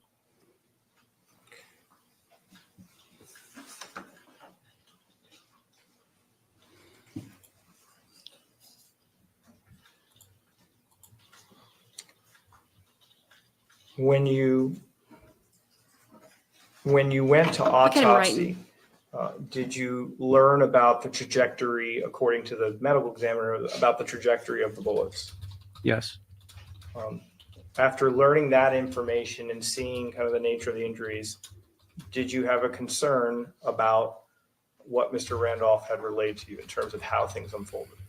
Object. We've heard a medical examiner was an expert. They even tried to put in their cartoon, or they put in that cartoon through her. I do not know why this detective is qualified to make any kind of arguments about trajectory, having heard from the medical examiner. And that misstates my question. I simply asked if he had a concern. He's the lead detective, and he's allowed to comment on the state of the evidence in his investigation. You can ask him what, based on that, he knew something else in his investigation and why he did that. Understood. So, do you make a decision to do something about a week Spicy. later with Mr. Randolph? Yes. Okay. Is it predicated, is it in part based off of what you've learned at the scene, learned from the interview, learned from the 911 call, and learned from the autopsy? Yes. Okay. What do you do 1 week later? Actually, the day before, we had decided that it would be a good idea if Mr. Randolph would be willing to demonstrate at the scene what happened, what we call a walkthrough. We've done this before with officer-involved shootings, where we can put the officer back in that situation contextually so that they can get a clearer idea of what happened during the shooting. So we had the idea to do that, and Detective Mogg contacted Mr. Randolph on the 14th, and he agreed to do the walkthrough with us. So we met him the following day at the residence. There was something else before we move on. You mentioned how much change did Mr. Miller have on his person? It was $4 and some change. I don't remember a specific amount. And I just can't remember if I asked you this, but in the second interview on June 3rd, does the defendant say Mr. Miller gave him anything prior on the day of before he left to go to dinner with Sharon? That he had paid him back $100. Okay. Did you find $100 on Mr. Miller at all? No. All right. So, so you were kind of mentioning a little bit. So why did you want to do this with Mr. Randolph? Like, what's the purpose of this? We've just heard that. Okay. He asked the reason why, what are you going to do next week? And was that based on all these different things? And he said yes. And Detective Mogg set it up. So now he's asking the same question again. It's asked and answered. Well, I mean, I'll rephrase. I mean, let me ask you this: is this a tactic you use or a technique that you use to entrap people, or what's? I mean, you know what I mean? Like, is it for just normal citizens? Is it for only suspects? Like, why walkthroughs? Because it can give us clarity. Again, putting it in the context of an officer-involved shooting, we'd sit down and do an interview at the homicide office with an officer involved in the shooting. And you may have, what we call cognitive dissonance, where they get things out of order, or they have auditory exclusion, where they don't hear certain things like the gunshots, or you get tunnel vision like you hear described. And normally you can see those things in an interview. So we ask the officer then to come back, again, contextually to the scene. And once they're there, you'll oftentimes see those holes filled, or you'll see them put things in order, because now they realize, hey, you were standing over here, or I heard you say that, I heard this officer say this, now that they're back there. Because of the inconsistencies that we saw at the scene at the Randolph's house, things that to me didn't make sense, we saw an opportunity maybe for Mr. Randolph to come back and in doing the walkthrough, have some of those things explained, that it would give clarity in our investigation. Maybe he would come back and we'd get a complete understanding of what happened. Okay.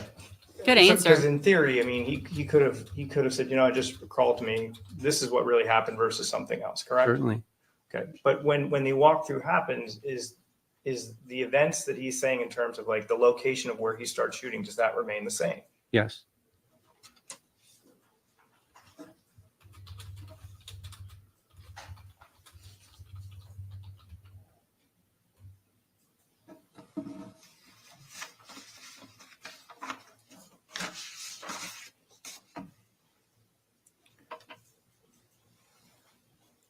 during the course of this interview or investigation, did you interview approximately 60 different people?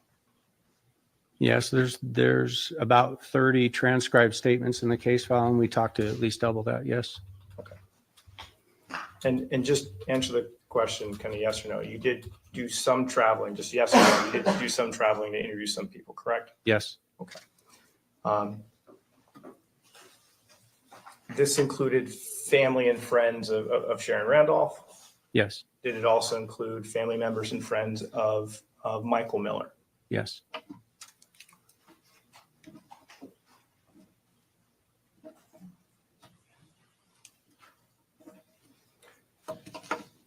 When you start to interview these people, do you start to develop a picture about the relationship between Tom and Sharon? Yes. When you interview these people, do you start to get an understanding of the relationship between Michael and Tom? Yes.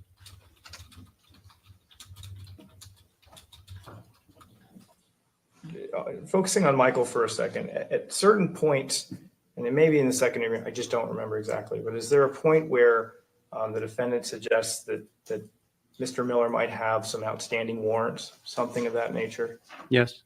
Did you look up to see if Mr. Miller had any outstanding warrants? Objection calls for hearsay.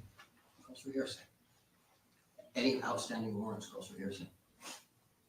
Well, I think the question was, did you look that up? You can answer that yes or no, if you looked it up. Okay, did you look it up? Yes. Okay. He does not like Did you this find question. anything to corroborate what the? Objection, hearsay. Can I approach on this? Yes. They do not like where this is going. It's not hearsay. It's not hearsay to ask him if he looked it up. It's not hearsay to ask if he found anything.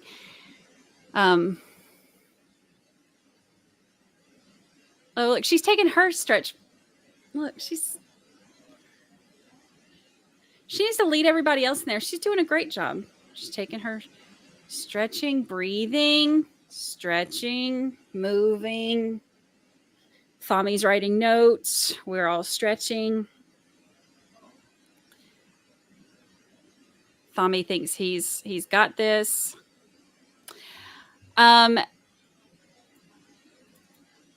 So Thami told Mike, Thami told Dean that Mike had outstanding warrants. So Dean looked it up, and they don't want us to hear about this. You know, Thami talks real bad about Mike and about Sharon. Even in that first interview, when he was talking about dropping him off, he was like, yeah, he wanted me to take him where all those dope heads hang out, at that one hotel that has the casino or the one casino that has the hotel, and where all the dopers hang out, but I wouldn't take him there. So he just told me to take him to the bus stop. He's constantly taking little digs at Sharon and at Mike.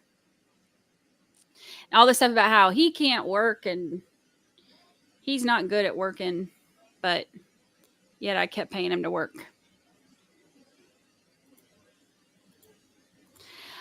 Yes, he was arrested in January of 2009, and he has been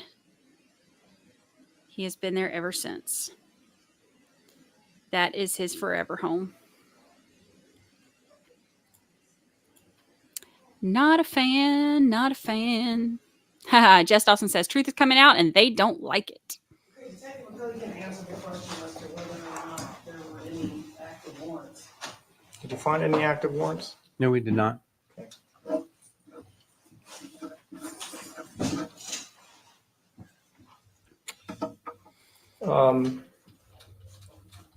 Let's talk about one of the things you mentioned. You kind of started to get a sense of the nature of the relationship between Sharon and the defendant. Eventually, do you come into possession during your investigation a will that was produced in June of 2006? Yes, June 6th. Specifically Sharon's will? Yes, Essentially, is the bulk of everything left to the defendant in that will? yes, and executor of the estate. Okay. Is there a second will that comes to your attention that's kind of dated January of 2007? Yes, Is that estate of Sharon being left to Colleen and not the defendant? that's correct.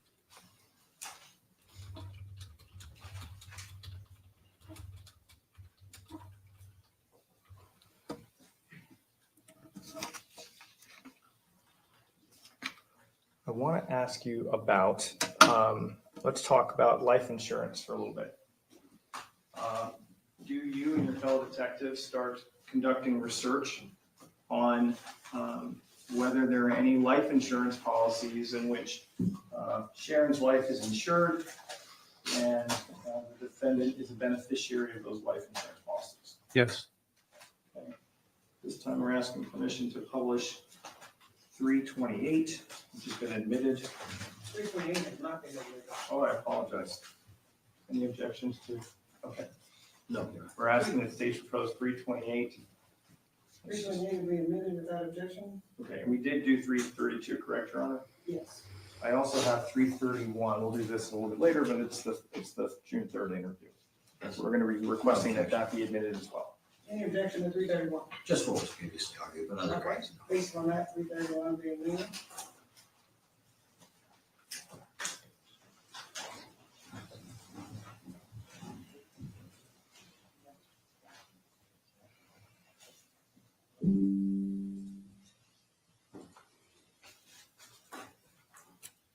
Ms. Sharon, is this 328? Yes, it is, Your Honor. So, do you come into possession of a life insurance policy from Protective Life, formerly known as Chase Life Insurance? I don't know that we got a copy of the policy, but yes, we did become aware of the insurance policy. Well, let's just take a look at this for a second here. Oh, sorry. Okay. If we're showing you page 4 here, let me zoom in. Who is the insured on this policy?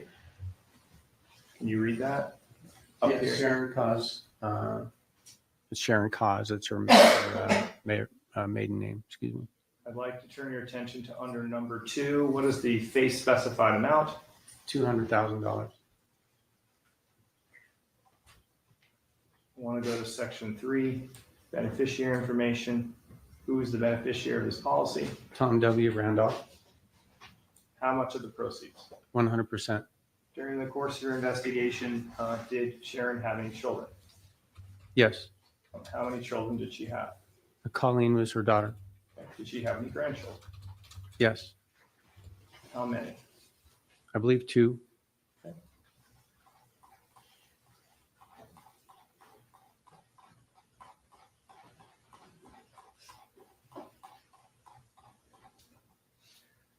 What is the date of the signature on this application? January 30th of 06. Okay. It's like right after he moved in. And based on your investigation, it's your understanding they were legally married in 2007? Yes. I'd like to turn to page 10 of this particular file. What does this portion of the document appear to be? Which showing it's a claimant statement showing Sharon Cause Randolph as deceased. Okay, so it's an application to receive the proceeds, correct? Correct. What is the date on here? July 11th of 2008.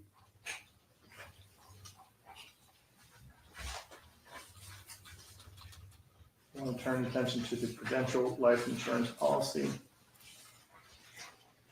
Opening that file. If you could, in the upper right-hand corner, if you please read what this says up here. Application for life insurance or policy change. Okay. Who's the name of the primary proposed insured? Sharon Cause. Turning to page 3 of this document. What type of policy is it? It's a term essential 20, And what's the amount of insurance? 100,000. Who is the beneficiary? Thomas W. Randolph, Jr. And again, how does Mr. Randolph characterize his relationship? As a domestic partner. It doesn't indicate husband. Correct. Judge, just for clarification, this is the application? Yes. Judge, then I would say that it's not Mr. Randolph who clarified himself that way, it's Miss Randolph who clarified it, or Miss. How does the application characterize it? I think Sure. is the best way to form the question, I because think we don't know who wrote that. That was going to be exactly my question. I mean, we don't know who technically typed all this information out, correct? No, we don't. Okay.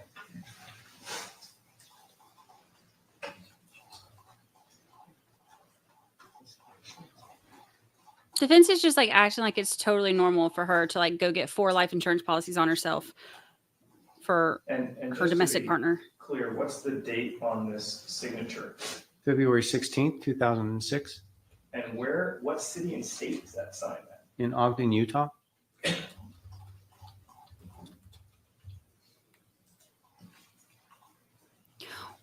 Wait a minute. February 2 in Ogden, Utah.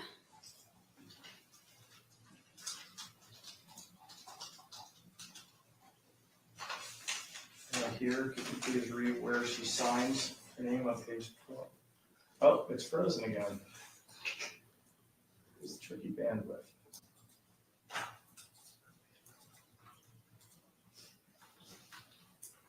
Okay. Was that last thing not shown? I've been focusing on my screen. I apologize. Okay. Showing you page 12 of 51. What is the date of Sharon Cause's signature here? January 16th of 2006. Excuse me.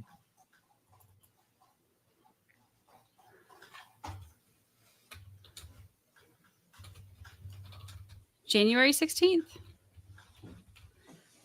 But the application was February 16th. Going to page 27. Section 2 states what? You can read it. Can you see what that says? It says claimant information. This section is to be completed by the individual claiming death benefits. So who is the person claiming? Thomas W. Randolph, Jr. Care of whom? Of Dorothy Randolph, his mother, at 260 South 700 East, Clearfield, Utah, 84015. And this policy number matches the policy number on the application? Yes.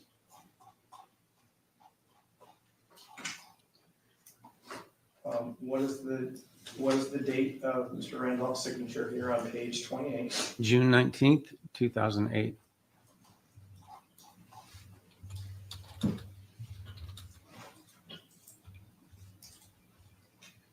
Opening the Stonebridge life insurance policy.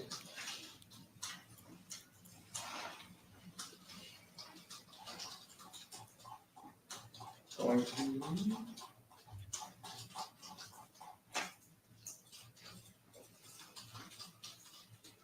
page 11. If you could read, what does it say right here in the middle? It says proof of accidental death, affidavit of claimant. Okay.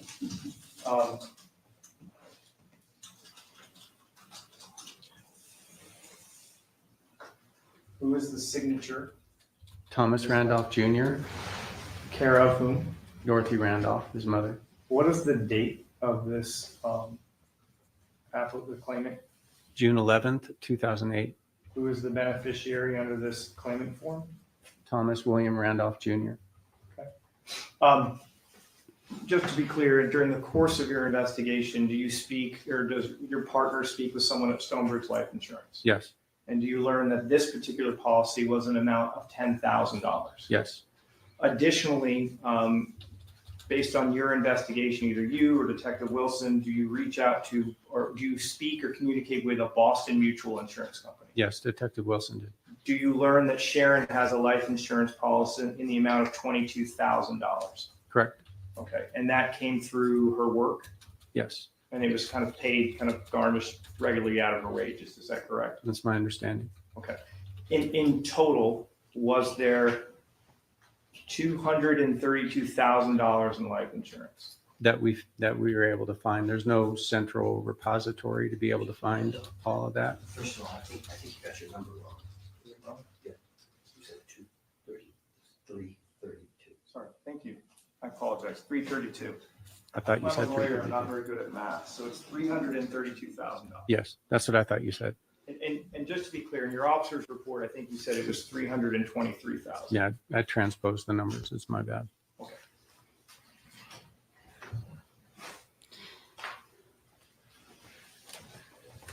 $332,000 over 4 different life insurance policies in multiple states, where he's the primary beneficiary, the sole beneficiary. To the June 3rd interview. You participated in that interview? Yes, June Yes, I 3rd did. interview. And Mr. Randolph wasn't in custody at the time, is that correct? He was not. He was free to leave at any point? Yes. Was he in handcuffs or anything like that? No.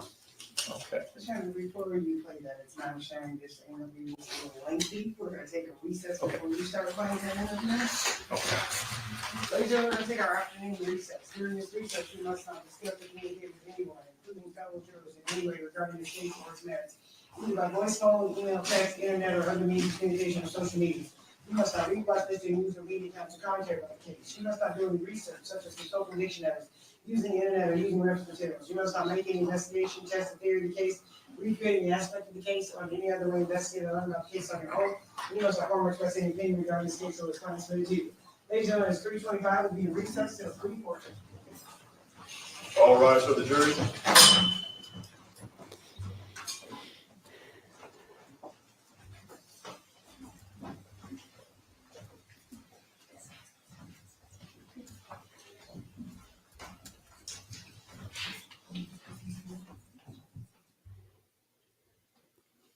Okay. Let's first of all, how pathetic is it that her life with him, not her life with him, her life to him was only worth $332,000. That's blech. And it is going to, I'm going to, let me go ahead and warn y'all now. When defense gets up there, and it'll probably be tomorrow because we're about to watch that June 3rd interview, which I'm like, look, I hate hearing him ramble on, but this is the one where he starts getting his sassy pants on and he starts being a jerk to the detectives. And he calls Detective Dean an a-hole. And then asks him if his wife is good looking. That one that we talked about where he, at the very end, he's like, he asked him like, is your wife good looking? And he's like, what do you think? And he said, to kill for. That's this one. I'm so ready for the jury to see this one when the real Thommy Thom stands up, shows his butt. Not literally, but you know what I mean. Shows how he is. So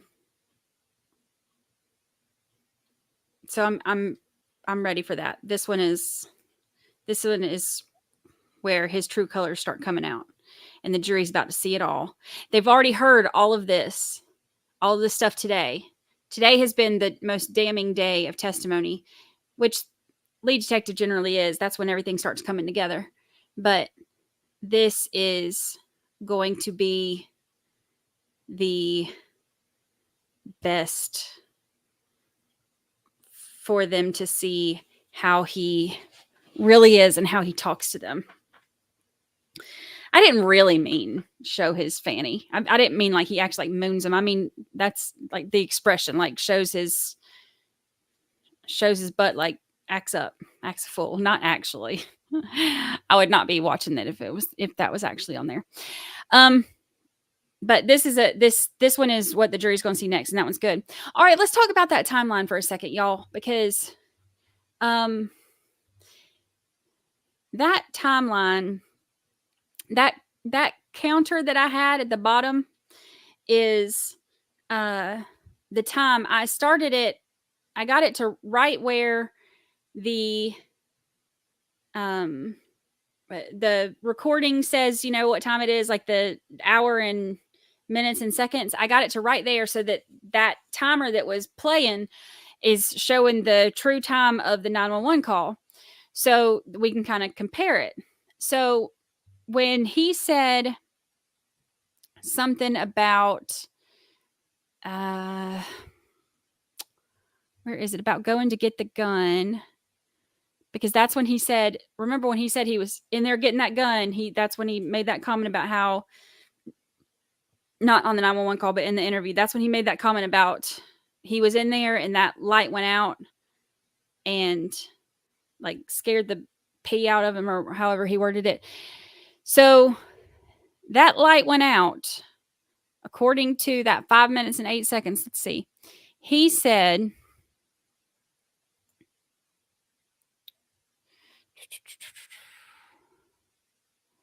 at 8:47 and 15 seconds, he said that he should go get that gun. When 911 is telling him, put Sharon on her back and trying to walk him through giving her CPR, and he says he needs to go get that gun. So that was 8:47 and 15 seconds.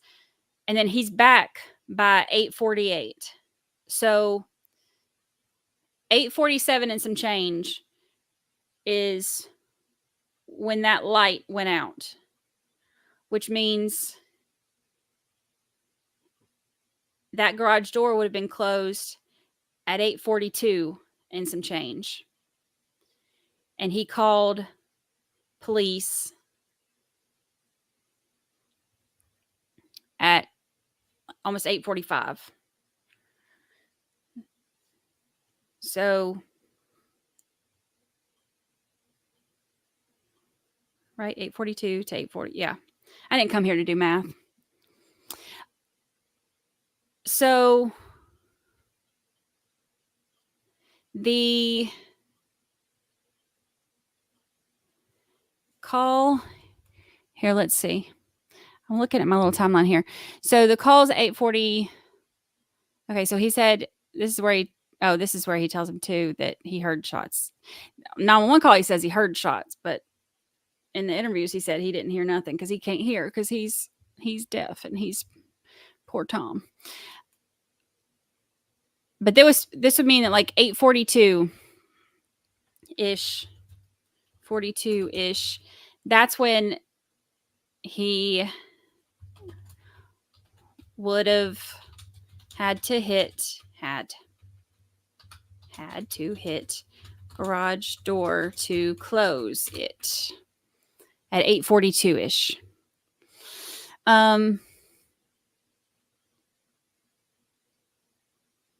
Maybe I don't have time to do a whole timeline like I normally do because I've still got to finish the podcast episodes, but this is important because at 8:42-ish, if he hit that door, I mean, it's just another one of those things that like everything he said is not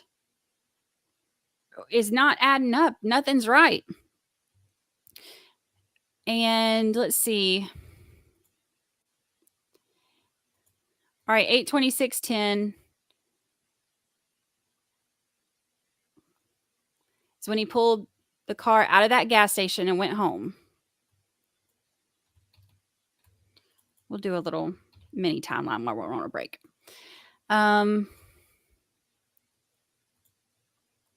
That phone call from the neighbor started at 8:33:36, and it lasted about 4 minutes.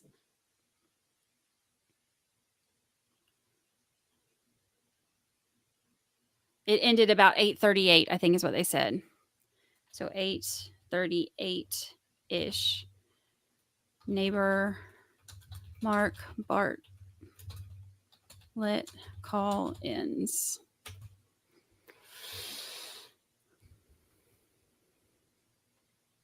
So the shots had to be sometime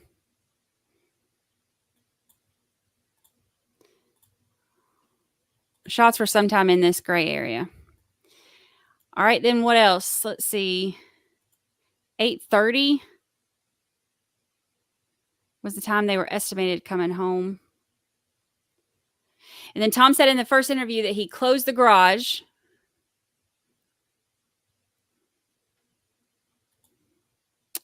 when he pulled in and then went inside.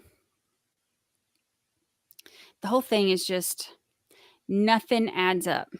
Nothing adds up.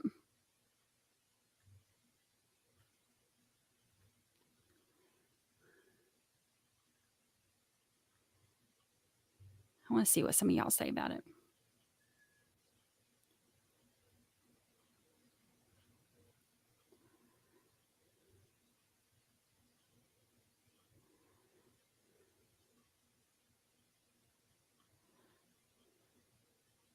Oh, night court will be at 9:30 tonight instead of 8:45, and we may have a special guest. Who's our special guest? I want to know.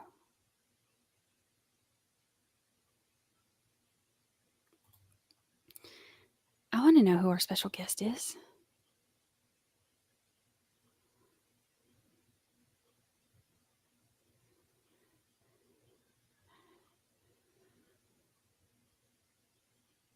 How long is the second interview? I'm not real sure exactly how long it is. I've never been able to see the whole thing in its entirety. I've only been able to see snippets of it.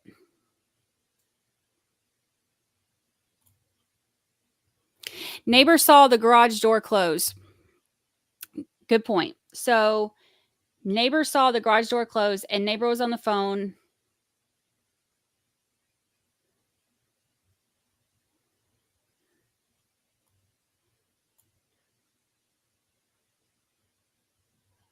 From 8:33 to 8:38.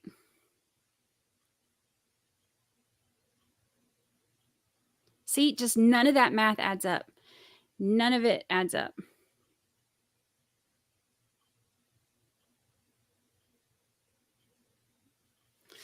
I think the state will end up finishing the day out because I know that this interview lasts a while and we've got like an hour, less than an hour and a half.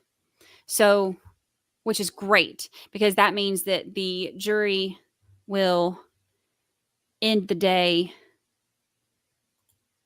seeing all of this and having all of this in their heads. And that makes me a happy camper because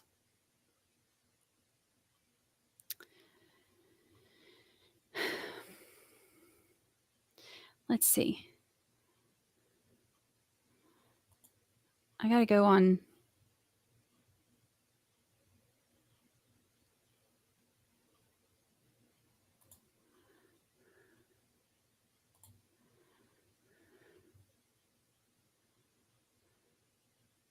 See, I'm looking now. I'm on Twitter. JT Brews Crime said, sorry for the switch up, everyone. I forgot it's Little Brew Crime's first day back to school tomorrow. Oh, going live at 9:30, and I hope to have a special guest if I can convince him. Who's our special guest? I want to know.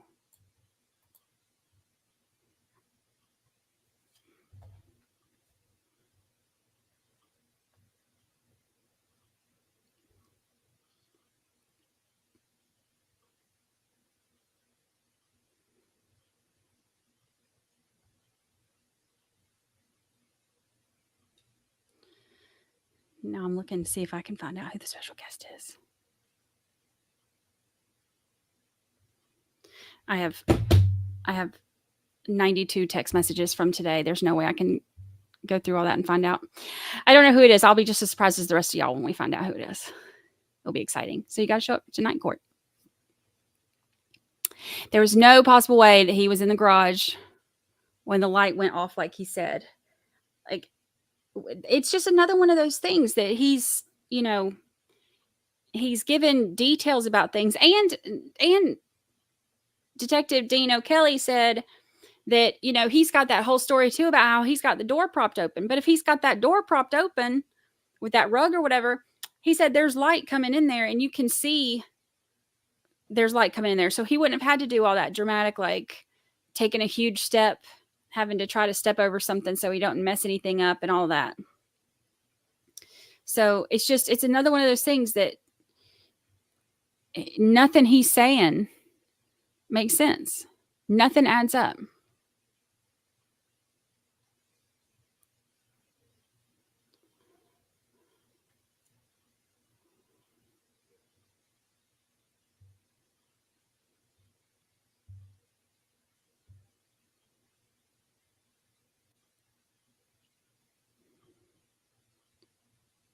I think the ski mask was strategically placed next to Mike. Mike did not have a mask on. Yeah, I mean, it didn't have anything, no defects and no bullets on it. And that's another thing. Detective Dean O'Kelly pointed out that in that 911 call, he didn't even mention anything about the ski mask. And the way he talked about, I got to turn my air back on. It's almost 80 degrees in here. The way he talked about it, he said that he said Mike, but he doesn't know his last name. He said, I know this guy. He's ripped me off before, or he's scammed me before, or whatever he said. He didn't say, like, I know this guy. He and I talk on the phone 15 times a day. He was like, I know him. He's ripped me off before. Hello.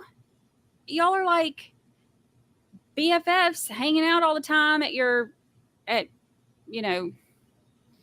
uncle's mailbox and Auntie Vita's mailbox, like hanging out in the car, Auntie Vita's bringing y'all chips, and you're going to be like, oh, I know him because he's ripped me off before. No, you are a liar. You are a liar.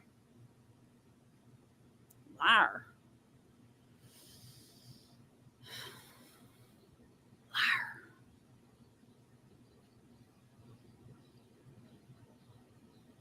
Problem, Mama, this is one of the things I said too when we were listening to the medical examiner. With all those shots coming from the left, he would have had to have been in the garage when he shot. And then the way that he was over there by the refrigerator and stuff, he would have had to have been. That ain't shots that he got coming down that hallway. Nothing adds up.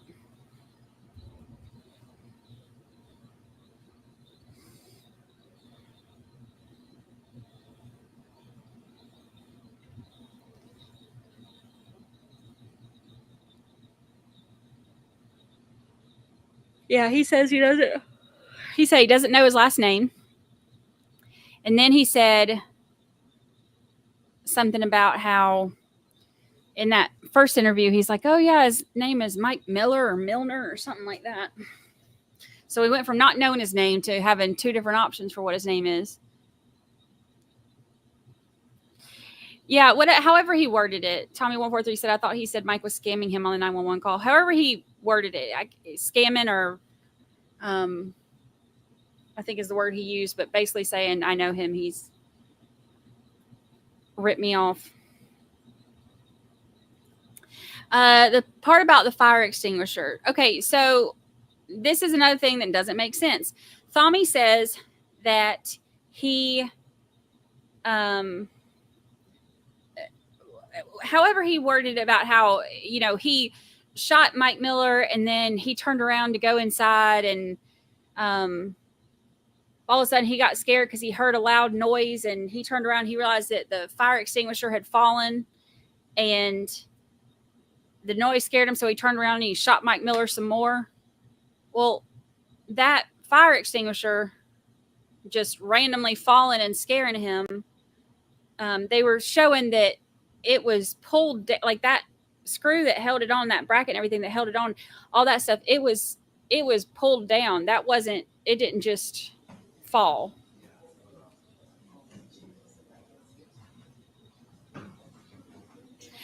Marie Moss, I have not heard them say anything yet about no blood on him. I haven't heard them mention it at all yet.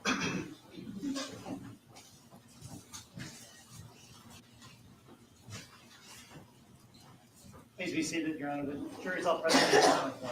Back on the record and see 250-966 states that Thomas Randolph, the record reflects Mr. Randolph is present with his attorney, deputy attorneys on behalf of the state. We both are typically to the presence of our jury. Yes, Your Honor. You guys give it to the jury of defense? Yes, Your Honor. All right, state, may resume questioning. Just remind you. Thank you, Your Honor. So, Detective Detective O'Kelly, you had mentioned that you conducted an interview with the defendant on June 3rd of 2008. Is that correct? Yes, we Who did. was present with you in the interview? Myself and Detective Mogg. All right. I am publishing what has been marked as exhibits that's been admitted as state 331.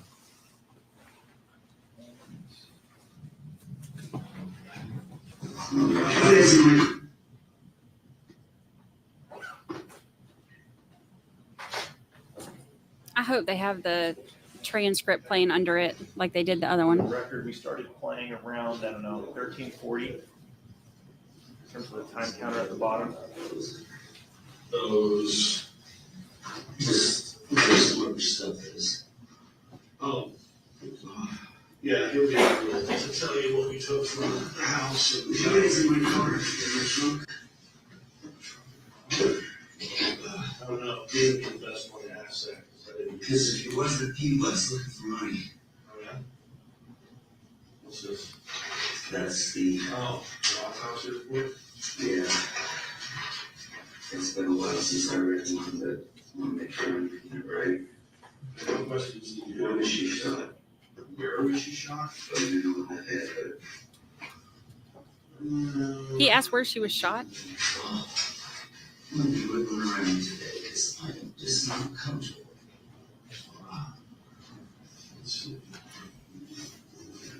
I was going to bring you a new one, but I guess it's in the other bag, so I brought you to town that one now. Those are with the things, yeah, they got the guns listed as mine. Yeah, Florida and all that. They changed the name of the place?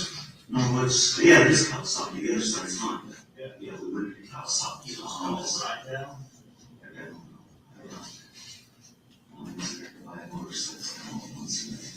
certified motorcycle battery and what's this one?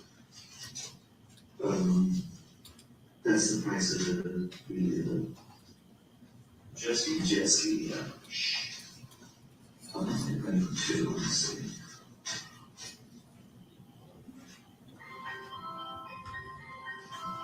Oh, that was cool. She said you get broken, it's full 70 miles an hour with a speeder. Yeah, that's right. Colleen, let me call you back. I'm busy right now, okay? Okay, bye.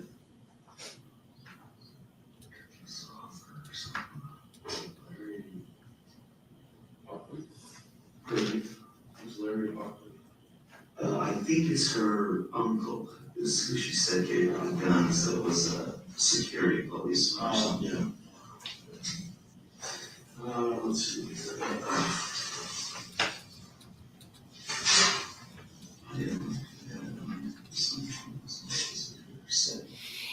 Y'all, I have, hold on, let me turn my air back off.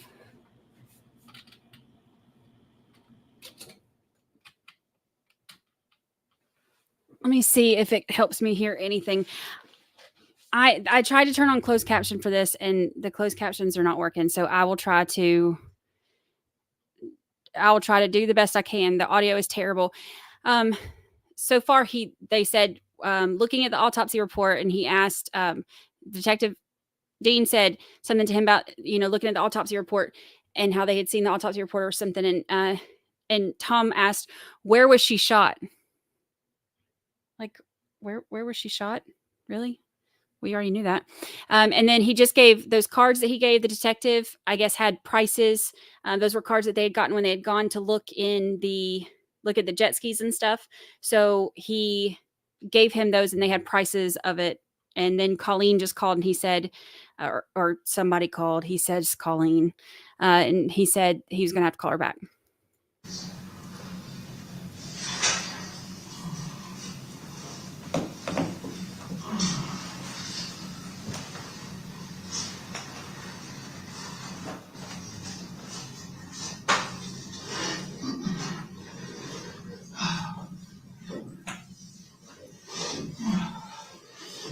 And his poor back hurts.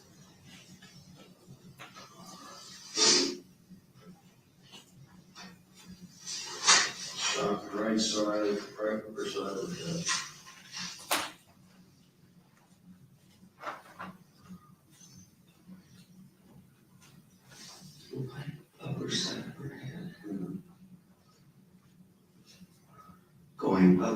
or to the left? Talk about the autopsy report. So was he in the bathroom or was he in the bedroom? Where do you think he could have been? I have no idea. She was in the dead center in the hallway.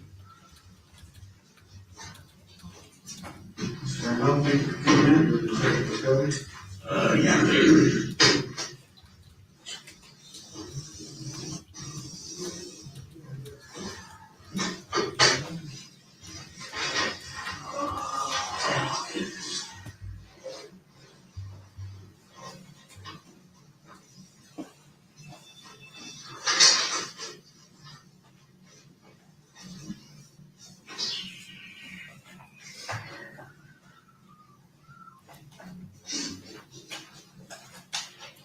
Yeah, so it's regular.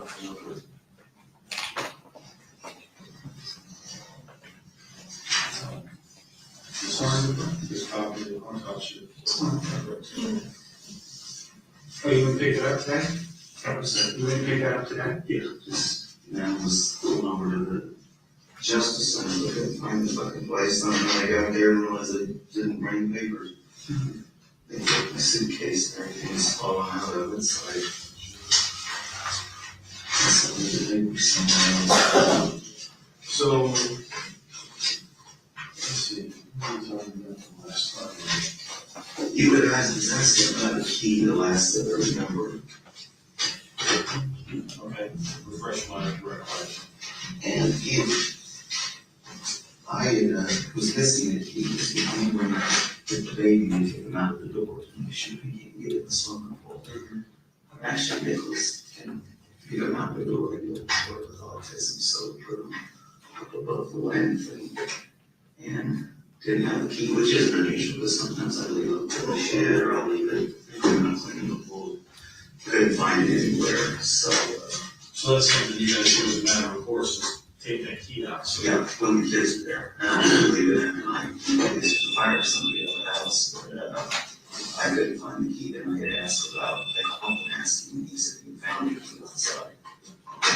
It is, so, and that's, again, very likely to share him lay on the table when they go out and smoke, I'll lay him on the big table when I'm cleaning the pool, or in the filters or something, but he, brought her over, I don't know when the thing is with the sleeping.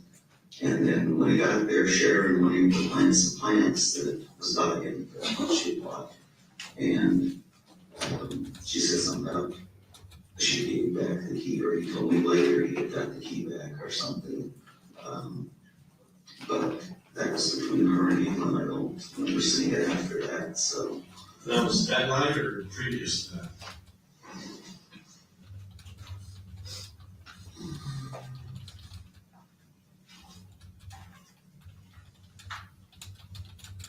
No, it had been previous to that. It had been, because that night he didn't do any work or anything. But it had, no, it had been before we left, like the week before.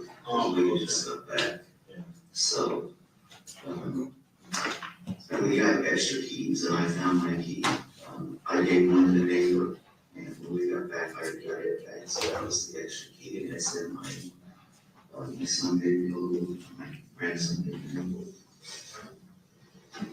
steamboat main thing, and it was in there. And when I was trying to figure out what it could be, it was for me, because the key was stuck in the original again. That day when this happened, when you guys, since you had Nicholas over there, that key would not have been in the lock in the front door, so. No, it shouldn't have been. It shouldn't. I mean, see, I don't know if they went swimming or not, because I hadn't been there for a couple hours. I was out on the ring looking at the boats, and I was gonna wash the car, and the back was broken, and tried to, and he did that when we unloaded the car to see if he picked up, but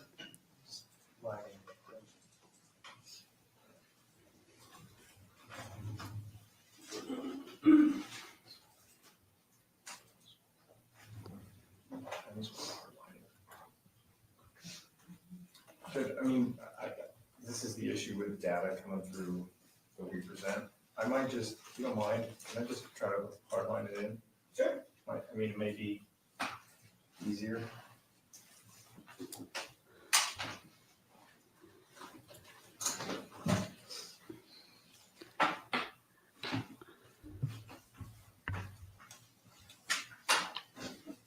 See, in that other one, they had the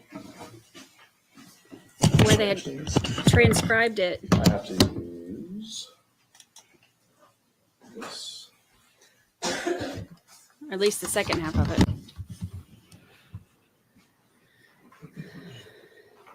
Colleen is Sharon's daughter.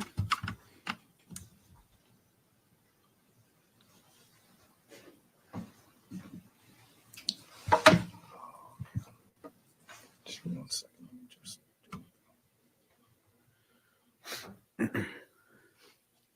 Okay, my ear's got to go back on.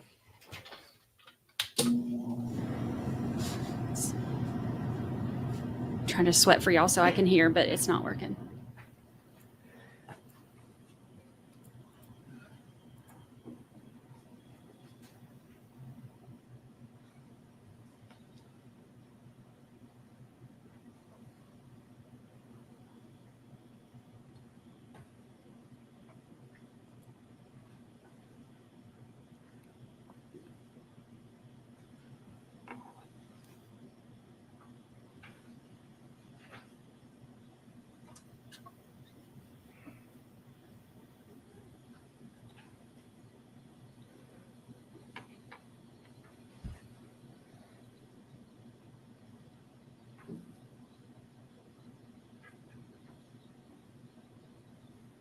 Oh, I forgot. I paused to talk to y'all so I can skip forward 10 seconds. Ugh, his face.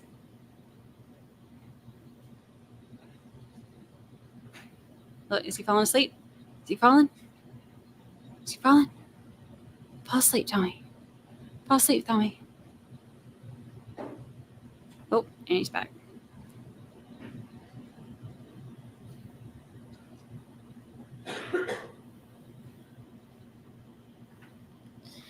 They are trying to get the audio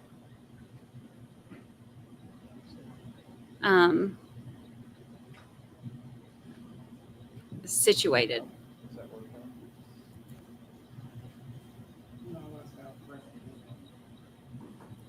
So we're about. At the same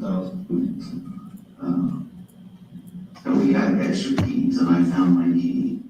I gave one to the neighbor, and when we got back, I got it back. So that was the extra key, and it's in my son baby, my grandson baby, single length thing. It was in there. I was I couldn't even more money, and it's just the key was stuck in the wedge in there. So, that day when this happened, when you guys, since you had Nicholas over there, that key would not have been in the lock in the front door, so. No, it should have been. It should have been. But see, I don't know if they went swimming or not, because I hadn't been there for a couple hours. I was out running around with the boats. I was going to wash the car. The bag was broke. And tried to, and he did that when I loaded the car to see if he could pick up by the little rim and pull it up. There's a little car. Sure car. Yeah. Oh. And I sort of come over and help us unload the car too. I just handed those bags in the back. And So you took your car to go out and look at the 11,000 or so? yeah, I was going to wash it because we just taken it to go to it again because we was going back to Utah the next day in my car. So, was going to wash it and it's filthy. Yeah. And hadn't done it for days. I just hadn't felt well and hadn't slept or anything, but And you had mentioned something when we did that walkthrough, that he had the same bags that he had in your car? I don't know if he had the same bags. He had some plastic bags, clothes that he was going to his girlfriend, I assume clothes. I don't remember boots or anything like that, or shoes. I don't remember anything like that. But did he say something about boots or shoes? No, I was asking, you mentioned during the walkthrough that he had, you saw the same bags there by the door that he had earlier? Well, I don't know that they were the same bags. I seen plastic bags by the door. And earlier when we got there, earlier when I picked him up, he had 2 plastic bags. I don't know what kind they were. There was plastic bags, Walmart, Kmart, whatever. And said he had a date and it was closed. But I don't know what was said or anything. There wasn't nothing sticking out of him that was obvious to me. I really wasn't looking that much either, didn't care, so.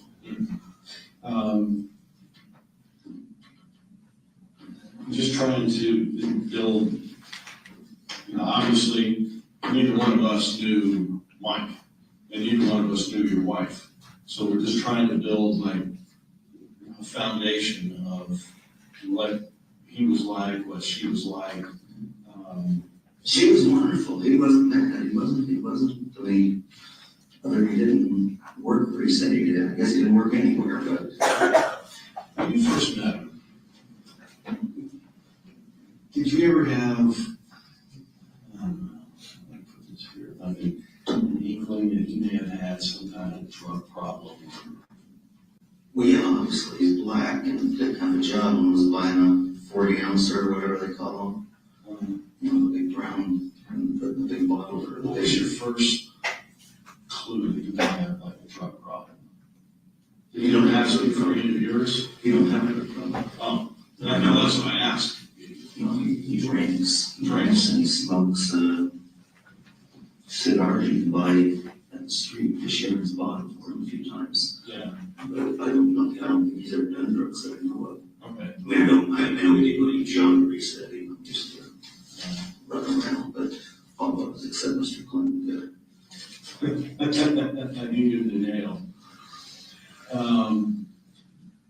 Did he ever ask to use any of your prescription medication, your pain pills or anything? No.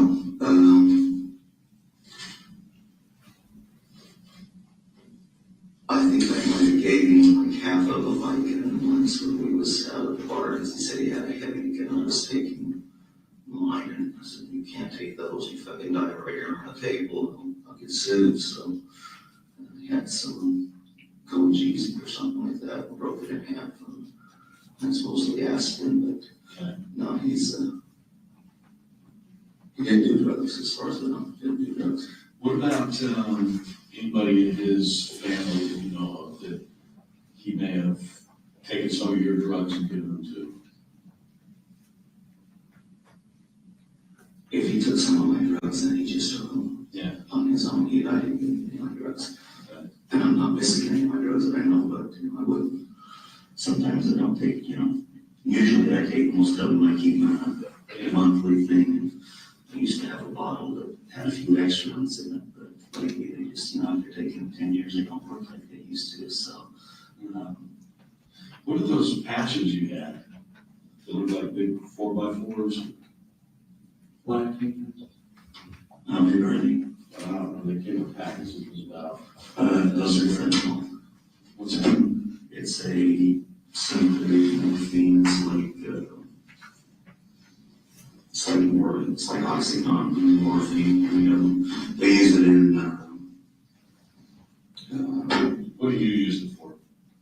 Pain. Oh, for your back? Back on my chest, so my back, my neck, wherever. Just chill pain. Okay.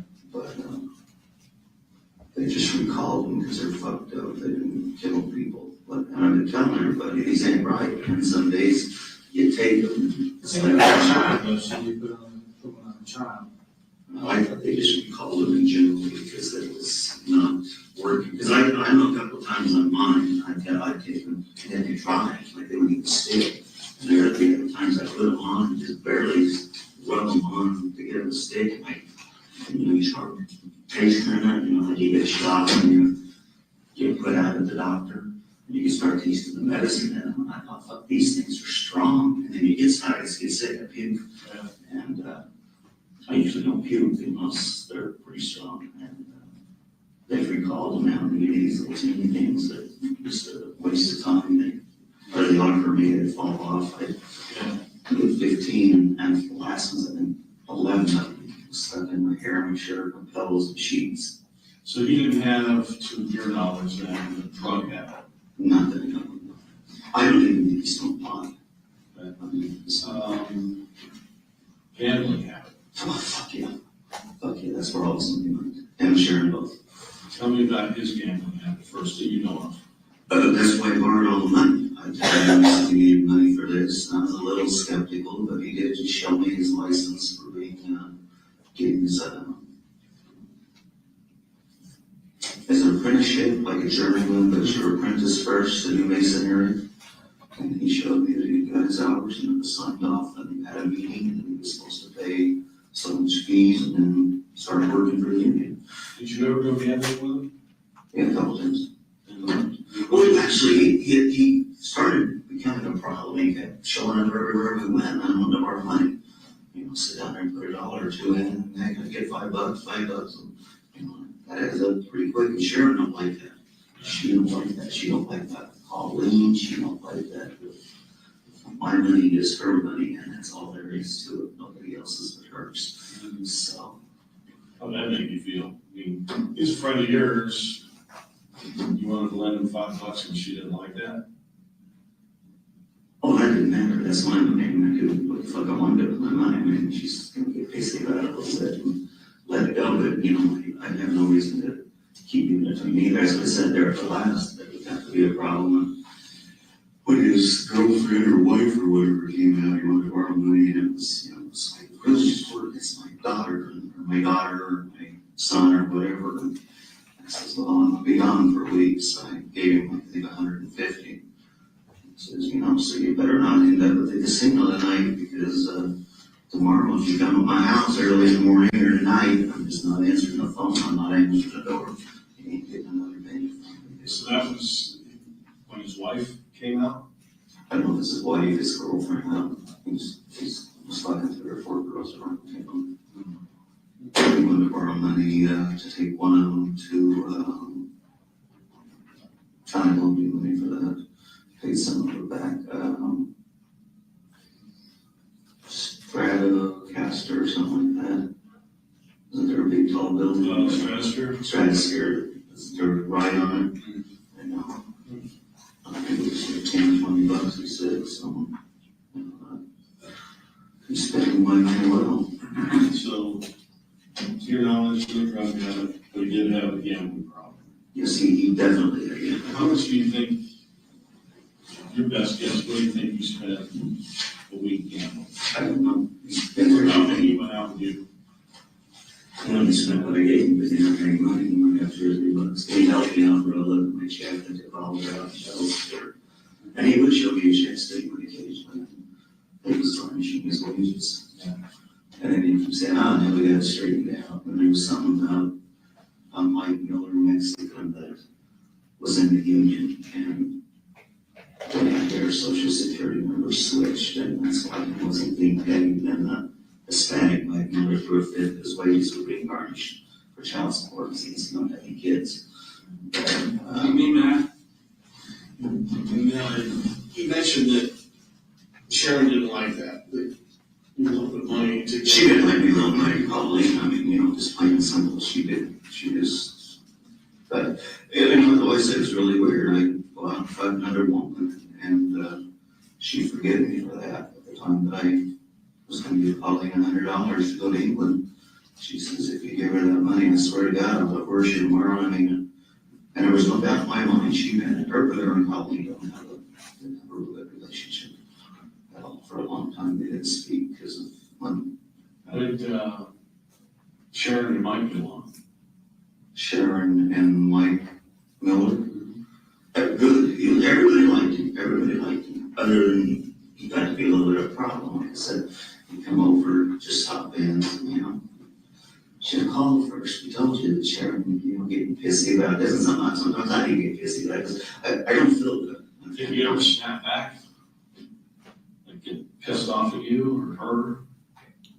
No, if he got pissed off at her, I slapped the shit out of him, but no, he never, he just, you know, he's always trying to get more money. Please, man, I just need just $5 to get me by. Since I just told you, I'm not even getting out of bed. I'm not even gonna get up and talk to you. So get the fuck on down the road and call me later today. If I feel better, we'll talk about it. And, you know, if I don't call you, then don't worry about it, because I'm getting up. But you know, you gotta understand, that's why we had him there, is to lift shit and lift boxes and do work. And he couldn't grind a nail, he couldn't put a screw in to save his life. He lifted a roll of felt that I can't. You know? So basically, everybody got along. I mean, it wasn't like he had this violent temper or anything like that. What about, we know about his gambling, what about, anything that you might have stolen from him? Because obviously, I mean, if he's moving your stuff around and out in the garage or out their shed. I think he may have taken some money before, and maybe some pills, because, you know, I trust him. I didn't, you know, if I invite you in my home, there's a reason for it, because. What makes you think you may have taken some pills from him before? Well, because Sharon was missing pills. She said she was missing a lot of pills that she couldn't find. And it's, I won't stand here and tell you 100% you did it, because I don't sleep for days at a time. Man, I hurt really bad, and I really, you know, I talked to my mom, I talked to others that just one of these days, it might just need time to cash in my quality of life. There's 2 or 3 weeks at a time hurting really bad. As a matter of fact, I got out of my car and I fell down out there and couldn't get up, and I felt really stupid. Somebody walked by and said, "Sir, do you need some help?" I just resting the heat. I just needed to wait till my nut got back up where it was supposed to be, so I could do this a few times and act like an idiot and stand up and catch my breath and then come back in. But anyway, yeah. What else do you know about his past? Relatives, where do you have relatives live? We was gonna go down and shoot where we shoot. We got land down in Arizona, and we shot there once before with a guy, and the guy was out of town. I called him. So then I called the guy that actually owned it, and he said, "Next time you come to town, stop in. It's a small town. Buy me a cup of coffee, buy me a beer. Then I'll know you. It's cool. You shoot there. I don't know you. It's a federal mine, so I'd rather you didn't shoot." So that's in Maybe, Arizona. So his uncle supposedly has AKs. And we could shoot his AKs and shoot out in his backyard 20, 30 miles before Kingman, somewhere out there in the desert. I don't know if that's true or not. But, So you guys didn't go shoot out there? no, we wasn't going to shoot because there's Just go shoot around here? We went up once to go shoot, but there was a bunch of people up there riding bikes and stuff and 3-wheelers. And, You ever going on the range? I don't do that. I just wild shoot cans. I just pick them up. But we loaded up a couple of times, loaded up the cars a couple of times to go shoot. In suitcases and the bullets, and lots of bullets. And I just, when he came in to lift them, because I just can't lift them. He said some bullets. You had that many bullets, you need somebody to lift them. Pardon me? You had that many bullets? Well, yeah, if you're gonna go shoot, drive 40 miles to find a fucking place in Vegas to shoot, and shoot like 20, 30 bullets and come back, that's not realistic, but. Yeah, actually, I got so many fucking bullets, it's scary. I started a small war on a third country. A small third country. Venezuela. A small third Um, They're not here. But, so, and you know what was really cool? Before Brady got shot in the head, I just seen it come because I didn't get shows, and I bought all these fucking AK clips for $2 a buck and a half, 30 of them for $24. And God, that next day they went up to like $19.95 for the plastic piece of shit. I thought, I'm a millionaire. And I bought 2,000 or 3,000 rounds, 2 or 3, well, more than that, but 2 or 3 crates of AK shells, and gun shells. God, the next day you couldn't afford a crate of them. They went up to like shooter then? I used to be. I'm not now because of the back and stuff, but I used to. Just cans or target or? Cans. Yeah. Did you ever do any close quarter shooting? Well, yeah, sometimes I have to. I got a 22 Magnum that's about that long, and I'll shoot at it 5 times, and then I'll throw the gun at it. You got to kick it a few times because you should be able to throw better. And before I have arm operator, I'm really sure to shoot the head with that gun. It's like it was about that long. What was Sharon's email address? T.S. Randolph at Cox.net. And yours? That's it. Oh, you say you guys share the same one? Well, it's on her computer. I have Tommy Rabbit, ThommyRabbit01 at AOL. And if you get on there, you can go ahead and delete them because there's probably 12, 13, 14,000 messages by now. I work with email and all sorts of stuff. I just ThommyRabbit01 01 at AOL.com. So you said you went out of town for a week and you gave Miller $150 because he said he needed some money.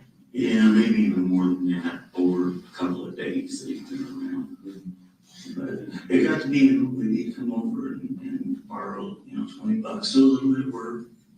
Did you have a key to the house then when you went out of town? No, fuck no. I'm just curious about that key that you told me about. Well, he may have had that. If he had a key, it's either when Sharon took it that day and Sharon didn't get it back, or he needed a copy or something. The night that he said he found the key. And he may very well have found the key because, like I said, I've lost the key and looked for it and looked for it. And it's laying right there on that round table by the pool, but because the sun's so bright, you can't see it. I looked for it for 20, 30 minutes, and then it was like if he broke into your house. This was leaving the next day, and I figured the Mexicans did it. I just had some Mexicans not too many days before that. I unloaded some stuff, and I took one of them home because we had started paying them, $200 to unload all this shit when I get this hair at my ass to leave, and then $200 to load it back up 2 days later when I get the hair out of my ass and come back home. And they say, yeah, I understand, get up there and fucking they've got Christmas decorations with this and that. And so we decided that one of them has to speak English well enough that he can be boss, and we would pay him a little more. But he told me that this one little kid had made a comment, rich man, a lot of nice things, was actually looking in my plastic boxes rather than putting them up in the attic, or looking in them as it was up in the attic. And Mike also came out and said, you better not let him, Marty told me, he said, you better not let Tom catch you doing that. He's like, yeah. And when they both told me that, and then when the Mexican told me too, that his own guy that came with me, I had never been there before, this guy, and it turned out later he said that he was a little, maybe mental a little bit, but right then right on the spot, gave him $20, put him in the car, took him back down to the corner. That was it. Never met him again. Because we're just trying to figure out why Miller picks this one particular night. Anything at all that happened that day that he might have said to you when you went, after you dropped him off, you went home, picked Sharon and Nicholas up and Just left immediately. Grabbed my bag out of the trunk and left. The three of you put my gun away and left because which gun? The gun I shot him with.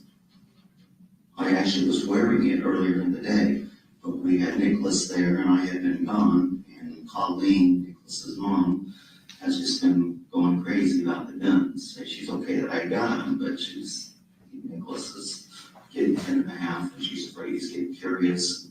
Thomas is climbing, so she always bitches about my pills, because I got the shot finger and then I'm stiff, so I'm trying to take these 50, 60 pills a day, a week, seems like they're all the time on the fucking floor, you find them all the time. And that's bad, because they'll kill kids. And so that's one of the things that we've always worked on, is the pill thing, but the guns too, I always try to keep them up and secure. But I just brought this one back Tuesday from Utah. I brought it back and hadn't had it on since Indiana, probably 5 years before, so I've been wearing it around that day. And when we started to leave, Sharon said, "Got ready to slap down. We got to go to Colleen's and Nicholas's in the truck." It was late. It was running late. That's why I had to go to the bank. And Zane was going to the bank too, because I had to. You know, I told you I have another woman that I was involved with at the very beginning, and I agreed and borrowed money from her mother to buy into a condo, because that's what I thought I was going to do. And I guess basically I could say, "Fuck you." Okay, I'm going to pause for a second, because this is so hard to hear, but that's something that's really important. He's telling them that he had the gun that he shot Mike with, that he had it on him earlier before they left. He said he dropped Mike off, went home, and that I couldn't hear exactly what he said, but he said something about how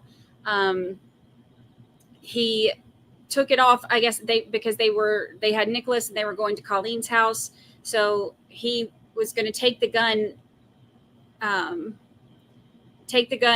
off. And I guess that's what he said. He supposedly put it in that office, but he just said that he wears that gun around during the day, and that that he had it on him earlier during the day. And that's the one that he shot Mike with. What do you think the chances are that he went home after dropping him off and just happened to go and put his gun in that office right there in that shoe rack? No, he had that on him. I'm not with you no more, so fuck you. Still love you, still care for you, but fuck you, I'm not paying back the $25,000, $30,000 that I borrowed from your mother. How much did you have that day when you went out with him? I never had figured out what the fuck you guys was doing that night. You left the clip in my pocket from the gun. You left the clip in my pocket in my briefcase. I had like 2 or 3 grand, I think, in my. And we gave you money back. Yeah, that's what I say. I had a couple of grand in my sock, and there's 2 grand in my car.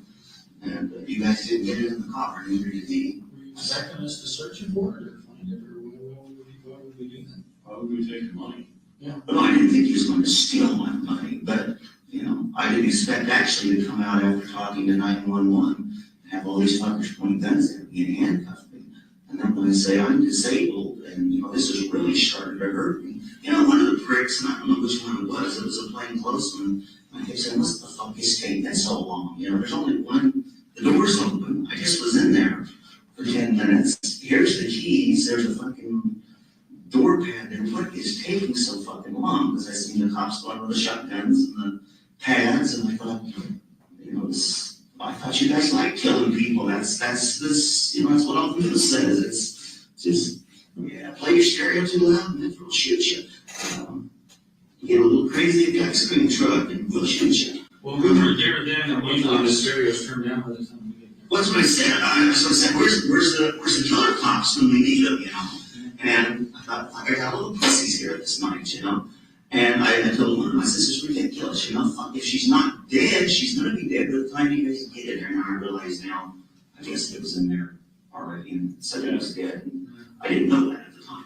And they got in there as soon as you came out, they went in. Okay, we'll see. I didn't know that. They kept telling me, well, we can't get in, we can't get in. They kept coming up and asking me where the pad was, what the keypad number was, and I kept telling them it's really funky. You gotta push this first and that first. Because they had to clear the garage.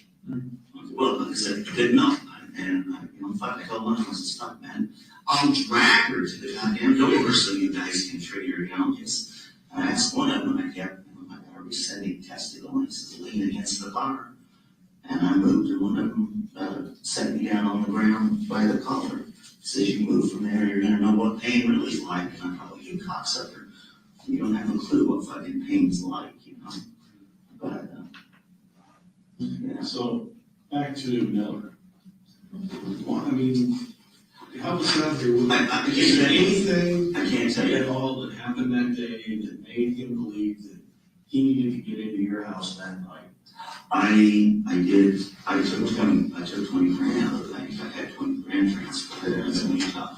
Did you have that cash? No, I was going to go get 7 or 8 grand of cash. And Spike's been with me when I've been there. And I get the cash and I put it in, we'll send it to Lizzie's mom. I'll get a check and send it to Lizzie's mom. So he's been with you then, and you've had large amounts of cash. I've always got large amounts of cash, but yeah, of course he has. And he wanted to go with me to the bank that night, and was going to borrow money, but Sharon called and said, come home. And So you never made it to the bank? didn't make it to the bank. And, so Sharon says, come home, and that's when you drop him off at this car wash, if I remember correctly. No, it wasn't at a car wash. He wanted to go to a car wash or something. It was up along the street somewhere. He wanted to go way up by,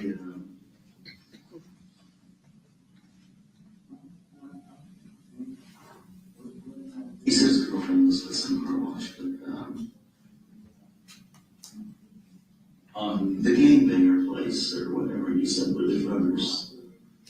And you know, that was really weird too, because his uncle called me in Utah and didn't know he was that I was in Utah, that my dad had a stroke, and I was in Utah looking for Mike, couldn't find him for a couple of days. Mike said he was in jail, and that they didn't extradite him on the felony child support warrants that he had. And he said that somebody had got murdered and robbed, and they stopped a CAT bus. I don't know what that means, but Just one of the buses. and took all the black guys off the bus because the guy got robbed, and shortly after that, he paid me $100. But that doesn't mean He paid you $100? he paid you $100. Mike, Okay. want to go back in? So you guys are at the. I just dropped him off somewhere between there and up by the Fiesta somewhere. Off Rancho, just on Rancho, on Rancho. Yeah, I don't know if it was up as far. I think it's probably right around the Fiesta there. Just turn around, flipped around there somewhere. Oh, Because he wanted to go further over something about Chase lives down the street by this car wash or something. I said, I gotta go, I ain't got time. And then Sharon called in and said, where the fuck are you? Let's go. Because we had reservations for 6:30. So I missed the bank, but I was going to get $7,000 or something out. And I brought the money down because I was going to buy a jet ski, I think. I was gonna go rent one first and see if it hurt me too bad. But how can you ride a jet ski? Bertie, How can you ride a jet ski? I don't know that he can. So I said I was gonna try it first. I get a slow, find this little boat because last time I water skied, I couldn't drive home. I was so fucking bad. I didn't drive home. Imagine that, you get your back problems, and I water ski and I can't walk. Well, that's what I said. The last time was with Sharon's parents. Sharon's brother, who's a retired warrant officer of the Navy. And, you know, I thought, he's a boater, cool, I get somebody to pull a boat. The sheriff couldn't drive the boat. And, so he got me up, but he's a lousy boat driver. Fuck, it was so, we didn't have a trim right, it just beat me to fucking death. But I only skied 2 skis, I didn't put 1 ski, but that was my last ski 2 years ago. It hurt so bad, I had to sucker a patch and the oxycontins, you know, just like a handful of stone home. I couldn't drive, I had to stop and let him drive home. I couldn't. I hurt so bad, that's what I was done. So you drop Miller off along Rancho there somewhere up by the. We turned on one of those little streets. I got off the main street there and just looked around. It wasn't where he wanted to go, but I didn't have time to go where he wanted to go. How long do you think it took to get from there home? 10 minutes. Because we're just trying to figure out how you might have got back to your house. Could be. And so you drop them off, you go home, you pick up Sharon. You lock the house or? I didn't, because I was bleeding. I just flipped the trunk on the car and got my bag out of the car and put the gun away and left. Actually put the gun away first and then got my, this bag, just not so heavy. left. You left with her? Yeah, I And know. Nicholas? And we went to Colleen's, and that's why she said, just leave me home, because if Colleen sees it, she's gonna go shit, because we got Nicholas with it. Or if Nicholas sees it and says something to Colleen, she's gonna freak out. Yeah. So. Plus you're going to a casino, so. Huh? Plus you're going to a casino, right? So you can't be wearing it on here from the casino. Well, you can't shoot, I thought only if you're drinking, you could carry it, yeah, in the casino, Well, I get visible. with a gun, you could. I may not understand this correctly, but I was under the impression as of November 7th of this year, the legislature said that they're actually going to be reciprocal in the gun permit deal. And it's not registered, so he would probably misdemeanor you, but you can carry the gun in the casino if you have a concealed gun permit. As long as you're not in a casino. I'm not talking about getting you or something. I'm talking about that might have been part of the reason why you left your gun behind is because you're going to a casino. No, that's what I'm trying to tell you. I don't give a fuck about that. That means nothing to me. You know? Okay, Crystal.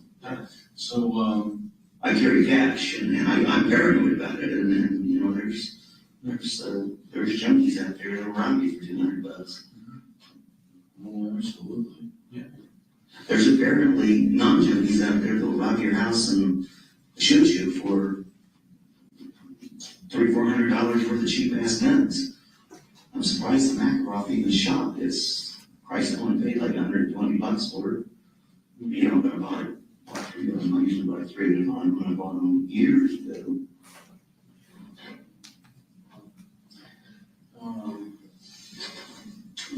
If you, I think I remember you correctly, said that he never called you or anything after that, after you dropped him off down there on Rancho. I really don't remember. If I told you he didn't, I may have probably had a better recollection of it. But the truth of it is, when I don't sleep for days and then I finally sleep, I can't even find where I put my guns, because that's why I say I wouldn't put. That's what I started to tell you guys, and then I stopped because I lost my train of thought. I will swear to you that he took my pills, because sometimes I went up to California recently, one of the things hair up my ass and left, and just grabbed some clothes, threw them in a thing, and found 6 fucking suckers in my dirty clothes, and which was a great thing because I was dying, and they wouldn't fill my prescriptions. I just had them refilled, and they won't. I guess they don't do them interstate, so that was inclination to come back to Nevada to get my medicine filled, because I don't go long without it. 3 days, and I'll start doing the withdrawal thing and have a heart attack or a seizure and be like my dad. Did Mike ever tell you you'd get arrested for anything? Yeah.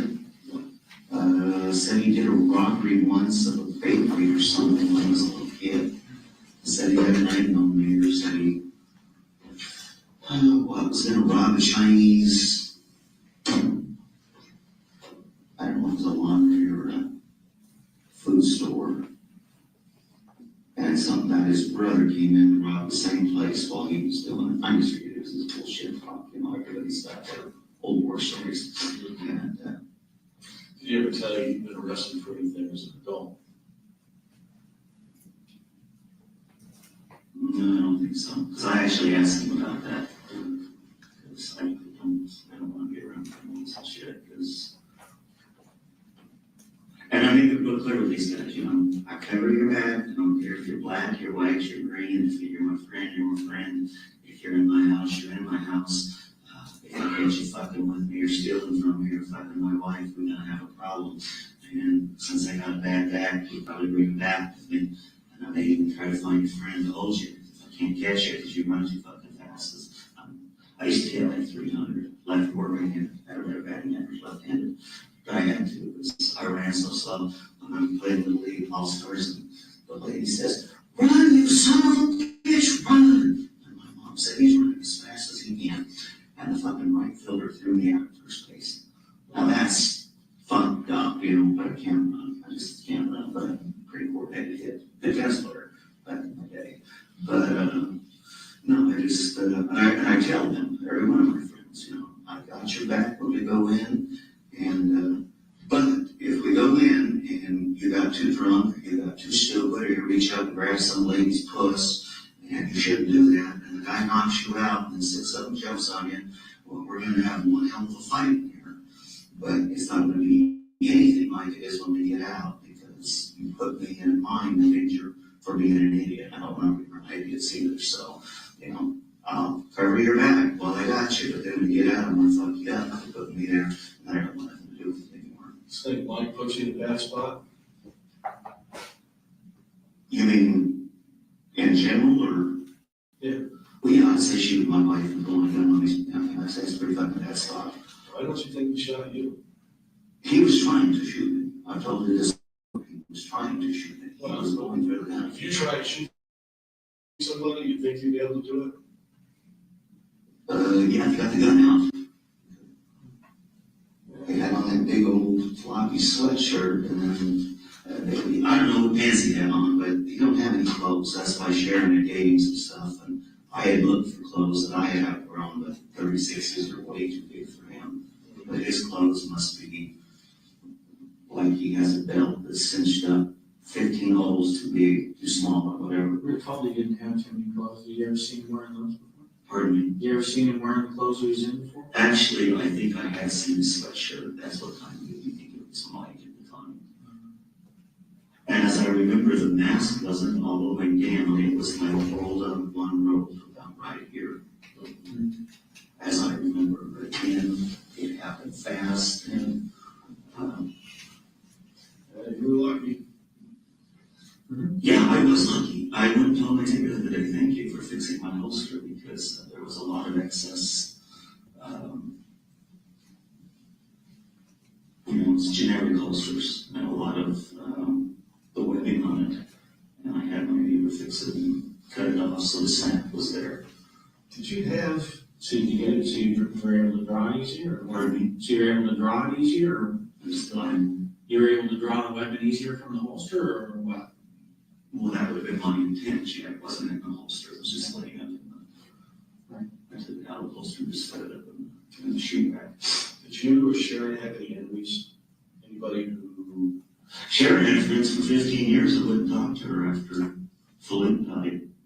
Colleen wouldn't talk to her for 2 years. Yeah, but you know what I mean about enemies. Somebody who's out for you. Oh, I've got enemies. I've got enemies. I guarantee you. Anybody that would want to kill Sharon? No. Anybody who would pay money to somebody else, like if somebody, I don't know, could have gotten to Mike and said, hey, you know what? I have a problem with these people. If I gave you X number of dollars. Sharon, because it's cheating on her. I thought about that. I actually thought about that with my mother. And my mother said, shame on you. Because Sharon's been talking to my mother a lot since my dad had a stroke, because my mom had the same thing. We moved my father to a different facility because of Sharon's input, and it was the best thing we did for my dad and my mom. It's weird. Sharon and I was getting a lot closer, but she was talking to my mom a lot. And she was telling my mom the same thing she was telling me about Colleen and some of her friends, and just the same stuff that you talk about. She was So, I guess I get back, Tom. Is there anybody that you can think of that might have paid Mike money to do this? No. No. And so we talked about Mike and his history. What about Sharon? Is there anything in her past, anybody that, might have an input to have something like this done to her, done to you? Her ex-boyfriend asked to borrow some big money and was going to jail. I think he ended up ratting everybody out. Why no, he did, because I ain't seen files on him.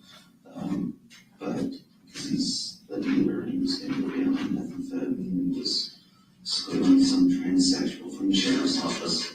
It's not right.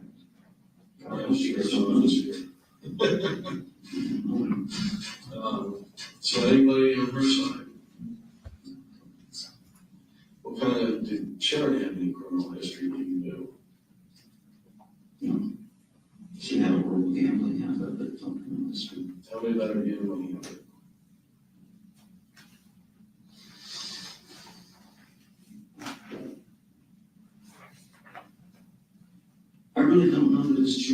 it's really, you know, that's her business. She gambled a lot. Well, I mean, you know, it could all go for any kind of motive like that. Maybe he thought, you know, she had money hidden somewhere or, you know, whatever.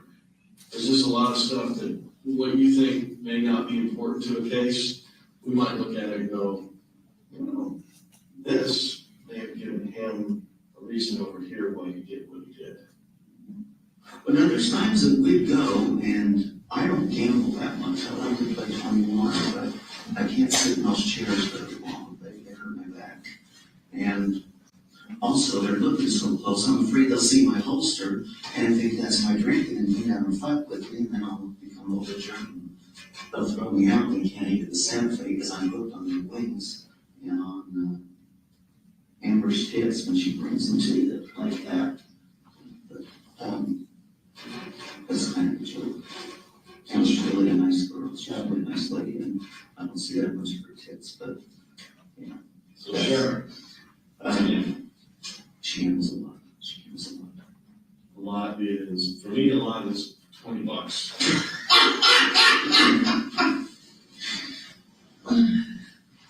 I pissed $20 worth of blood, and that seems like a good deal when I'm not stuck up here. But no, $20. And What did she, I mean, what's a normal day at the casino for her?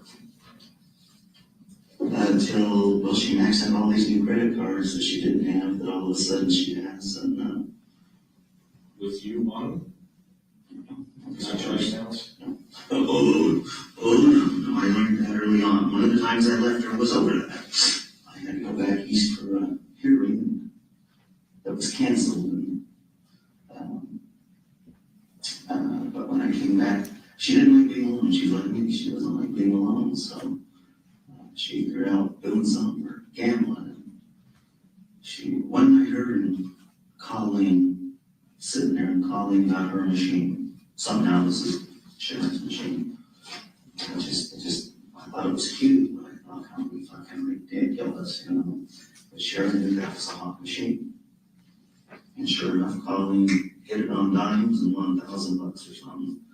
And Sharon spent $4,000 to $5,000 that night trying. And they got in a fight. Why wasn't she playing quarters? She won $4,000 instead of $1,000. Because I play dimes. And play nickels, you know, that's all I could afford. And Sharon was right. The machine did. I don't know how she did it, but I can't even see as fast as Sharon do that shit. But I didn't do taxes last year because I do my own taxes, and I don't want to talk about taxes now or never. Okay, just because I don't want to, and or at least not with you guys. And We are in the old IRS bill.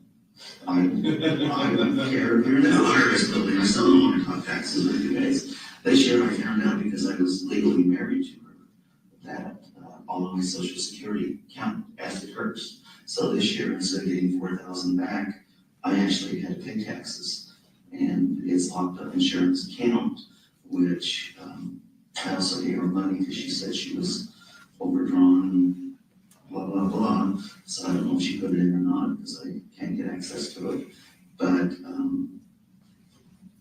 she had $40,000 in an IRA when we met, because we exchanged medical records, financial records, history reports, criminal reports, everything. When we met, we decided we was going to start looking together whose house we would live at. We stayed in Miami, Utah for a while.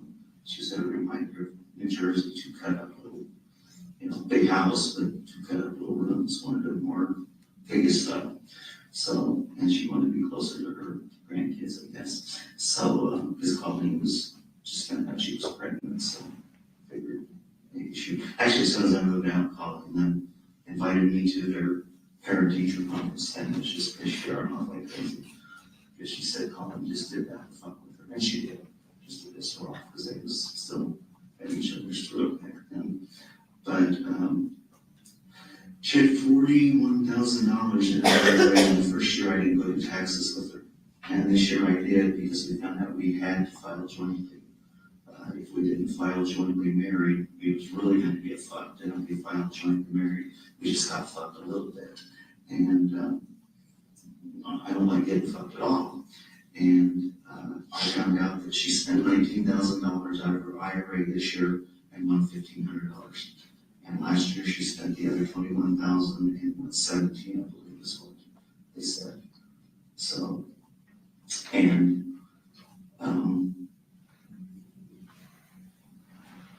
Lizzie, the woman that I city call,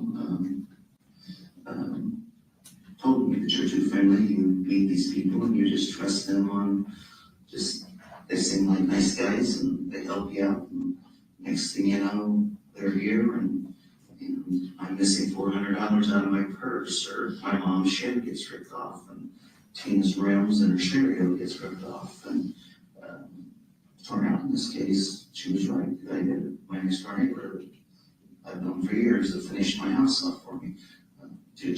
Probably did just exactly that, because I had him help me move the stuff because I couldn't lift it. And, Lizzie had a bunch of cash and left it. This is before Sharon, this is years ago, but left it hanging by the back door. And that's why she got the keys in the purse. She go by the back. Same thing with Sharon. Thought those keys. What the fuck are you gonna leave your keys by the back door? So when you're on the way out, the guy, the guy that you just was not sure about facing. It makes sense to me. My keys in my pocket, or I hide it in my shoes, and then I fall asleep after 2 or 3 days, and I can't find the fucking keys, or my cell phone, and then I find them. But Yes, I gave Sharon, I think I got a note for $30,000, and I gave her 20 grand when we moved in because I was going to buy equity in the house, and I gave her $5,000 when I moved back this last time from going to California, and I didn't ever do anything in California. I actually packed everything up, said I decided I want to try it with Lizzie. I think I want to try it with her. How can you get in touch with Lizzie? 805-649-5792. So what's her last name? I'm sorry. Pardon me? What's her last name? Did you say her last name? Labrador. DBADOUR. And I spent all this money to rent a truck and pack it up, and I got there and I felt real bad from the long drive, and I didn't unpack it, I went to bed, and her and her girlfriend helped me out, unloaded the car, and it's in this little California town, it's beautiful, but I couldn't get a car carrier because I was coming back. I had to pull Sharon from the back.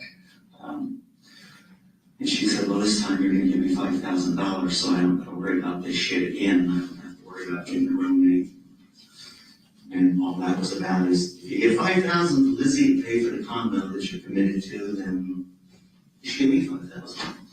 And, really anything about it, that's a legitimate argument since I am married to her. So I gave her $3,500 that she put in a CD and $1,500 in cash. And I think that was probably on that night. For some reason at the casino, and $3,500. I remember calling saying, "You cashed it fucking in and didn't pay off the loan or pay off the." I just found out I got to pay her ex-husband's back taxes. He was on brain cancer about the same time my wife was having her heart problems, and he refinanced the house and took a bunch of money out of some account or something, and then he died when he paid tax loan, and Sharon didn't take care of it. And If you had to sum up Sharon in one word, what would you say? fucking wonderful. Best thing that ever happened to me. Nicest lady I ever met. What about Mike? He's a bum. He's a bum, but he's a nice guy. I mean, I knew he was a bum. I didn't know he was a bum. How about you sum yourself up?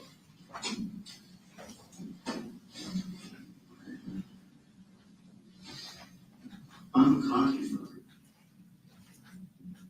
Always have been. But I'm also really nice and generous. I'm reasonably honest. I told Sharon from day one I still have feelings for Lizzie. I told her when we went on a cruise to get married, better tell you this now, I still got feelings for Lizzie. So that would be your shortcoming then. What would your shortcoming be? Probably a little too trusting, a little too flashy, too cocky. What about Sharon? Their gambling was definitely a shortcoming, because that's just too much money. That's How just about like. Mike? What would his shortcoming be? He didn't work, and I don't know why, because he supposedly had all these job offers. I know he had, working for his uncle and working, well, of course, his uncle didn't pay him anything. And we've talked about Mike and Sharon's history. I'm trying to. I like you. You I don't like, by the way. I don't know why, I just don't like you. Wow. Tell me your version. It happens. Starting where? Wherever you would like. I'm a smart motherfucker. I should have been on the dream team. Always wanted to be a lawyer. I got a bachelor's degree, but if I had a master's degree, I have a few more credits here or there. What's yours in? Political science, pre-law. So you wanted to be a lawyer. I wanted to be a lawyer. I worked for lawyers for 20 years. Doing the social security thing. Pardon me? Doing the social security thing. No, I worked for the lawyers for a long time, just as an investigator, as paralegal, ran a lot of their law offices, did some security gigs for them when we needed to. Mostly investigations, but, when I was in Indiana, I actually ran a law office. I mean, everything from hiring and firing to building. But,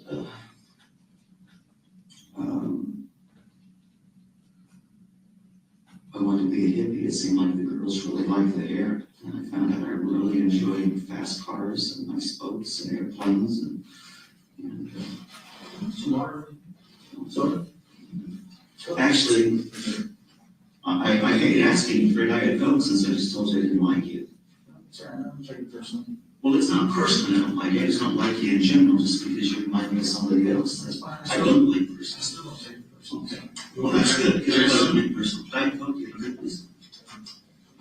I did get the haircut and missed the draft. I went and tried to go to Vietnam, and they said, we'll see you for then that Vietnam's over. And I just thought, should do the military thing. I thought that was part of the deal. But always kind of regretted that. And, worked pretty regular, made good money. And for a while, I did for a long time, because I made really good money. Don't want to talk about that.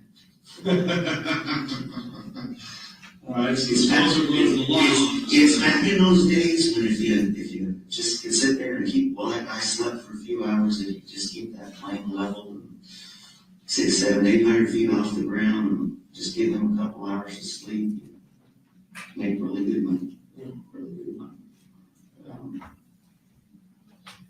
But even when I had to take it off, if it was a nice, beautiful day, didn't do it at night. But yeah, you should. We land one time. I agree. I'm pretty smart. But anyway,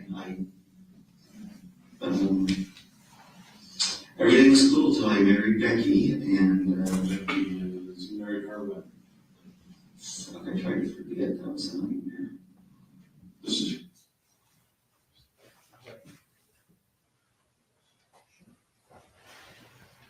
What a piece of garbage.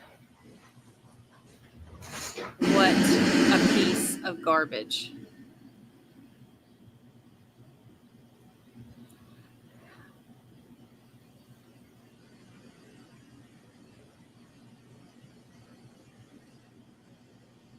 What a piece of garbage.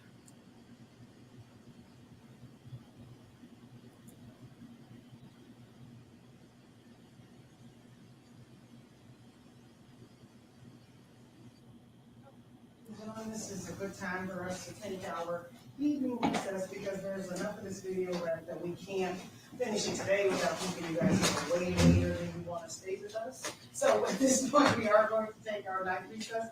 During this recess, you must not discuss or communicate with anyone, including fellow jurors, in any way regarding this case or its merits, either by voice, phone, email, text, internet, or other means of communication or social media. You must not read, watch, listen, and use your media accounts or commentary about this case.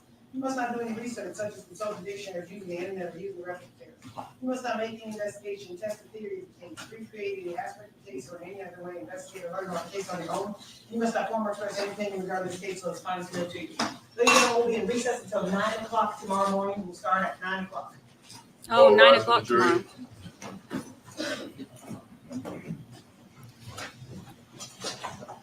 9 o'clock tomorrow, so we're starting earlier.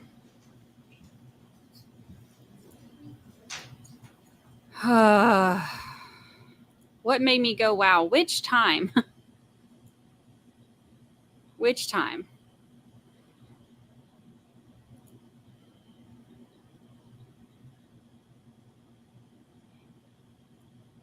This dude, man. This dude. Y'all, I tried to transcribe some of it. There was too much. I'm going the way I had to do it, like with Letitia, when we couldn't understand her crap. I have to take it piece by piece and pause it and write it, or else I can't. It's too much for me to try to do it. It's hard to hear, especially because we're listening to a recording of a recording, and that recording that we're listening to is bad audio anyway. So it's a recording of a recording with bad audio. So it takes a lot more than what I can do live as it's going to transcribe it. So it's going to take me a while tonight, but I'll try to do that tonight so that we can have it in the morning and we'll talk about it. There were some things that stood out that he said. One was a disgusting thing he said about his wife. He's talking about Lizzie, his mistress, just like no big deal.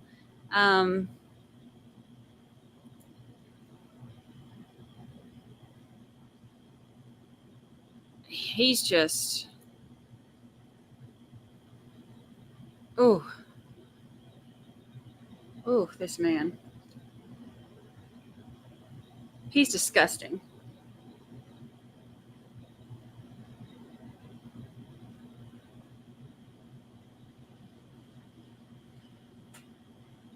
He grosses me out. The jury, though, because the audio in the courtroom, what we hear, their audio is not great. So the jury is hearing audio, but at least, they won't let us hear the arguing. At least they're going to be able to hear it a little bit better than we do.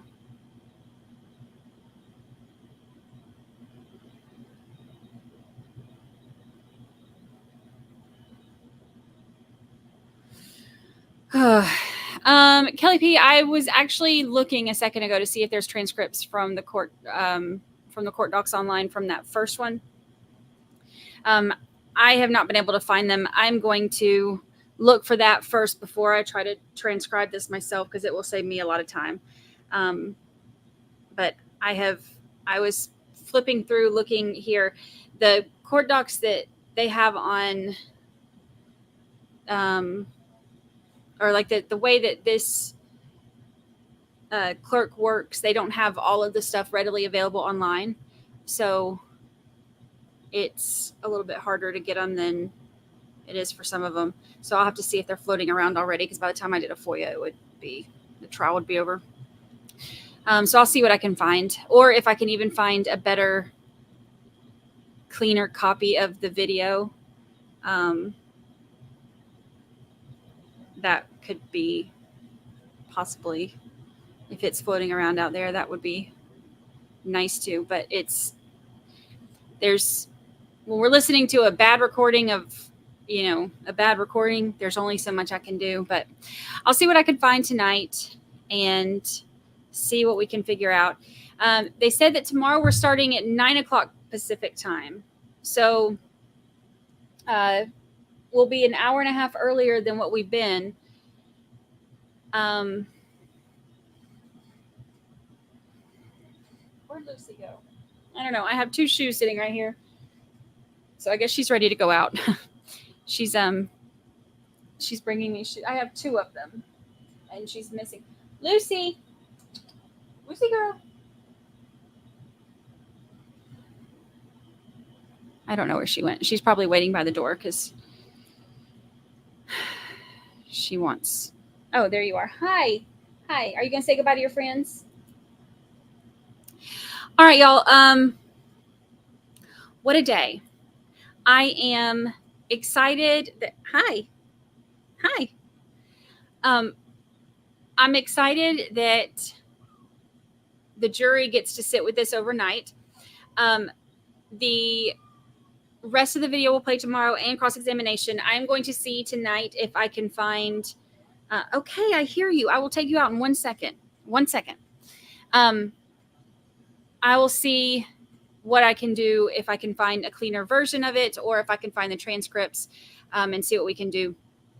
But we'll see. I'll do what I can. I'll see what I can find. If one of y'all finds it, you can email me the link or whatever. But I need to take her out because she's yelling at me, and Lucy's in charge. We all know that. So don't forget, night court tonight is at 9:30 Eastern. And I see you. I know. I promise I'm coming. I promise. 9:30 Eastern, and there's a special guest. And tomorrow morning we start at 9 a.m. Pacific time. Let me make a note of that, because I still got 10 things I got to do tonight. 9 a.m. Pacific time. So that's 11 Central, 12 Eastern. So that's what we got. Thanks, y'all, for hanging out so much. Please, if you haven't already, please hit the like button on your way out. And don't forget, night court, 9:30, special guest. Very exciting. I appreciate y'all. Thank you for hanging out. Thank you for reporting to jury duty. And I will see you in the morning.